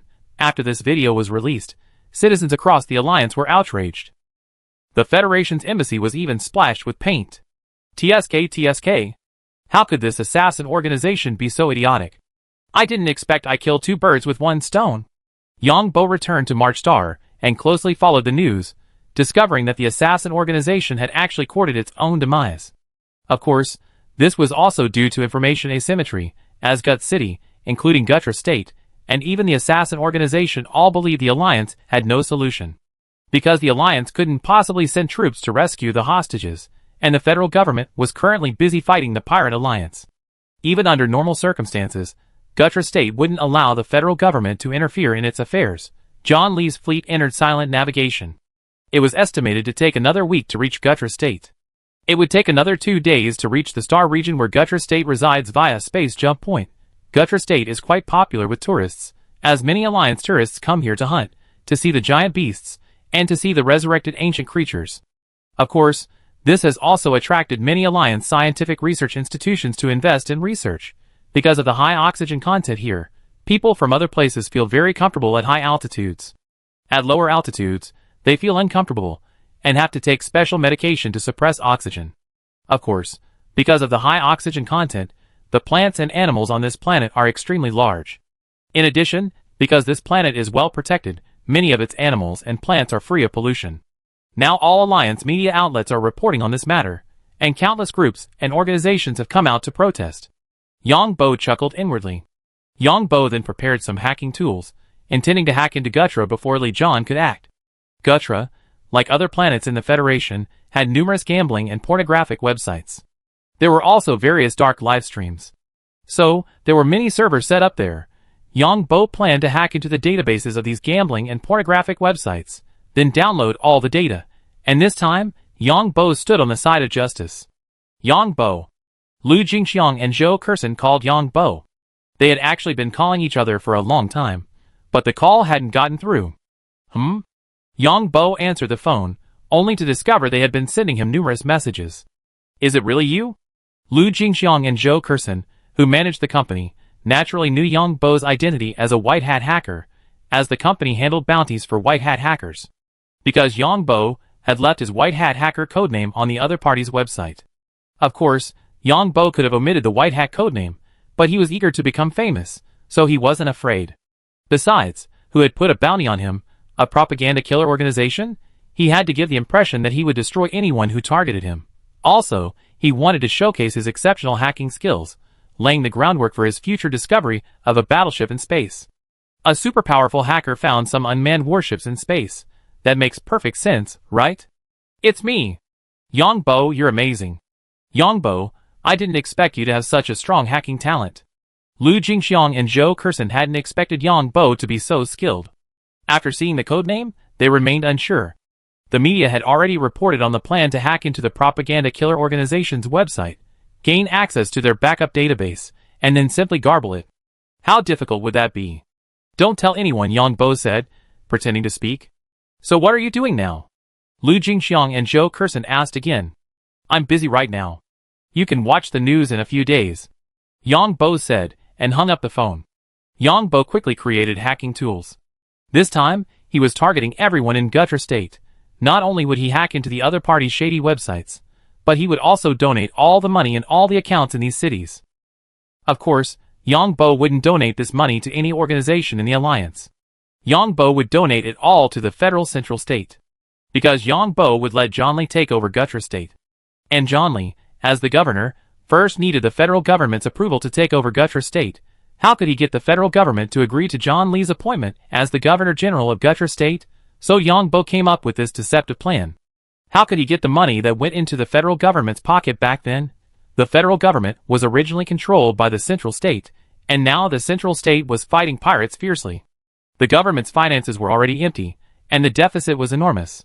The money in Gutra State, once in the hands of the federal government, is impossible to return. Because Yong Bo will deposit the money into their donation account. The federal government will definitely not allow the original Gutra State people to run Gutra State. Because the original people who ran Gutra State will definitely do everything they can to get the money back. Since John Li has already taken armed control of Gutra State, the federal government will turn a blind eye. After John Li took control of Gutra State, he has no right to claim the money back. And if the original Gutra State people want to claim the money back, they have to apply in Gutra State's name. But since they can't control Gutra State, they don't have that right. Hee hee. Then my reputation will be even greater. Yong Bo knew, of course, that this would make him even more enemies, but enemies without money are nothing. And I gained so many benefits this time. First, Yong Bo's reputation will be fully publicized. Second, John Li will also benefit. And the benefits are enormous.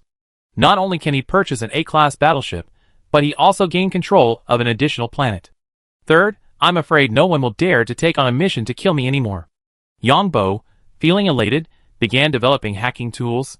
The propaganda killer organization, seeing the chaos within the alliance and the countless groups protesting the current government, released another video of hostage abuse and demanded the hackers surrender. Chapter 1330. Yong Bo was speechless at the propaganda killer organization's foolish actions. However, this also gave Yong Bo an opportunity, so he logged into the hacker forum as a white hat hacker. Yong Bo posted a message. First, I want to clarify that the reason I hacked the propaganda killer organization's website is, on the one hand, because it's a vicious criminal organization, and on the other hand, there's a personal bounty on the website.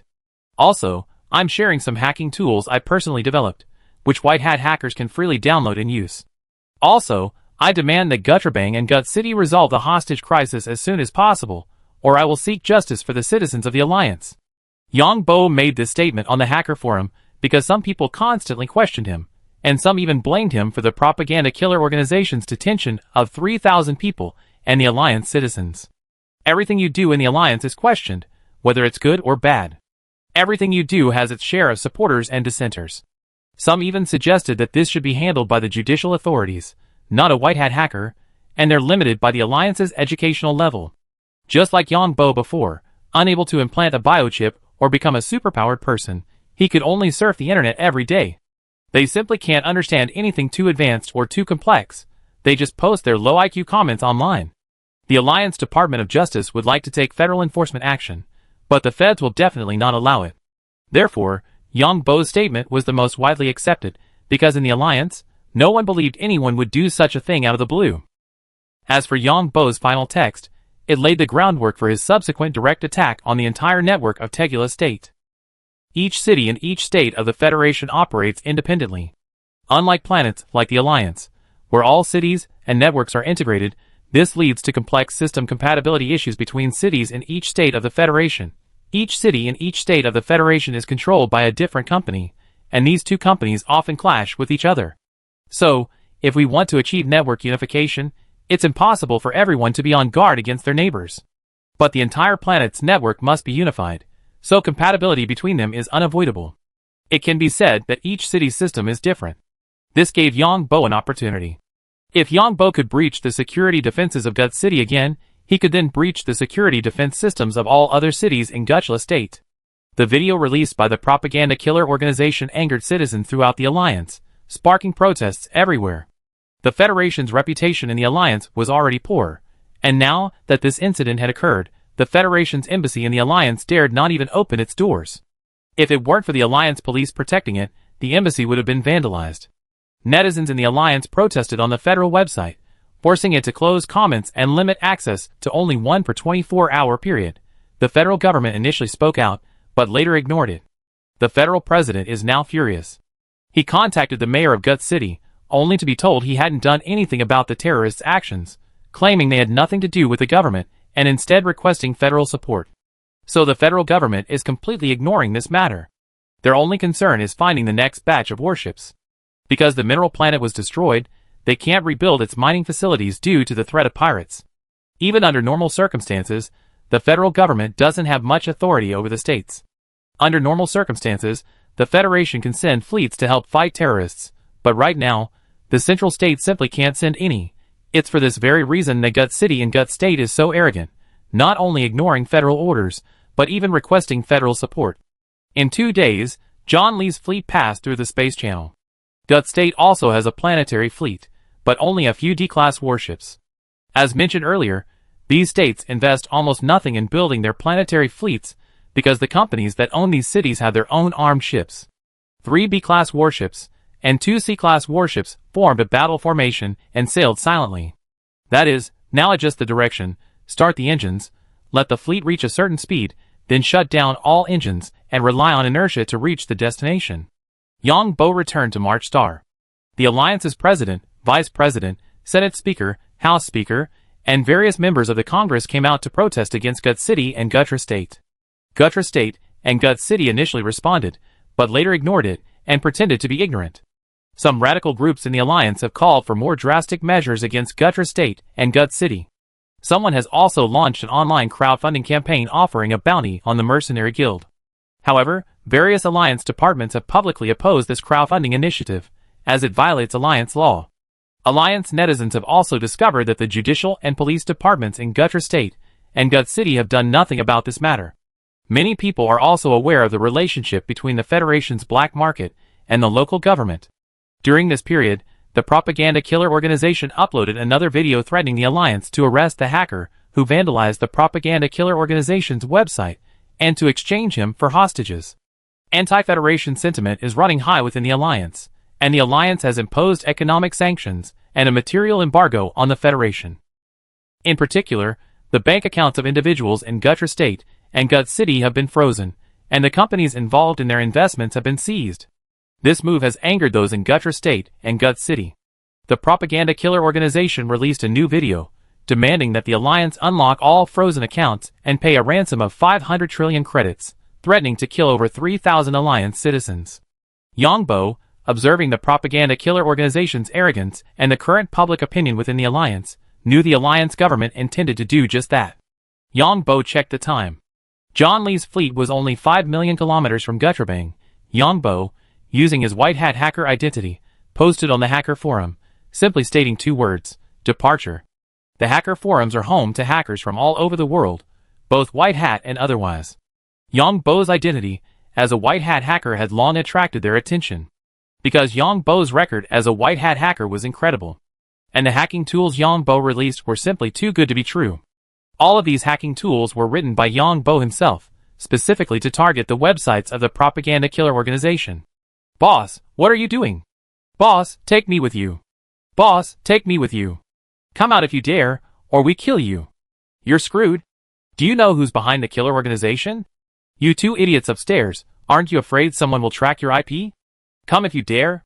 We're in the Federation. We're in Gut City. Yong Bo's post was flooded with replies. Hackers from the Alliance, the Empire, and the Federation, as well as Homeland Security, were also paying attention to the hacker forums. So were various software companies, internet security firms, and the cybersecurity departments of major corporations. Because Yong Bo's demonstrated hacking talent was simply incredible. Why do I say hackers have incredible talent? It's because hackers at this level rely on natural talent. This level of hacking isn't something you can achieve simply by studying and practicing. It's entirely based on talent. As some experts say, even if you're terrible at math, you can still learn calculus. What experts don't realize is that those without talent simply can't learn. In today's intelligent age, almost every product is connected to the internet. The reason these companies, and even countries, are so concerned about Yong Bo is primarily because they fear their products might be compromised by him. The Union Homeland Security Minister messaged Yong Bo, "Mr. Yong Bo, do you have any plans? I believe the Gutra state network will collapse. All the money in the accounts of all companies and wealthy individuals in Gutra state will be donated to the federal government to fight piracy." Yong Bo replied. When the Union Homeland Security Minister saw Yong Bo's message, his eyes widened. The Union Homeland Security Minister couldn't say anything to Yong Bo, because Yong Bo's message didn't indicate what he was planning to do. Because a hacker would definitely be able to hide his tracks. Also, the Union Homeland Security Minister didn't believe Yong Bo could breach the entire Gutra state network. But Yong Bo's talent was incredible. The hacking tools he uploaded to the hacker forum proved that these hacking tools were specifically designed to target Gutra state servers and virtual servers, as well as the websites of the propaganda killer organization. These hacking tools proved that he had single-handedly breached the network security of an entire city. This alone proved the depth of Yong Bo's talent. Good luck. The Union Secretary of Homeland Security could only manage 4 words, but he had already privately issued orders to closely monitor the situation in Gutra state. Yong Bo activated his hacking tools. Gambling websites, pornographic websites, and other shady websites were still operating in other cities in Gutra state. Even Gutra city's virtual servers contained many of these websites. The server security system had been upgraded, but any security system has vulnerabilities. At the same time, Yong Bo published the security vulnerabilities on a hacker forum. Countless hackers stared at Yong Bo. Upon seeing the security vulnerability Yong Bo had revealed, they immediately knew it was a vulnerability in the Gut City server. The company responsible for the Gut City server security system was livid. But it was too late, as the company had already lost access to the Gut City server. Before many hackers could react, they discovered that the Gut City server had been open to everyone. These hackers swarmed into the Gut City server. Then, they discovered that the Gut City server was attacking servers in other cities in Gutra state. At the same time, hacker forums began to reveal security vulnerabilities in other cities in Gutra state, including those in the servers of gambling and pornographic websites. A hacker frenzy. Hackers from the Alliance, the Empire, and even the Federation itself flooded into Gutra state. Then everyone discovered that Yong Bo had posted a security vulnerability in Gutra state's communication system on a hacker forum. Soon after, everyone discovered that Gutra state's communication system had been hijacked. Damn it! Damn it! Messages flashed on the watches of wealthy individuals in Gutra, and these messages were quickly confirmed. These were deductions, indicating donations from their bank accounts to a specific account. Wealthy individuals in Gutra, along with company shareholders, watched helplessly as their money was transferred out, one by one. These individuals tried to use their watches to contact their banks to freeze their accounts, but were unable to do so. At the same time, screams rang out from within the Federal Ministry of Defense. "Oh my God! What's going on?" Someone shouted from inside the Federal Ministry of Defense. Countless donations. Already 2 quadrillion federal currency, and another 1 quadrillion alliance credits. And it's still growing, and it's still growing. Inside the Federal Ministry of Defense, there's an office that receives donations. The Federal Ministry of Defense had once called for donations to fight piracy, but the amount received was incredibly small. So, this department is very small, with only 1 supervisor and 2 employees. The supervisor quickly checked the account and saw a flurry of information, and the figures on the donation account were rapidly increasing. "Quick, check the source of these donations." The supervisor quickly reported to his superiors and ordered an investigation into the donations path. It's Gutra state. Over 8 million accounts in Gutra state are donating simultaneously. Oh my God! The number of accounts has increased again. 2 staff members quickly replied after checking. The supervisor was stunned. Some of the wealthy people in Gutra state had already fainted. This was because they discovered that their accounts had been depleted, and now they had loans added to their accounts. These people discovered that someone was using their assets or credit to obtain loans from foreign companies, even borrowing from Pierre loan sharks at high interest rates. However, they had no way to manipulate the process, and could only watch helplessly as their loan information was credited, then disappeared. As for the money in accounts on gambling and pornographic websites, it was donated to the Federal Department of Defense. Many people were spending money online when they realized they were offline, and then saw their payment information deducted. because many people had linked these to their credit accounts. Those in the Alliance and Empire were relatively well off. They quickly sent messages to their banks to freeze their accounts. Those in the federal state of Gutra had no way to control their watches, or even to err on the side of their wrists. White hat hackers and other hackers were now pouring into Gutra. Like Yong Bo, he was only after these people's money, but as a city, there were many companies and a wealth of technical data, so these companies suffered, including some research institutes. Some hackers also discovered sensitive data. The entire state of Gutra was now essentially defenseless. Just half an hour after the incident, the federal president, vice president, and federal defense minister looked at the astronomical figures in the accounts. This is terrible. Gutra is bankrupt. All those people and companies involved are bankrupt. The federal president, vice president, and defense minister felt a chill run down their spines. Mr. President, where is this money? The defense minister asked hurriedly. Hurry, call a meeting of the House of Representatives and the Senate. Use this money immediately. The president of the Federation quickly reacted and shouted. And so, in less than 20 minutes, the House of Representatives and the Senate had divided up this astronomical sum of money. This sum consisted of 5.5 trillion federal currency and 1.67 trillion credits. Everyone was stunned by the Federation's efficiency. In reality, most people had no idea what had happened in Gutra State. They only knew that its entire network system had been destroyed. This means that Gutra State is now unable to shut down the server network. Since these people can't even enter the computer room, shutting down the power is even more impossible, as they currently utilize an energy reactor system. Controlling the energy reactor system requires appropriate permissions. Of course, these facilities have manual shutdown methods, but no one has conducted such drills, so no one knows how to do it unless they consult the manual, which is impossible to do. One consequence of Yong Bo's attack is that the Alliance, the Empire, and other planets in the Federation have all been conducting training on manually shutting down server networks and energy reactors. Of course, cybersecurity departments from the Imperial and Alliance governments, as well as from various states in the Federation, have also formed teams to enter Gutra State and seize the data they are interested in. Companies investing in Gutra State are now left with nowhere to cry. Some may even be driven bankrupt by the consequences, while others are conducting sensitive research there. As for holding Yong Bo accountable, Yong Bo is now under the close scrutiny of Alliance security. Besides, there are no secrets on the internet. The Alliance Department of Homeland Security knew someone was promoting a bounty on Yong Bo's life, which is why Yong Bo acted this way. Now, anyone who wants to target Yong Bo will face the same situation as Gutrabang today. If it were any ordinary hacker, these companies and other consortiums would definitely target Yong Bo. But facing a hacker like this, these people wouldn't even dare to think about it. Because you can resist against mortals, but against gods, you dare not resist, not even think about it. Yong Bo is already known as a god in the hacking world, and just then, a fleet appeared in outer space in Gutrabang. The hatches of the sleek warships opened one by one, and fighter jets flew out. Some of these fighter jets carried drones, some carried unmanned mechas, and still others were armed with various missiles. All this happened because Gutrabang's network was disrupted, so no one noticed the massive fleet approaching so close. The show begins. Yong Bo appeared within the fleet. Yong Bo was biding his time. When the time came, he would first destroy the quantum communication satellite. Chapter 1331. The moment Yong Bo was waiting for was the moment the enemy discovered him. Destroy Gutrabang's quantum communication satellite, and then the fleet would launch its operation. Yong Bo then used the warship's quantum communication system to broadcast a live broadcast to the entire network.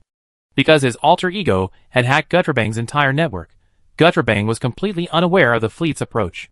The fighter jets released by the warships, like bombers dropping bombs on a planet, carried the same inertia as the original warships. Therefore, these fighter jets didn't need to start their engines initially. These fighter jets were now extremely fast, and starting their engines was primarily to slow them down. Because the fighter jets were rushing towards Gutrabang at this speed, the only outcome would be a meteorite crashing into the planet. The fighter jets began to slow down when they were 1 million kilometers away from Gutrabang. When their speed dropped to a certain level, they launched their missiles. These missiles, also at the fighter jet's current inertial speed, flew directly towards Gutrabang. Yong Bo was now in robot mode, a supercomputer processing countless data points simultaneously, constantly providing corrections to the missiles and fighter jets. Launch. Yong Bo immediately activated the launch button, and the energy cannons on the 3 B-class battleships and 2 C-class battleships immediately unleashed a barrage of energy attacks.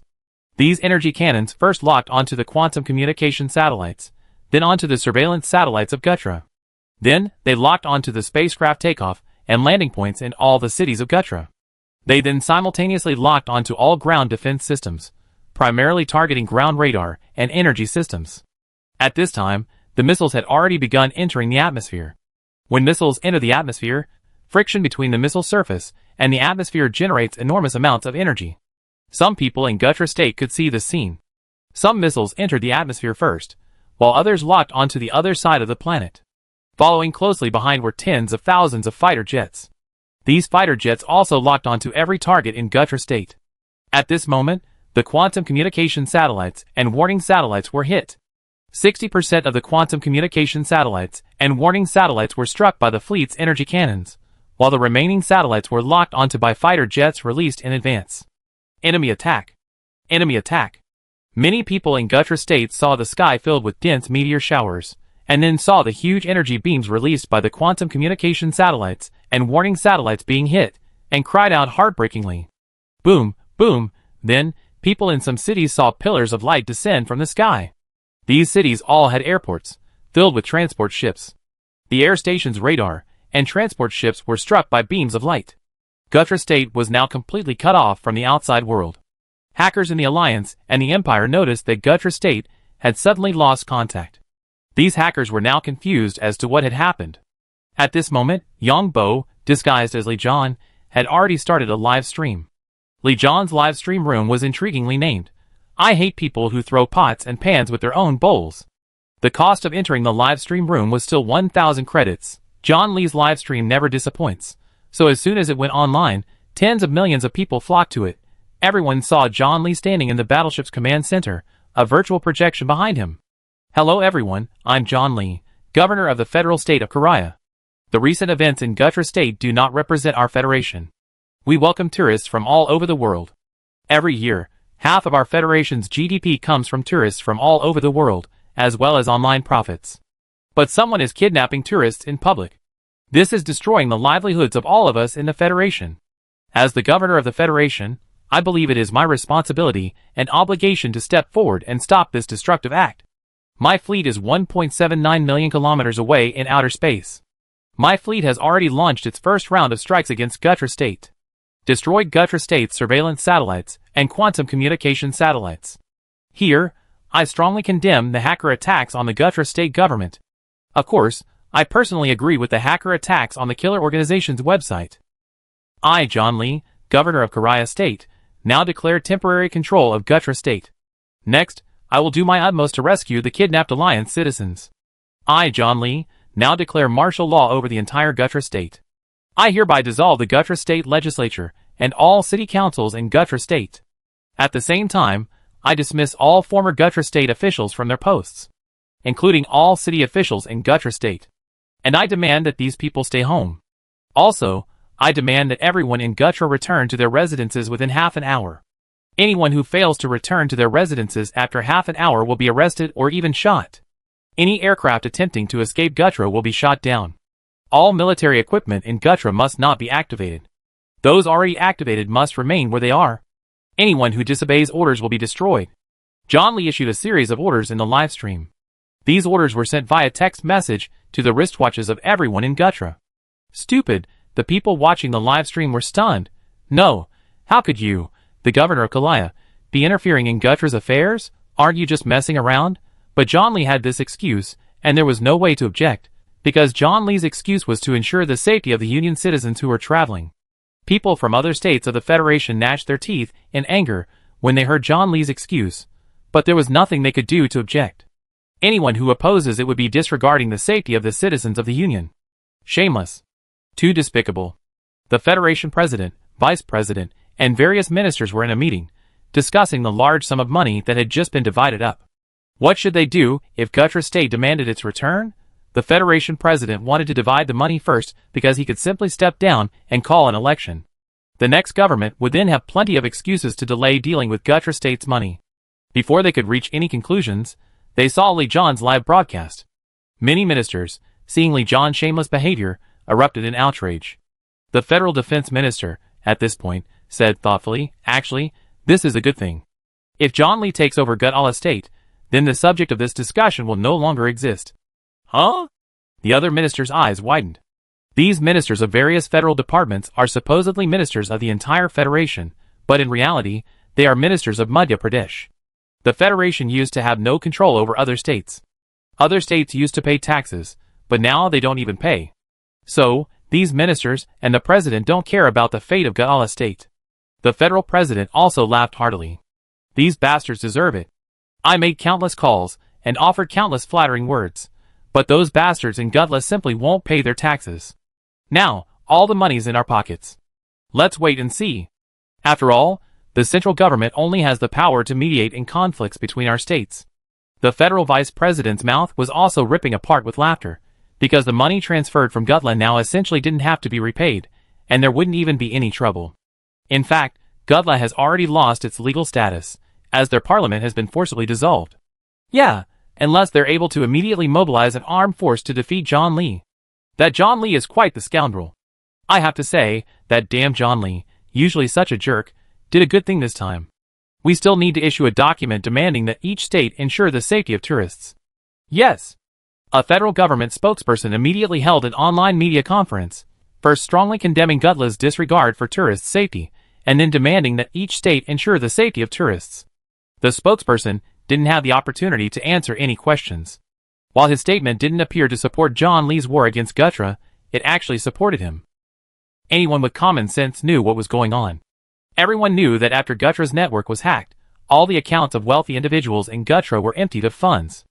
At first, everyone thought it was the Alliance's white hat hackers who were robbing Gutra. Just as everyone was about to condemn them, they discovered that the donations had gone to the Federal Ministry of Defense.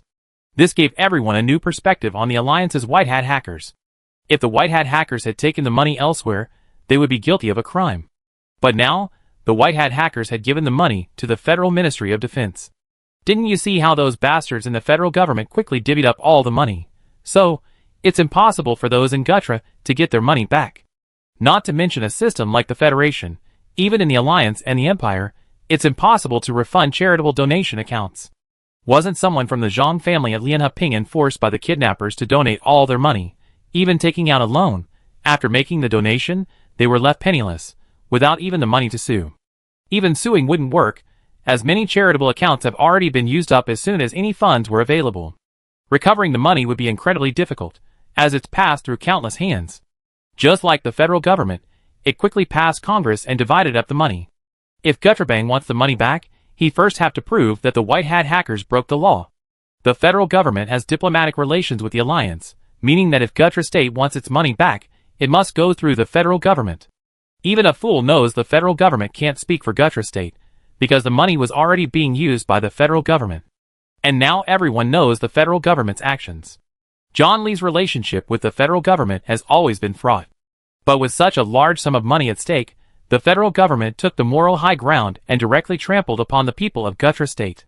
Soon afterward, the federal military, the Federal Defense Department, and the Federal Justice Department also issued statements strongly condemning the attack on tourists and declaring it a crime. But the following scene left the federal president, vice president, and these ministers gnashing their teeth. John Li's livestream received a massive amount of tips, all from netizens on the Alliance side. John Li, you damn speculator. John Li's livestream costs 1,000 credits, and now over 2 billion people are watching it. And the amount of tips has already exceeded 30 billion credits.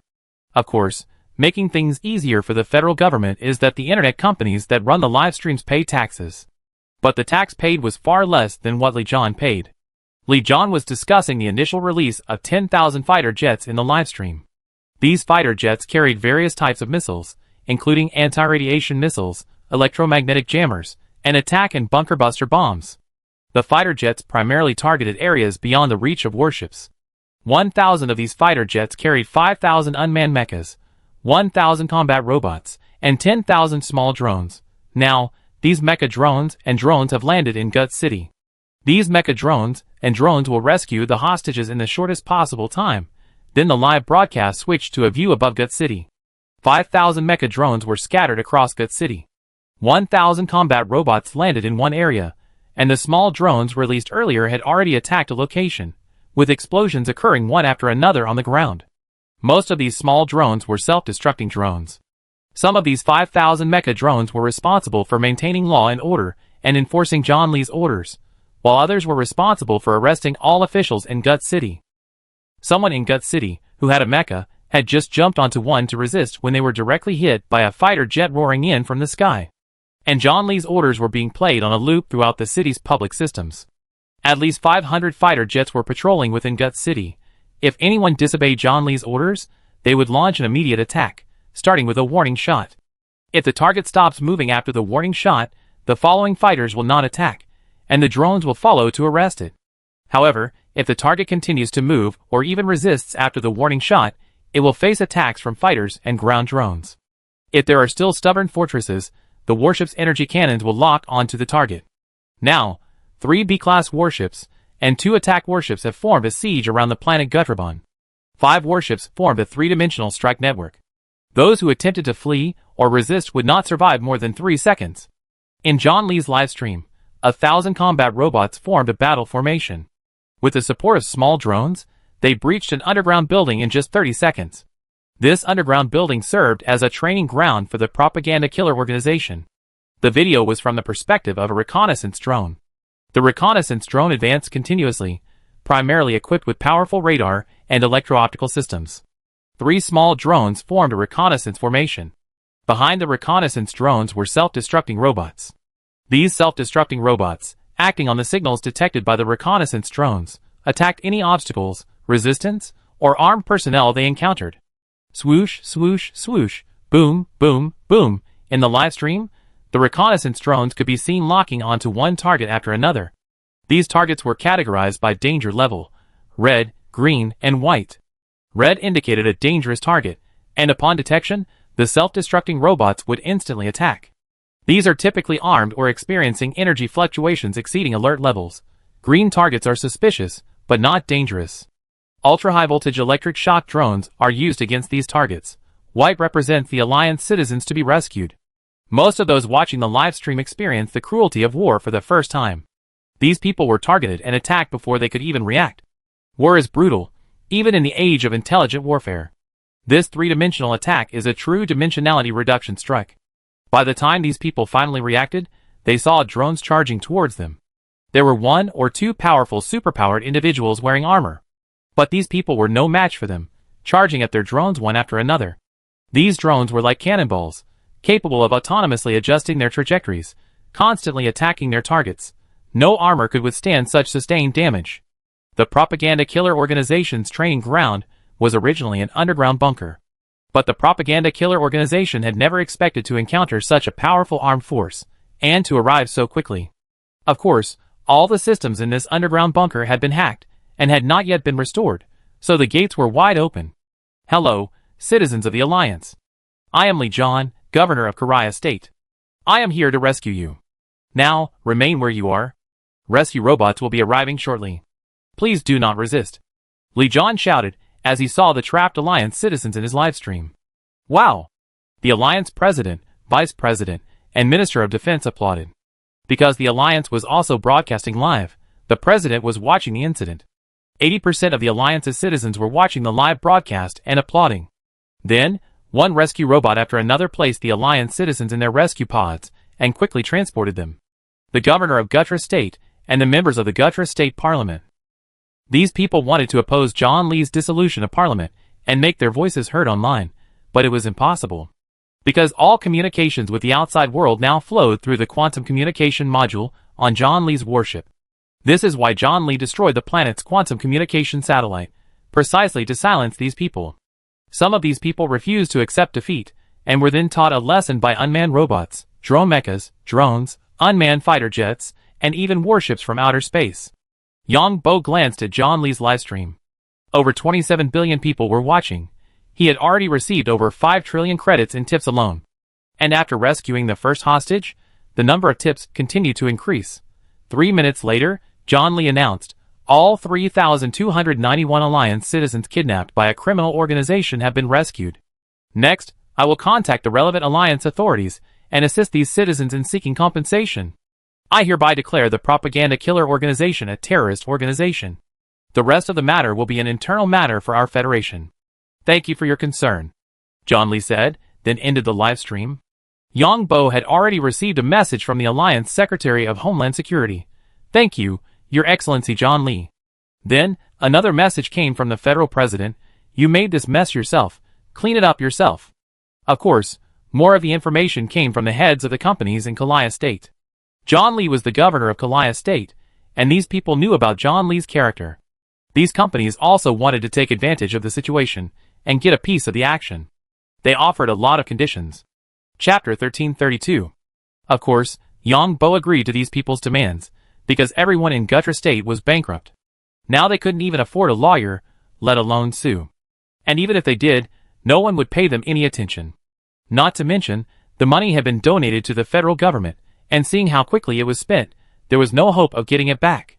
So, if Gutra State is to restore order in the future, it still needs the participation of wealthy individuals. Although these companies in Kalaya State don't have any assets in Gutra State, but as long as he's here, these companies in Kalaya State can purchase these mortgaged assets from other banks. These people in Gutra State also have companies that have mortgages with many banks. These banks can't even hope to obtain these mortgages, because he will impose martial law on Gutra State. Only if these banks sell Gutra State's assets to Kalaya State companies will he lift martial law on Gutra State. Of course, there is an exception, if someone sends more warships to drive them away. However, Yong Bo was determined to make his own demands. So, during a video conference with the heads of the companies in Kalaya State, Yong Bo announced, I have no objection to you investing here, and I can even help you acquire assets on this planet at a lower price. The heads of the companies in Kalaya State were delighted to hear this, tears welling up in their eyes. Thank you, Your Excellency the Governor. We will definitely leave you shares. We immediately send people to Gutra State and contact all the major banks to quickly acquire these mortgaged assets. Some company leaders considered giving John Li some shares, so everyone would benefit. However, Yong Bo refused. I don't want any shares. If I take them, people will sue me. I, John Li, am an upright man. But my biggest wish is to be able to build my own warships as soon as possible. After all, I offended many people this time. Yong Bo had just made his request. When the company leaders held a video conference with John Li, the shareholders of the companies were watching from behind. Upon hearing John Li's request, the shareholders all agreed, because this involves Gutra State, it involves an entire planet. The stakes are enormous. Not to mention that these assets are currently in banks. Without John Li's permission, these banks cannot access them. Moreover, if anyone doesn't dispose of these assets, John Li can use it as an excuse to destroy them. The mere resale of these assets is a substantial profit. As for John Li's idea of building warships, these shareholders believe this progress is also beneficial to them. Because once the federal central government has time, it will undoubtedly be dissatisfied with these companies. After all, these companies' greed is too shameful. So, they also need sufficient military force to protect their own interests. Of course, we will proceed with the relevant work as quickly as possible. We will deliver the relevant materials as soon as possible, the company leader stated. The main reason these company leaders are expressing their concerns is because the prices of the relevant materials have risen too high in the Federation. However, these companies have their own methods. Since materials are not a cost, smuggling them is relatively easy. Furthermore, since they are used by Kalaya State itself, smuggling is even more challenging. Furthermore, most of these companies are backed by consortiums from the Empire and the Alliance. Then send someone over as soon as possible. I wait for your arrival before lifting martial law on this planet. Yong Bo said after hearing the people agree. Okay. The company leaders quickly hung up the phone and prepared to make relevant arrangements. Because these people still needed to discuss how to divide up Gutra State's assets. Because the mortgaged assets were diverse, and these cities were involved. Yong Bo, while imposing martial law on Gutra State, was also arresting those involved in the kidnapping. Through various surveillance videos, call records, and bank account transactions, the companies in Gutra City, as well as the councilors and mayors, were all implicated in the propaganda killer organization and were arrested. At the same time, Yong Bo, using the identity of Li Choi, reported on the kidnapping. The federal government issued a statement, declaring it would deal with these individuals according to the law. The relationship between the federal government and John Li is currently very delicate. The federal government's financial groups are also aware that companies in Kalaya State are acquiring mortgaged assets in Gutra State. The federal government's financial groups would also like to intervene, but they dare not because these assets are currently controlled by John Li. It is clear that John Li is colluding with these individuals in Li Estate. Even the banks had no choice but to sell these assets at a further discount. Because if these assets weren't sold, the banks couldn't acquire them. Gutra State's external communications were now controlled by John Li, leaving the outside world completely unaware of the state's current situation. The banks knew John Li was colluding with companies like Li Estate, but there was nothing they could do. John Li had inadvertently offended yet another group of people. John Li had offended quite a few people this time, as Gutra State's companies were also funded by consortiums from elsewhere. The two most notorious individuals in this incident were a white hat hacker from the Alliance, who single-handedly breached Gutra State's entire network, bankrupting all of its wealthy individuals and companies. It was this white hat hacker who opened up Gutra State's network, allowing other hackers to swarm in. No one knows the exact extent of the losses suffered by these companies on Gutra State.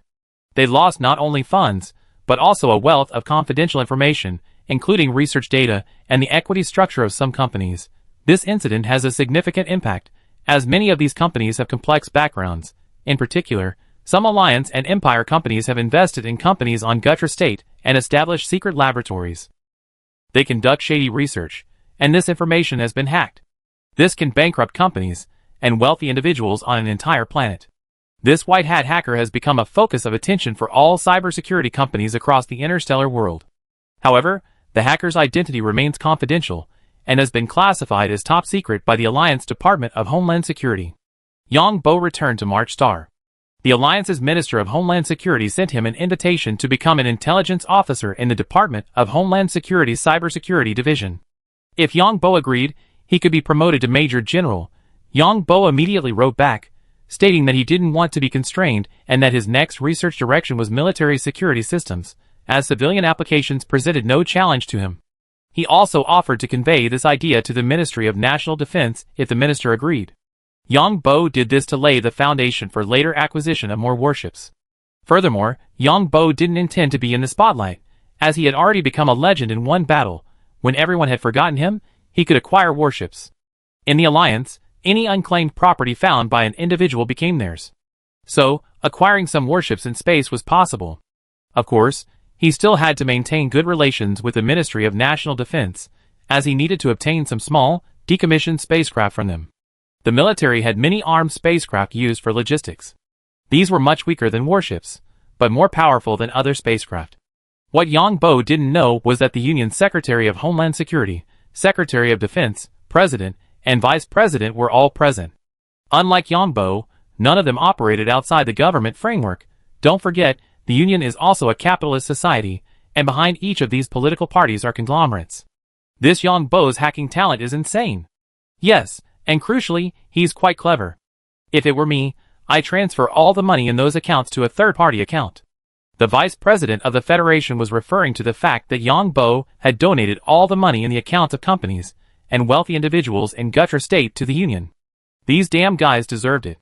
They actually kidnapped our Alliance citizens. They deserved it. If John Li hadn't intervened, we'd probably have resigned by now. John Li is incredibly lucky. He just arrived in Gutra State, and now he's facing a hacker attack on Gutra State's network. Have you noticed? John Li is incredibly lucky. He used to be a shareholder in a small company, but now he owns a massive fleet, someone said. Come on, John Li must have the Empire behind him. Otherwise, John Li wouldn't be able to hack into the pirate ship system so easily. The Alliance Intelligence Minister shook his head. The Alliance Intelligence Minister was so certain because he knew no one in the Alliance supported John Li. The Alliance President nodded. It must be someone in the Empire supporting them. Look at the warships John Li seized. They're all Imperial export goods. It's inconvenient for us to do that, because we have to release a lot of information. Those damned opposition figures, they have 100 reasons to object. No time wasted on this topic. The Minister of Defense continued, I immediately send Yong Bo an invitation to test our military security system. That's the only way. Zhang Buizhen recently purchased 2 military optical computers, most likely for Yong Bo. Next, our military will also provide him with hardware and maintain a good relationship with him. The Alliance Secretary of Homeland Security nodded, then asked, do you think Yong Bo can remotely control the warships? That shouldn't be possible, because military systems are independent and inaccessible to outside users. The network systems of these cities in the Federation are freely accessible because they run gambling websites and the like. And our military security department has also seen that the hacking tools Yong Bo created are designed to target these system security vulnerabilities. First, access to these systems is required for hacking tools to work. Our military systems are independent, and any outside user access will trigger the security system.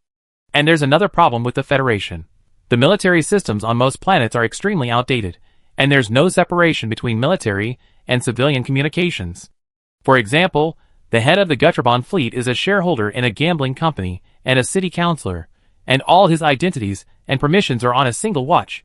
So Yong Bo was able to hack into the communications system and directly access the military system using these people's identities, but our military doesn't allow that. Our military has an independent communications system. Everyone nodded at this. To build an independent communications system, you need money and hardware. However, there are several issues with purchased hardware.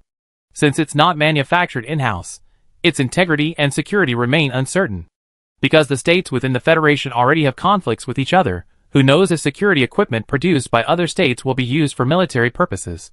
While the companies behind the casinos in the Federation are striving to improve network security, hardware is a limitation. Yong Bo soon received an invitation from the Ministry of National Defense, offering to provide him with a more advanced military optical computer and allowing him to test the military system. Yong Bo first expressed his gratitude and then waited for the optical computer to be delivered. As for further requests, Yong Bo did not mention them, as he would only do so after achieving results. Yong Bo planned to trade the military system vulnerabilities for supplies. He would exchange them for more military optical computers, and then for some weapon systems on a retired military logistics ship. Of course, these weapon systems wouldn't be very powerful. He would then integrate all the optical computers onto this ship, creating a mobile workshop. The hardware was a must. And Yong Bo would assemble some of the equipment himself. He would then use this ship to go on adventures, pick up warships along the way, and discover a second world. That made sense. If anyone disagreed with his forming a new country, he could simply cooperate with their enemies. For example, the imperial family has many enemies, let alone the alliance, where the ruling and opposition liberal parties are numerous. If anyone dares to oppose me, I hand over the dirt on them. I'm not worried about the Federation at all, because after this incident, no one dares to mess with me unless they're absolutely certain. Have you seen that every planet in the Federation is issuing announcements guaranteeing the safety of Alliance tourists and cracking down on crimes against them? These planets are afraid because this white hat hacker's outrageous actions are unstoppable. My money was exchanged and donated to the Federal Department of Defense, so there's no way I get it back. Yong Bo, is this true? Wang Mushua rushed straight to Yong Bo's villa. Wang Mushua had been watching the news recently about a white hat hacker who had breached a planet's security defenses, hacked into the accounts of all the wealthy individuals and companies on that planet, and then donated the money. She was watching the excitement, marveling at what kind of perverted thing could have such a perverted ability. Unexpectedly, she had just recently received an order from the Minister of Defense to deliver 2 A-class battleship computers to Yong Bo, as the fleet had spare parts. In addition, she was to keep an eye on Yong Bo, ensure his safety, and cooperate with him in testing the military's security systems. Only then did Wang Mushua realize that the so-called white hat hacker was actually Yong Bo. One person had bankrupted an entire planet, directly costing it 500 trillion. As for the indirect losses to Gutra, they were incalculable. And he's revered as a god in the hacking world. Please call me God. Yong Bo chuckled. Pervert. How is that possible? How did you do it? Wang Mushua's head was filled with questions. First this, then that, then this, and then I did it. I show you around my studio, Yong Bo said. Wang Mushua arrived at Yong Bo's studio and saw 2 advanced military-grade computers. Yong Bo had logged into his hacker forum account. He also showed her a message from the Minister of Defense. Yong Bo. Wang Mushua's eyes turned a little shriveled as she looked at Yong Bo. Hee hee. Yong Bo had no good intentions when he let Wang Mushua in. When Su Wei and the other 2 returned from mecha training, they saw the 2 well-behaved people. Wang Mushua was also an A-level psychic, so she could control her expressions. And she was a psychic, so no one would notice anything unusual. Wang Mushua quickly recounted the story to the 3 of them. Ah, I said, why do I feel like the codename for white hat hackers looks familiar? I think I've seen it somewhere. It turns out it was in your studio. Su Wei only then remembered. Then a few women chattered. Yong Bo was surprised that Annie could actually understand what he was saying about hacking. On the other hand, Su Wei, a psychic, couldn't understand it all. Yong Bo tested Annie again, and found that she did have hacking talent. Wang Muxue also had hacking talent. Hackers have a different way of thinking logically, because security systems also have logic. It should be said that any intelligent system or program has underlying logic. A system is composed of numerous underlying logic programs, like a house built with bricks. Some of these underlying logic programs inherently conflict with each other. Just like a gap between two bricks, this is caused by incompatibility issues or other factors between the two underlying logic programs, and this is a vulnerability. How about I teach you hacking techniques? Yong Bo decided to train two assistants. Chapter 1333. I don't want it. That won't help you with your superpowers at all. Annie shook her head in refusal. I'm a dignified Alliance admiral, and you're asking me to be a hacker? Wang Muxue's face was filled with disdain. Admiral, so what? You're just in charge of a fleet, aren't you? When my hacking skills improve, I'd be able to control your fleets. Yong Bo, upon hearing the two's words, didn't continue to persuade them, but instead looked sour. Hee hee. The women burst into laughter at Yong Bo's words. I admit your hacking skills have reached godlike levels. But warship systems are completely different from civilian ones, and military systems are inherently independent. First, you have to quietly breach the Alliance military systems before you can infiltrate our fleet. And the fleet itself has its own security system. Not to mention our fleet has excellent technical personnel. And the various weapons on our fleet have security systems designed by various manufacturers. Wang Muxue explained with a smile. Yong Bo, if you can control other warships like this, I learn hacking from you, Annie said with a smile. I'm not stupid. I'm a white hat hacker working for the Alliance. How could I possibly attack an Alliance warship? My target is still the Federation. Yong Bo chuckled. The military systems of both the Alliance and the Empire are extremely powerful because they share a unified system, unlike the Federation, where each state's warship has its own unique system. Of course, each state in the Federation only has a guard fleet, while the main fleet still nominally belongs to the federal central government. The reason the guard fleets of the various states don't use the federal central government system is because they fear the federal central government will control their fleets. If any state in the Federation dares to hand over authority over its guard fleet to the central government for unified management, it will lose its fleet and may even be annexed by the federal central state. This is because each state in the Federation relies not only on financial resources, but also on its own military strength. Handing over authority over the guard fleet is like putting a gun in someone else's hands. The central state could then hold you at gunpoint and rob you any way it wants. Keep going. I'm counting on you, Wang Muxue said. Although she said she was optimistic about Yong Bo, her expression was one of disbelief. I prove it with facts. Yong Bo remained stubborn. At this moment, Su Wei said, John Li of the Federation has issued another announcement, stating that Gut City has close ties with the propaganda killer organization and has arrested over 1,400 people from Gut City. Moreover, John Li has stated that he will continue martial law in Gut State. The next step will be to oversee Gut State's elections, reorganize both houses of parliament, and continue to combat terrorism. Su Wei spoke as she projected the entire news report. Is John Li dealing with our alliance? Annie asked after seeing the news. Wang Muxue nodded. Of course there's a connection. Both sides of the parliament just passed a bill to sell warships abroad. I originally thought it was aimed at the Federation. Shortly after this proposal was passed, John Li launched a surprise attack on Gutra State. It seems John Li reached some secret agreement with the alliance government.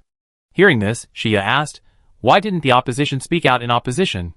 The opposition can't say anything about this matter, because the safety of over 3,000 alliance citizens is at stake. And this matter has so far been a perfect outcome for the alliance. At least the safety of over 3,000 alliance citizens has been guaranteed. They also arrested the kidnappers. If anyone speaks out in opposition now, these over 3,000 alliance citizens will surely be the first to protest. And in the alliance, as long as the procedures are correct, no one else can use this matter to make a fuss. Both houses of parliament have already passed the relevant resolution. Anyone who opposes this bill is questioning the integrity of both houses of the coalition. Annie nodded at this.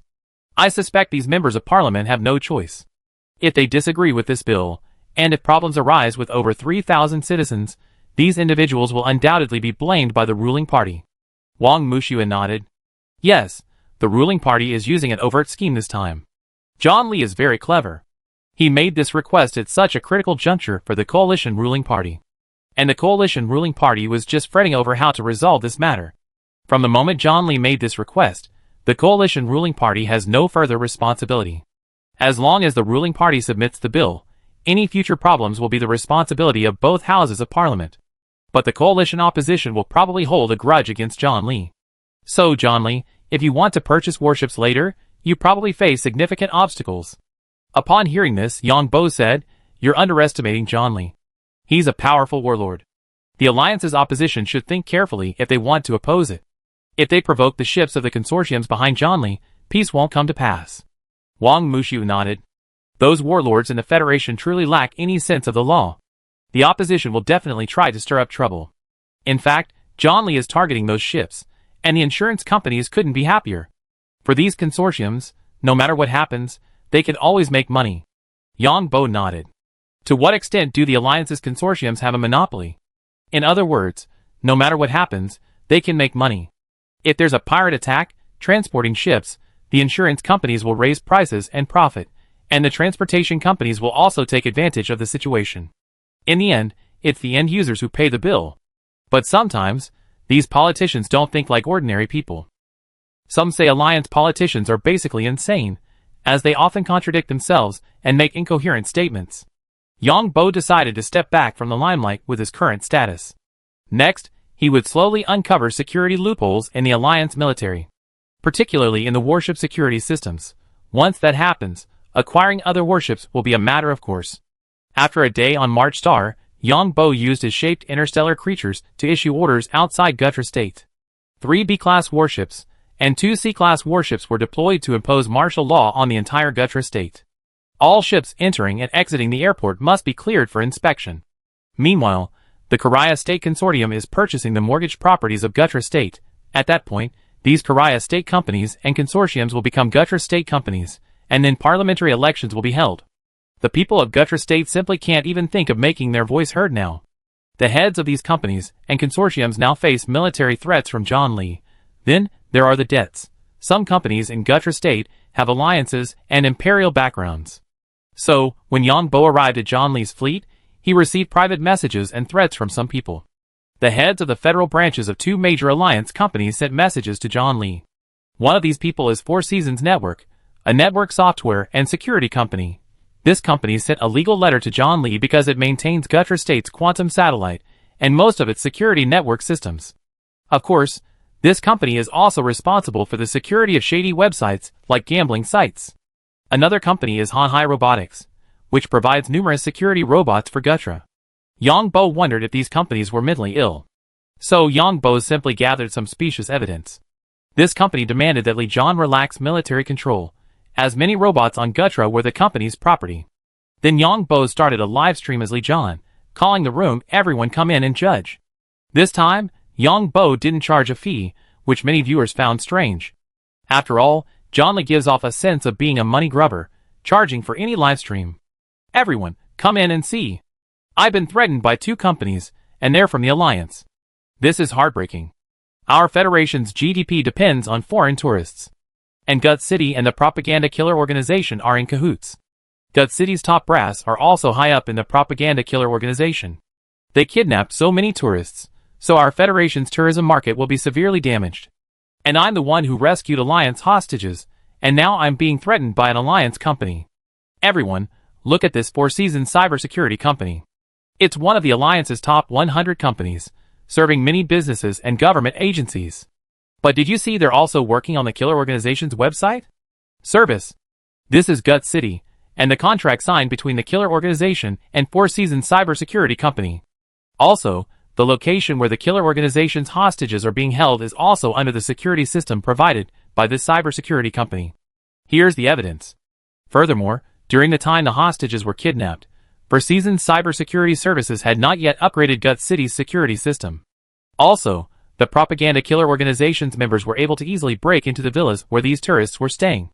This is also a question worth pondering, as the security systems of these villas are also provided by this cybersecurity company. Please observe the propaganda killer organization's movements during the hostage taking. They pinpointed the location of every hostage. Yong Bo provided the killer organization's kidnapping trajectory. There's also a robot security company. They also sent me a private message saying many of the robots in Gutterbang belong to their company. I checked, and indeed, many of the security robots belong to their company. Everyone, pay attention to these videos. These are the robot security services purchased by over 30 Alliance tourists when they checked into the villa complex. As I understand it, these robots are supposed to protect the tourists during this time. You can see in the video that they didn't react at all when faced with the armed kidnapping by the propaganda killer organization. I think the Alliance company's handling of this matter was somewhat inappropriate. Before I even fully investigated the criminal chain, these two companies are already jumping the gun. Are they up to something shameful? And I feel like these two companies are showing a disregard for the lives of the citizens of the Union. These two companies have such great influence in Gutter State. Why haven't they spoken out? Instead, they're helping terrorists upgrade their security systems. I don't know if these two companies are breaking the law, but they certainly have no moral compass. If they're willing to do such things for money today, it's only natural they betray the country, and even more people in the future. As the governor of Kalaya State, I hereby declare a boycott of these two companies. If they have assets in Kalaya State, I give them 3 days to get out. In addition, I will investigate the two companies' activities in Gutter State and invite the Alliance Security Department to participate. When it comes to dealing with terrorist attacks, there's no national distinction. Yong Bo, disguised as Li Choi, stated this with a straight face. Yong Bo directly started a live stream to stir up trouble. During this live stream, Yong Bo blurred several concepts. First, the cybersecurity company signed a confidentiality agreement with these users, providing them with special cybersecurity services and network system services. Furthermore, in Gutter State, or rather, the Federation, pornographic websites, gambling websites, and other websites are legal. Second, the villa complex's network security system is provided by this company, but the authority lies with the companies that operate the villas. Second, regarding robots, although the robot company provides robot services, the authority lies with all the companies that own the villas in Gutter City. If it were normal to stir up trouble, these two companies would just need to publish their contracts and they would be fine. But now, this involves the kidnapping of Alliance citizens. This gave those watching the live stream within the Alliance the impression that these two companies were accomplices of terrorists, providing services to them, even accomplices of terrorists. This was due to the legal differences between the Alliance and the Federation. As a result, the stocks of these two companies plummeted instantly. The CEOs of both companies tried to explain, but to no avail. Angry citizens began boycotting other companies that used these two companies' products. Other companies also acknowledged the legal differences, but faced with the overwhelming protests, they immediately issued statements terminating their ties with the two companies. After Yong Bo ended his live stream, he watched the news. Then he continued his arrest in Gutterbang. Both companies were ranked among the top 100 in the Alliance. But it turns out that even such large companies could go bankrupt in just a few hours. This is because these companies have a clause in their agreements with other clients. If public opinion or criminal activity impacts the company's business, the company has the right to terminate the contract and pursue liquidated damages. A major security breach at a cybersecurity company can cause significant public outcry, indirectly impacting the customers who use these secure networks. The same applies to robotics companies. Especially after the news of the March Star robot being hacked, all customers signed relevant agreements with the robotics companies. The customers of these two companies terminated their contracts, causing their stock prices to plummet. Numerous groups protested, and the Department of Homeland Security has expressed its concern. The Department of Homeland Security bears primary responsibility for the hostage rescue. Now that the hostage situation is involved, the Department of Homeland Security's concern is understandable, but this has given many people the wrong impression that there's something fishy going on with these two companies. Countless groups are preparing to file lawsuits. Furthermore, some of the over 3,000 hostages who were rescued are also preparing to sue the two companies. In particular, John Lee mentioned during his live stream that some people purchased robot security services after moving into the villa complex. This is a real quibble, because within the Alliance, if someone purchases robot security services, the robots are responsible for ensuring the employer's safety during the contract period. Even if they encounter the police, these robots must ensure the safety of their employers. Unless there's a judge's order, federal law is vague in this regard, as privacy is non-existent in the Federation. Thus, the propaganda killer organization was able to locate the kidnapped individuals immediately by using the communication system. Although the watches belong to the Alliance, they use the Federation's communication system. In addition, the two companies' operations in the Federation have been completely halted. In fact, If these two companies hadn't troubled John Lee, the other states in the Federation would have had no idea that they were providing services to Gutra State. Gutra State's network system had been breached by the Alliance's White Hat hackers, and the other states in the Federation would surely not dare use it anymore. As for the security robot companies, now that they are on the verge of bankruptcy, continued service for these robots will undoubtedly cease, and of course, they will have to be discontinued. Both companies went from being among the top 100 in the Alliance to bankruptcy in just a few hours. Someone even offered a bounty on the dark web for the shareholders and executives of these two companies. After John Lee's live stream, no one dared to approach him privately anymore. Some banks had originally wanted to contact John Lee because people in Gutra State had taken out mortgages with them, and now their assets were under Lee's military control. The prices offered by the consortiums in Korea State for these assets were definitely low. Now, seeing this situation, these banks are rushing to sell off these assets. Otherwise, with that damn John Lee leading the charge, they might even go bankrupt. Yong Bo's livestream was to avoid unnecessary trouble. Many companies in Gutra State have alliances and imperial backgrounds. If he doesn't make a move, these companies will take advantage of him.